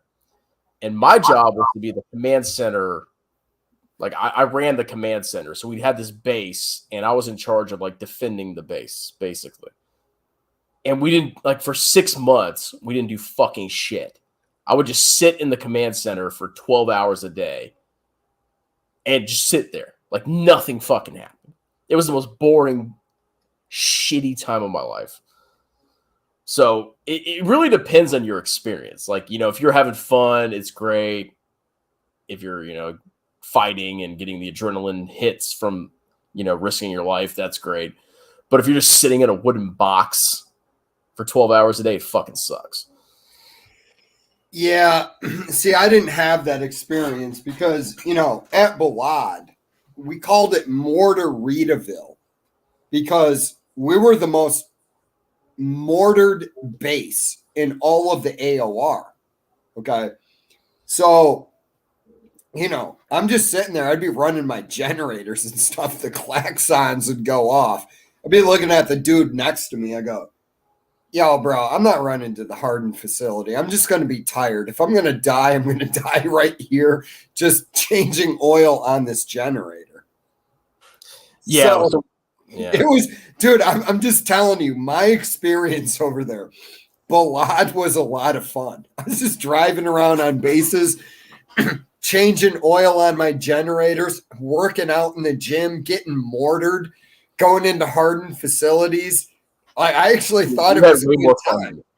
My first 2 months was like, it's like when you get shot at and you're like shooting back, it's almost like exhilarating. Like it's yeah, right. It's a very like you have this like huge adrenaline rush, and then you go from that, and then you just sit in a wooden box for 6 months. Well, bro, it's horrible. Here's the thing. The biggest thing from my time over there that burned the impression in me was being 30 in Iraq. And, I'm at the Balad hospital, so I'm running their generator. It's just helicopters coming in, dropping off the wounded. And, like, this kind of tempered my opinion on wars. So if people out there, they're like, why is this dude so opposed to the war in the Ukraine? It's because I understand what's going on. Like when I was over in Balad, I got a very real lesson on who fights wars. It's a bunch of children. Well, yeah, and like especially because like I'm running the Balad hospital generator is here. And then think where I'm sitting 40 yards is the helicopter evacuation point. So we're the evac point for all of the area of operations responsibility, right? So I'm just watching like kids come through and they're wounded, and I'm like, yeah, all right, I kind of understand it now. You just tell those kids to go out there like I'm a man sitting here running the jet. You know, it was just one of those weird things, the surreal war moment where you actually realize the cost of it. But well, I mean, you got to think most Russian soldiers are conscripts. Like, it's just some kid. Yeah, it's a kid who doesn't even know how to fight. People are like, oh, they're dying. There's 100,000 dead. We're winning. It's like, yeah, it's like a fucking kid that has no idea. They just got drafted.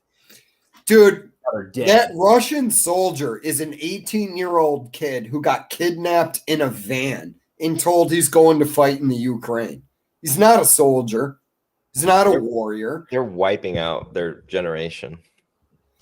Bro, when you have, like, I don't want to I'll say this, and then I don't even want to talk about it because it's political bullshit. But when you have people like Mitt Romney out there going, this is the best money the United States has ever gotten, giving it to the Ukraine. And I'm like, this is the best thing we've ever got for our money, a bunch of children killing each other over the ambitions of a bunch of morons. Yeah, the whole experience is sad. Like, I actually saw a video, like a Russian soldier. He was like surrounded and he fucking killed himself. Like, he blew his brains out with a rifle. And it's like, holy shit, man. I mean, could be your son, could be your daughter, or not daughter, but, you know, it could be your father. Whoa, strong man. Wait, whoa. Whoa. Stop you right there. Yeah. Fabio, get him. New era. Get him. New era. New era misgendering people. Well, see, AI is going to change everything. So we're going to have global, massive, like, profitability, and we're going to have global peace, and VT is going to outperform VTI, and, you know, everything's going to be wonderful. We're actually going to switch the draft rules. Men are getting off the draft. Women are going on it. We're going to send our women off to war in World War III. I think about my daughter. I'm like, oh yeah, well, send my daughter off to war. Yeah, that's fine. It's like, that shit will never happen. Bro, that's the stupidest thing that I've ever heard of. All these, like, bro, listen, dude. All of these people talking about why don't we have more women in combat? Here's why. The vast majority of women suck at fighting. That's why you don't have women in combat. Because it's not their role, man. It's just not, dude. It's like, I look at that when people say that and I go, listen, dude, I'm just going to tell you the truth. We men are terrible creatures. I forget what quote that is or who said it. Wretched creatures was the quote. We men are wretched creatures. It's like, I just look at these people and I go, what do you mean your daughter has to sign up for the selective service? That's Dude, not, if my daughter got drafted, I'd be like, role. I'm gonna send your ass to Canada. Like, there's no fucking way I would do that. No, you just shoot her in the leg. I watched Family Guy. It works. Actually, so you lay her leg out, right? And then you just chop her knee. So no, you don't. Bend her leg the other way. You don't mutilate her. You just shoot her in the thigh. What could happen? There's nothing. Fabio, we need to know what round are you popping her with, though? The what? What round are you using when you shoot her in the leg? Because getting shot by a 22 is not the same thing as getting shot by a 308. 7.62. Yeah, she doesn't have a leg anymore. 7.62. Point blank. I'm telling you, the karate chop is very humane. You know, dude, judo chops. That's my preferred ending of fights. Is that Fabio's using hollow? How I do it. Yeah, dude, it's point on the leg. The chop reminds me of something. So, like, when I was in JROTC, we were like this wrestling thing that we did, and there was this really short guy, and we started wrestling, and I just reached out like this and choked him with this collar, and it was like the most defenseless thing. Like, he couldn't resist what I did. I just, like, reached out, grabbed his collars, and went. Boop! Wait, was this in uniform? Yeah, like so. Yeah, so I grabbed the collars of his uniform. Oh yeah, bro, that's a smart use of the fucking uniform, dude. That's jujitsu shit right there. I just choked his ass, and I was like, he was like 5'2". I just fucking choked him. Bro, that's why when you were like, if we meet up, we're gonna grapple. I'm like, bro, I'll roll with you, but you outweigh me by way too much. Dude, honestly, the last thing I want to do when I meet somebody is like, oh, you want to wrestle? Yeah, I'm no, on when the you concrete. On the concrete in the parking lot. Yeah. bro. Like, well, no, you said that. You go, we're gonna be drinking. We'll do a little wrestling, bro. I'm not wrestling you. You outweigh me by 70 pounds, dude, I probably said that in 2020. Okay, you said that in 2020, probably when we were drinking. It's now 2023. I have zero desire to wrestle anybody. I'm officially an old man. I'm done. Bro, you're 34. I'm actually not 34 right now. Are you mad at me that I exaggerated your age by a few days? You aged me by about a week and a half. That's okay. What I'm looking forward to, bro, is pretty soon here I'm going to start seeing the first gray in your beard. Oh, I already have that, man. You got grays? Yeah, my wife's like, you have gray in your hair. There's more grays every time I look. Fabio, you getting any grays, bro? Not yet. Look, I don't know if I'm gonna get gray. I think my hair is gonna go white. That's racist. Yeah. It's Why do you want white hair? What's No, wrong with because black I hair, look at bro? the blondes. White the hair. blondes. I think it just goes white. Yeah, I'm gonna be the white-haired old man. No, I'm telling you, once you cross 30, at least for me, like I stopped giving a fuck. It's like when I hit 30, I was like, oh my God, I'm old. And then now that I'm like 33, almost 34, I'm like, oh, well, 40's not that old. 50's really not that old. 60's kind of old. 70 maybe. 70. Well, I mean, I look at it like kind of old, you know what I'm saying? But like 42, like Jay Nagy's age, like you're not that fucking old. You're not. You're that really old. not. Oh, I don't. 40's no. I mean, somebody on a live stream hit me with the greatest insult that I've ever been hit with on the internet. This person came on my live stream and they went, "Is this the midlife crisis financial channel?" I was like, bro, I can't even be mad at that insult. It's so good. That's a very interesting midlife crisis to have. Yeah, I'm gonna buy BT. Yeah. Like, oh man, I'm old. I'm gonna start a YouTube channel. That'll give me meaning. Yeah. Here, Dude, let me start it. my midlife crisis is probably gonna be buying BTI or something. It's gonna be the most stupid fucking midlife crisis in human history. Why even have a midlife crisis? Because you have to. It's in the culture. Why? Because you Because I realize saw it on you're TV. halfway. Bro, I look at it like this, dude. Like, we are so blessed for where we live right now. We're the most blessed human beings in human history. Just living in the world that we live in today. I was born in the shithole of this world, Jay. Well, no, there are shitholes. What I I'm could have saying had a is, different story if I stayed. no, before. but there's complete shitholes. What I'm saying is, I hate the thing where people go, "Oh, America's the greatest country in the world." I don't know that. I didn't grow up and live in other countries, so I'm not going to say that.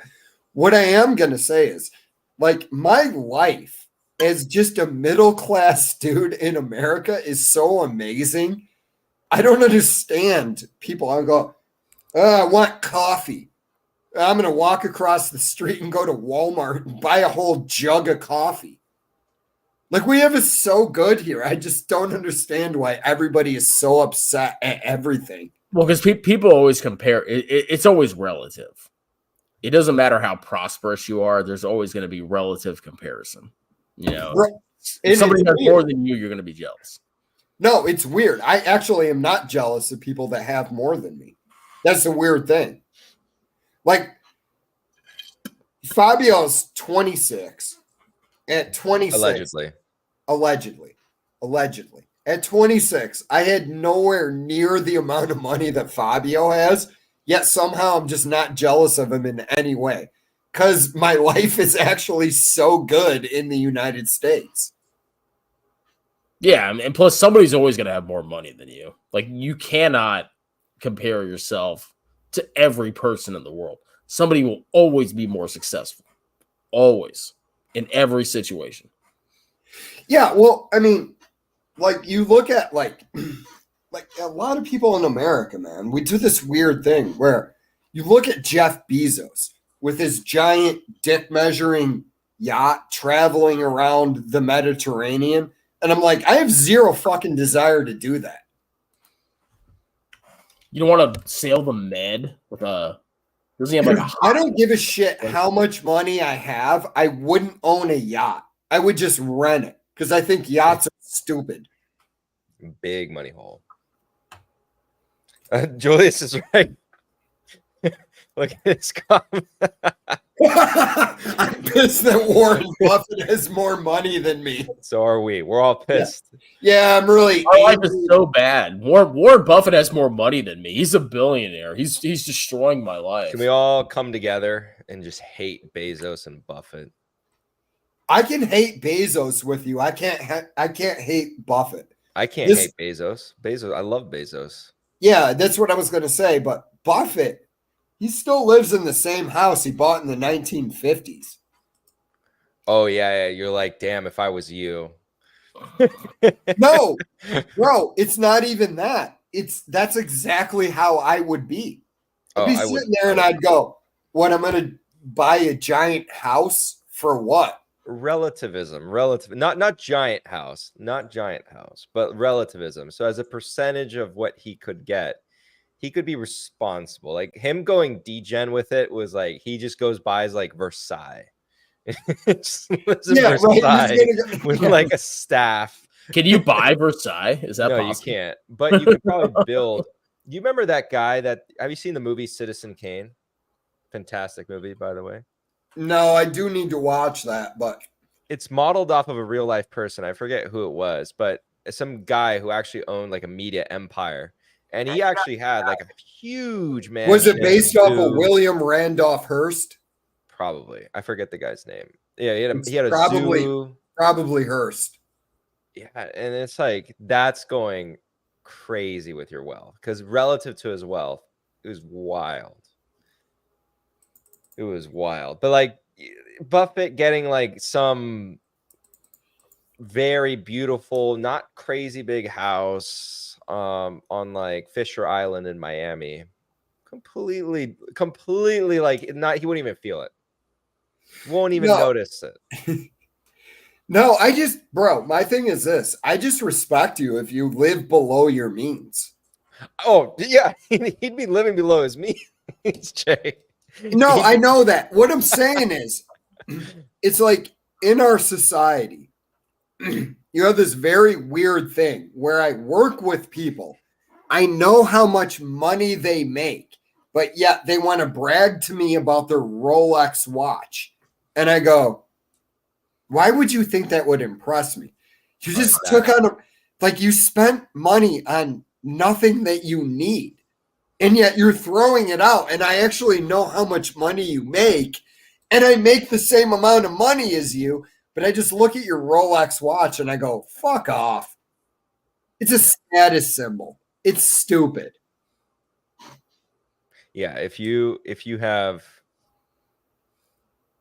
well, that's something to be said. That's a side note on Rolex. Rolex unfortunately became that. It's kind of like that brand that everyone knows about, and so everyone buys it so that they can show that they have a Rolex. Dude, I was at work with a dude, and he was explaining. I know how much money he makes.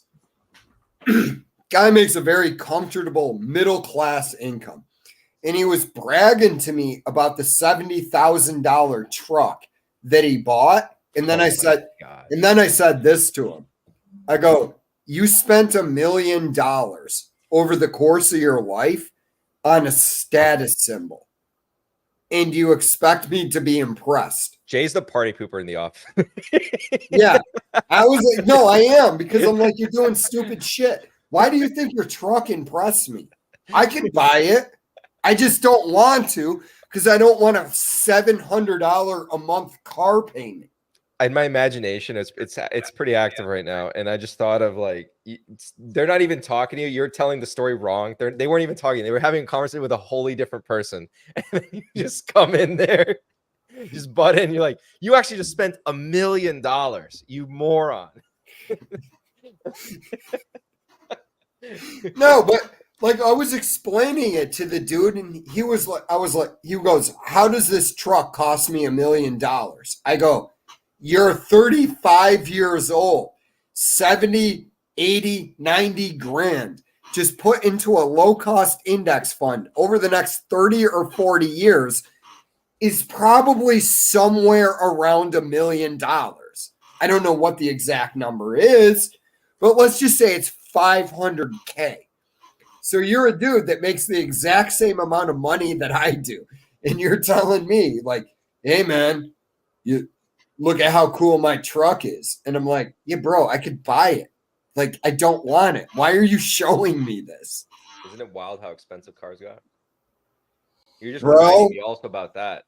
It's like $70,000 on a truck. I know trucks are expensive, but like, I don't so here, let me point this out. I love S10 trucks, right? So I'm looking for one. I want to build like kind of a hot rod in my garage. The prices on these things for what you're getting is ridiculous at this point. High or low? Ridiculous high. High. Oh. Yeah. I got to take a piss. I'll be back. You know, boys, I think it's time to shut it down. It's it's only 1 a.m. Yeah. Yeah, Daddy's finally getting tired. He's crashing. That means you need to elevate to a different substance of a snowy variation. Man, if I took some cocaine, things would get real wild.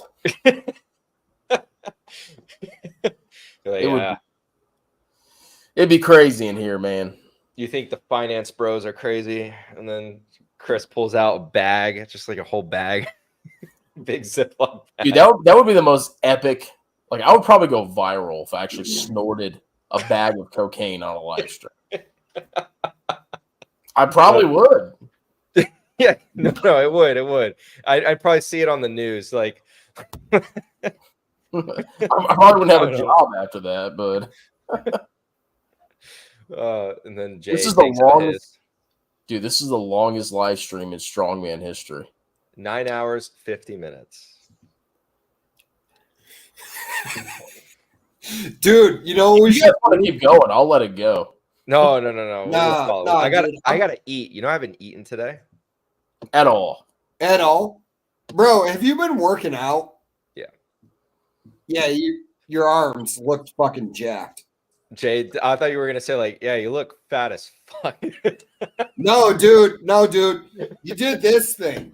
You did this thing right here, and I went, oh, Fabio's showing some fucking guns now, dude. I'm impressed. You're 210 and what, 5'8"? 5'9", almost 5'10". And you're what, 205?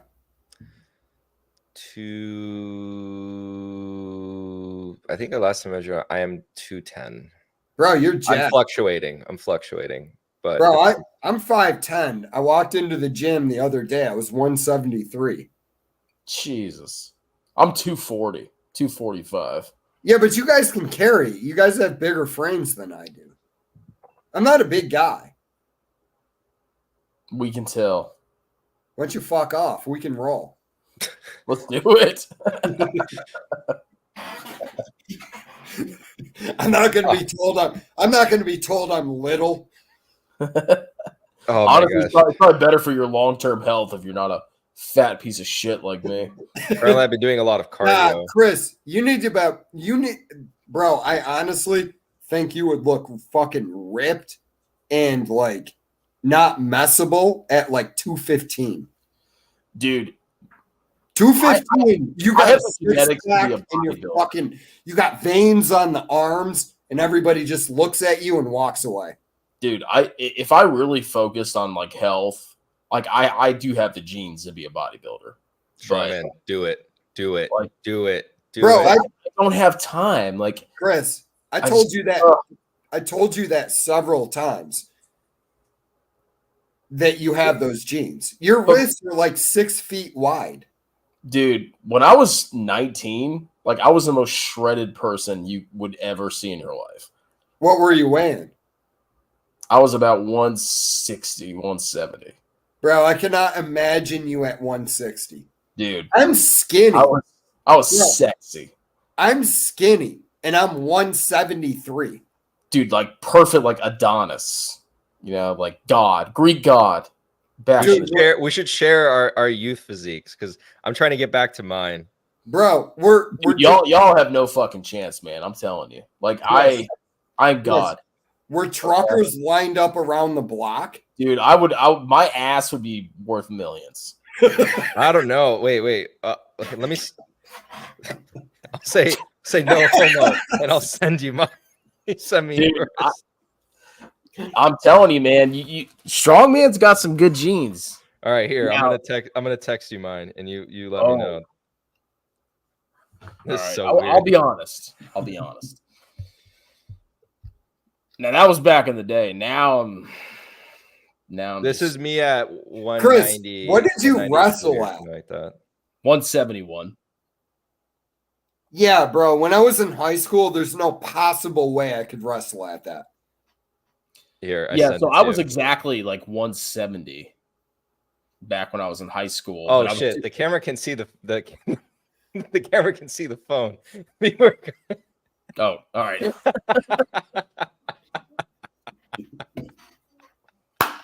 Now I got Can you this. imagine? It's like it's revealed. Everyone knows now. Did you actually send it to me? Yeah, Oh, it just there sent. it is. We're getting called out for going through a midlife crisis, but I'm actually the only one old enough to go through it. All right, look. So, you look really hot. Like, I would love to caress your abdominals. But I'm telling you, like, I was very shredded. Like, more shredded than this. Hey, but that is also non. No, you look good. Who is this woman, by the way? Fabio, what have you been doing? Are you doing what? weights? Are you doing weights or calisthenics? Who are you FaceTiming? Oh shit! Yeah, I forgot that there's a FaceTime in there. It's like, who is this? Ignore the chick. She's the one who took the screenshot. So All right, then- Fabio, you're pretty hot, okay? But I'm just saying, in my prime, I was like God. That is hilarious. Like I did not even see that photo had that. Yeah, it's like, who the fuck is this? But Yeah, bro, Fabio was pretty hot. Chris, I'm expecting my photo. It's a receipt. Give and receive. Well, dude, I need to find the best photo. I need to find it. I don't know where it do is. you guys, hey, do you guys love want to do the sober October challenge? Fuck. Oh, man. I can easily do that. I don't have to even take a sip. I usually don't drink. My drinking has gone down massively. Dominate. Well, This dude, is- we can do a sober October. No, I drink when I fucking can. Like When I the few opportunities I can, I'm gonna drink. Did you send a picture to me so I can beat off to something later? You want me to send it to you? You should, 100%. Oh my god. I don't fucking care. You have to request that and use the phrase "no homo," but please send me the photo. No homo. I'm just gonna masturbate to it. Fair enough. Jane Og. You guys, neither one of you really has to send the photo. I'm really not that into. Oh no, No, you're getting now the you're photo. getting it. Dude, now I'm gonna Look at just all have. the photos. You're Dude, getting my inbox is gonna be nothing but cock pics.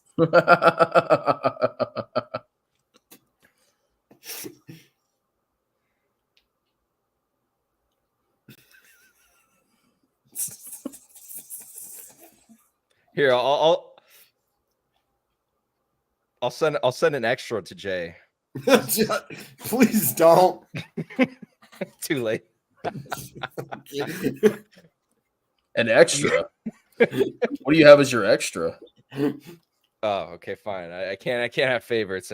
I'll send it to you too. Damn right, you better send it to me. we need to get Cole in on this too. Cole just starts. Cole just All right, escalates this it is to me. another level. I don't have a shirt on, or I have a shirt on, but imagine that.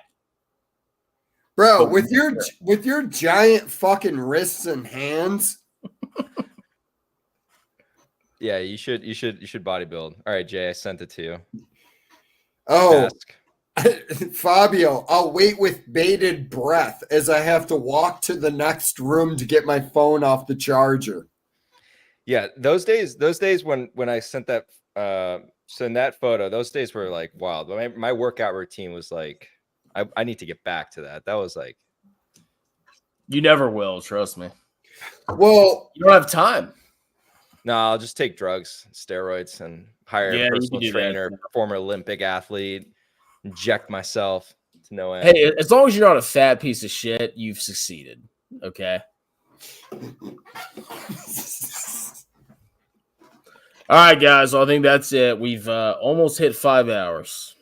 bro, I can't believe we just did 5 hours. We got 5 hours. We drank a bunch, and we ended up sending photos to each other. Yeah. Fabio stopped drinking like 2 hours ago. He's scamming. No, still here. No, that was iced tea, dude. I'm kidding. I know. It kind of looks like you can make it. Fabio, seriously though, when you move back to Florida, you and I. Oh no, I will be in your town. We need to share a glass of Lagavulin 16. I'm trying to get you into that scotch, and I've been talking about it for a long time. You just keep rejecting me. It's the greatest scotch of all time. One of the offices that I do have to visit is right there. So you want to drink some Lagavulin? Hell yeah, we're gonna do it. I like it, We're dude. gonna do it. I usually always have a bottle in my house. No, we're 100% gonna do it.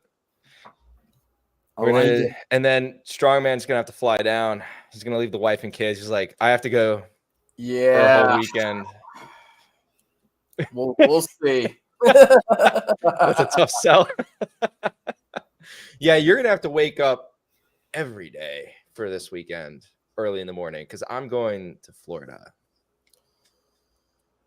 Flow Rider. Yeah, Florida. And then she's like, what are you gonna be doing down there? I'm going to Disney. Look, tomorrow morning, I'm going to sleep in, and I'll probably get shit. But for a whole weekend, that's a lot to ask. That's a lot. You just give her the whole week. You just wake up every day of the week. She Fuck has to that. say yes to the weekend. Chris, wait. Is she from Virginia too? Yeah, basically. Okay. I got to shave. Her family was military, too. How old do I look with a beard? Late 20s, early 20s, mid 20s. Or early 20s. Oh. Yeah. Like 20s. there's a point where your beard grows in about 25 where you can grow an operator beard, and that's what you should go with. I should grow an operator beard. Yeah. Operator beard. Just tell everyone I'm an operator. Mm-hmm. I like it. You should. I wasn't. All right, boys. Well, that was a good live stream. We should do a Jeremy LaFufu outro. We should, but hold on. We should probably thank these people because so Dude, many we have people stuck 61 around people. for such a massive amount of time. Holy shit. Some You of guys are true the fans. people, some of the people in the comments have been here for 5 hours. Yeah. I am very impressed. I have to thank you guys for that. That is awesome. 62 people at a 5-hour stream. Dude, that's pretty impressive. Like, holy shit. Like, I would definitely not watch a stream till 1:15 in the morning. Hey guys, Robert, yeah, they're idiots. let me say this, man. I'm thanking everybody. Like, whether you came here for 1 minute or you were here for 5 hours, thank you for watching. I legitimately thought might be my alcohol thinking that Jay was going to give us a speech to make us get over the 5. Like, it's going to be like, I want to thank everyone. He's like, he keeps talking. As soon as the 5 hours, all right, we're gone. You know, we might as well stay for another 1 minute, 50 We seconds. got to do the 1 minute to get to the 5 hour mark. Plot twist. Chris was about to say, we might as well stay for another 10 hours. Like, dude. Hey, I have my limits. bro, do you guys next year going into the elections? Do you want to do an election live stream? Yes. yep. I'll have no, I'll be unfireable. Nothing to lose. All right. We'll do it. What stocks are you selling? I'm not selling anything. They're selling VT, both of them, so it's obvious. All right, 8 seconds. I know. My portfolio is so interesting, and people just die to hear what I'm buying every 2 weeks. You have a fetish for. I have an underperformance fetish, man. I get rock solid. I I'm love in the being. same boat. We passed 5 hours, gentlemen. Here's to you. All right, boys. Well, let's do a LaFufu outro, and Let's that's get it. out of here, dude. It's time to go. Which one should I do? So many choices. Bro, you need to do a new contest. I got money. in Yeah. on this, if you need me. All right, this one's gonna shock people. I'll set, but dude.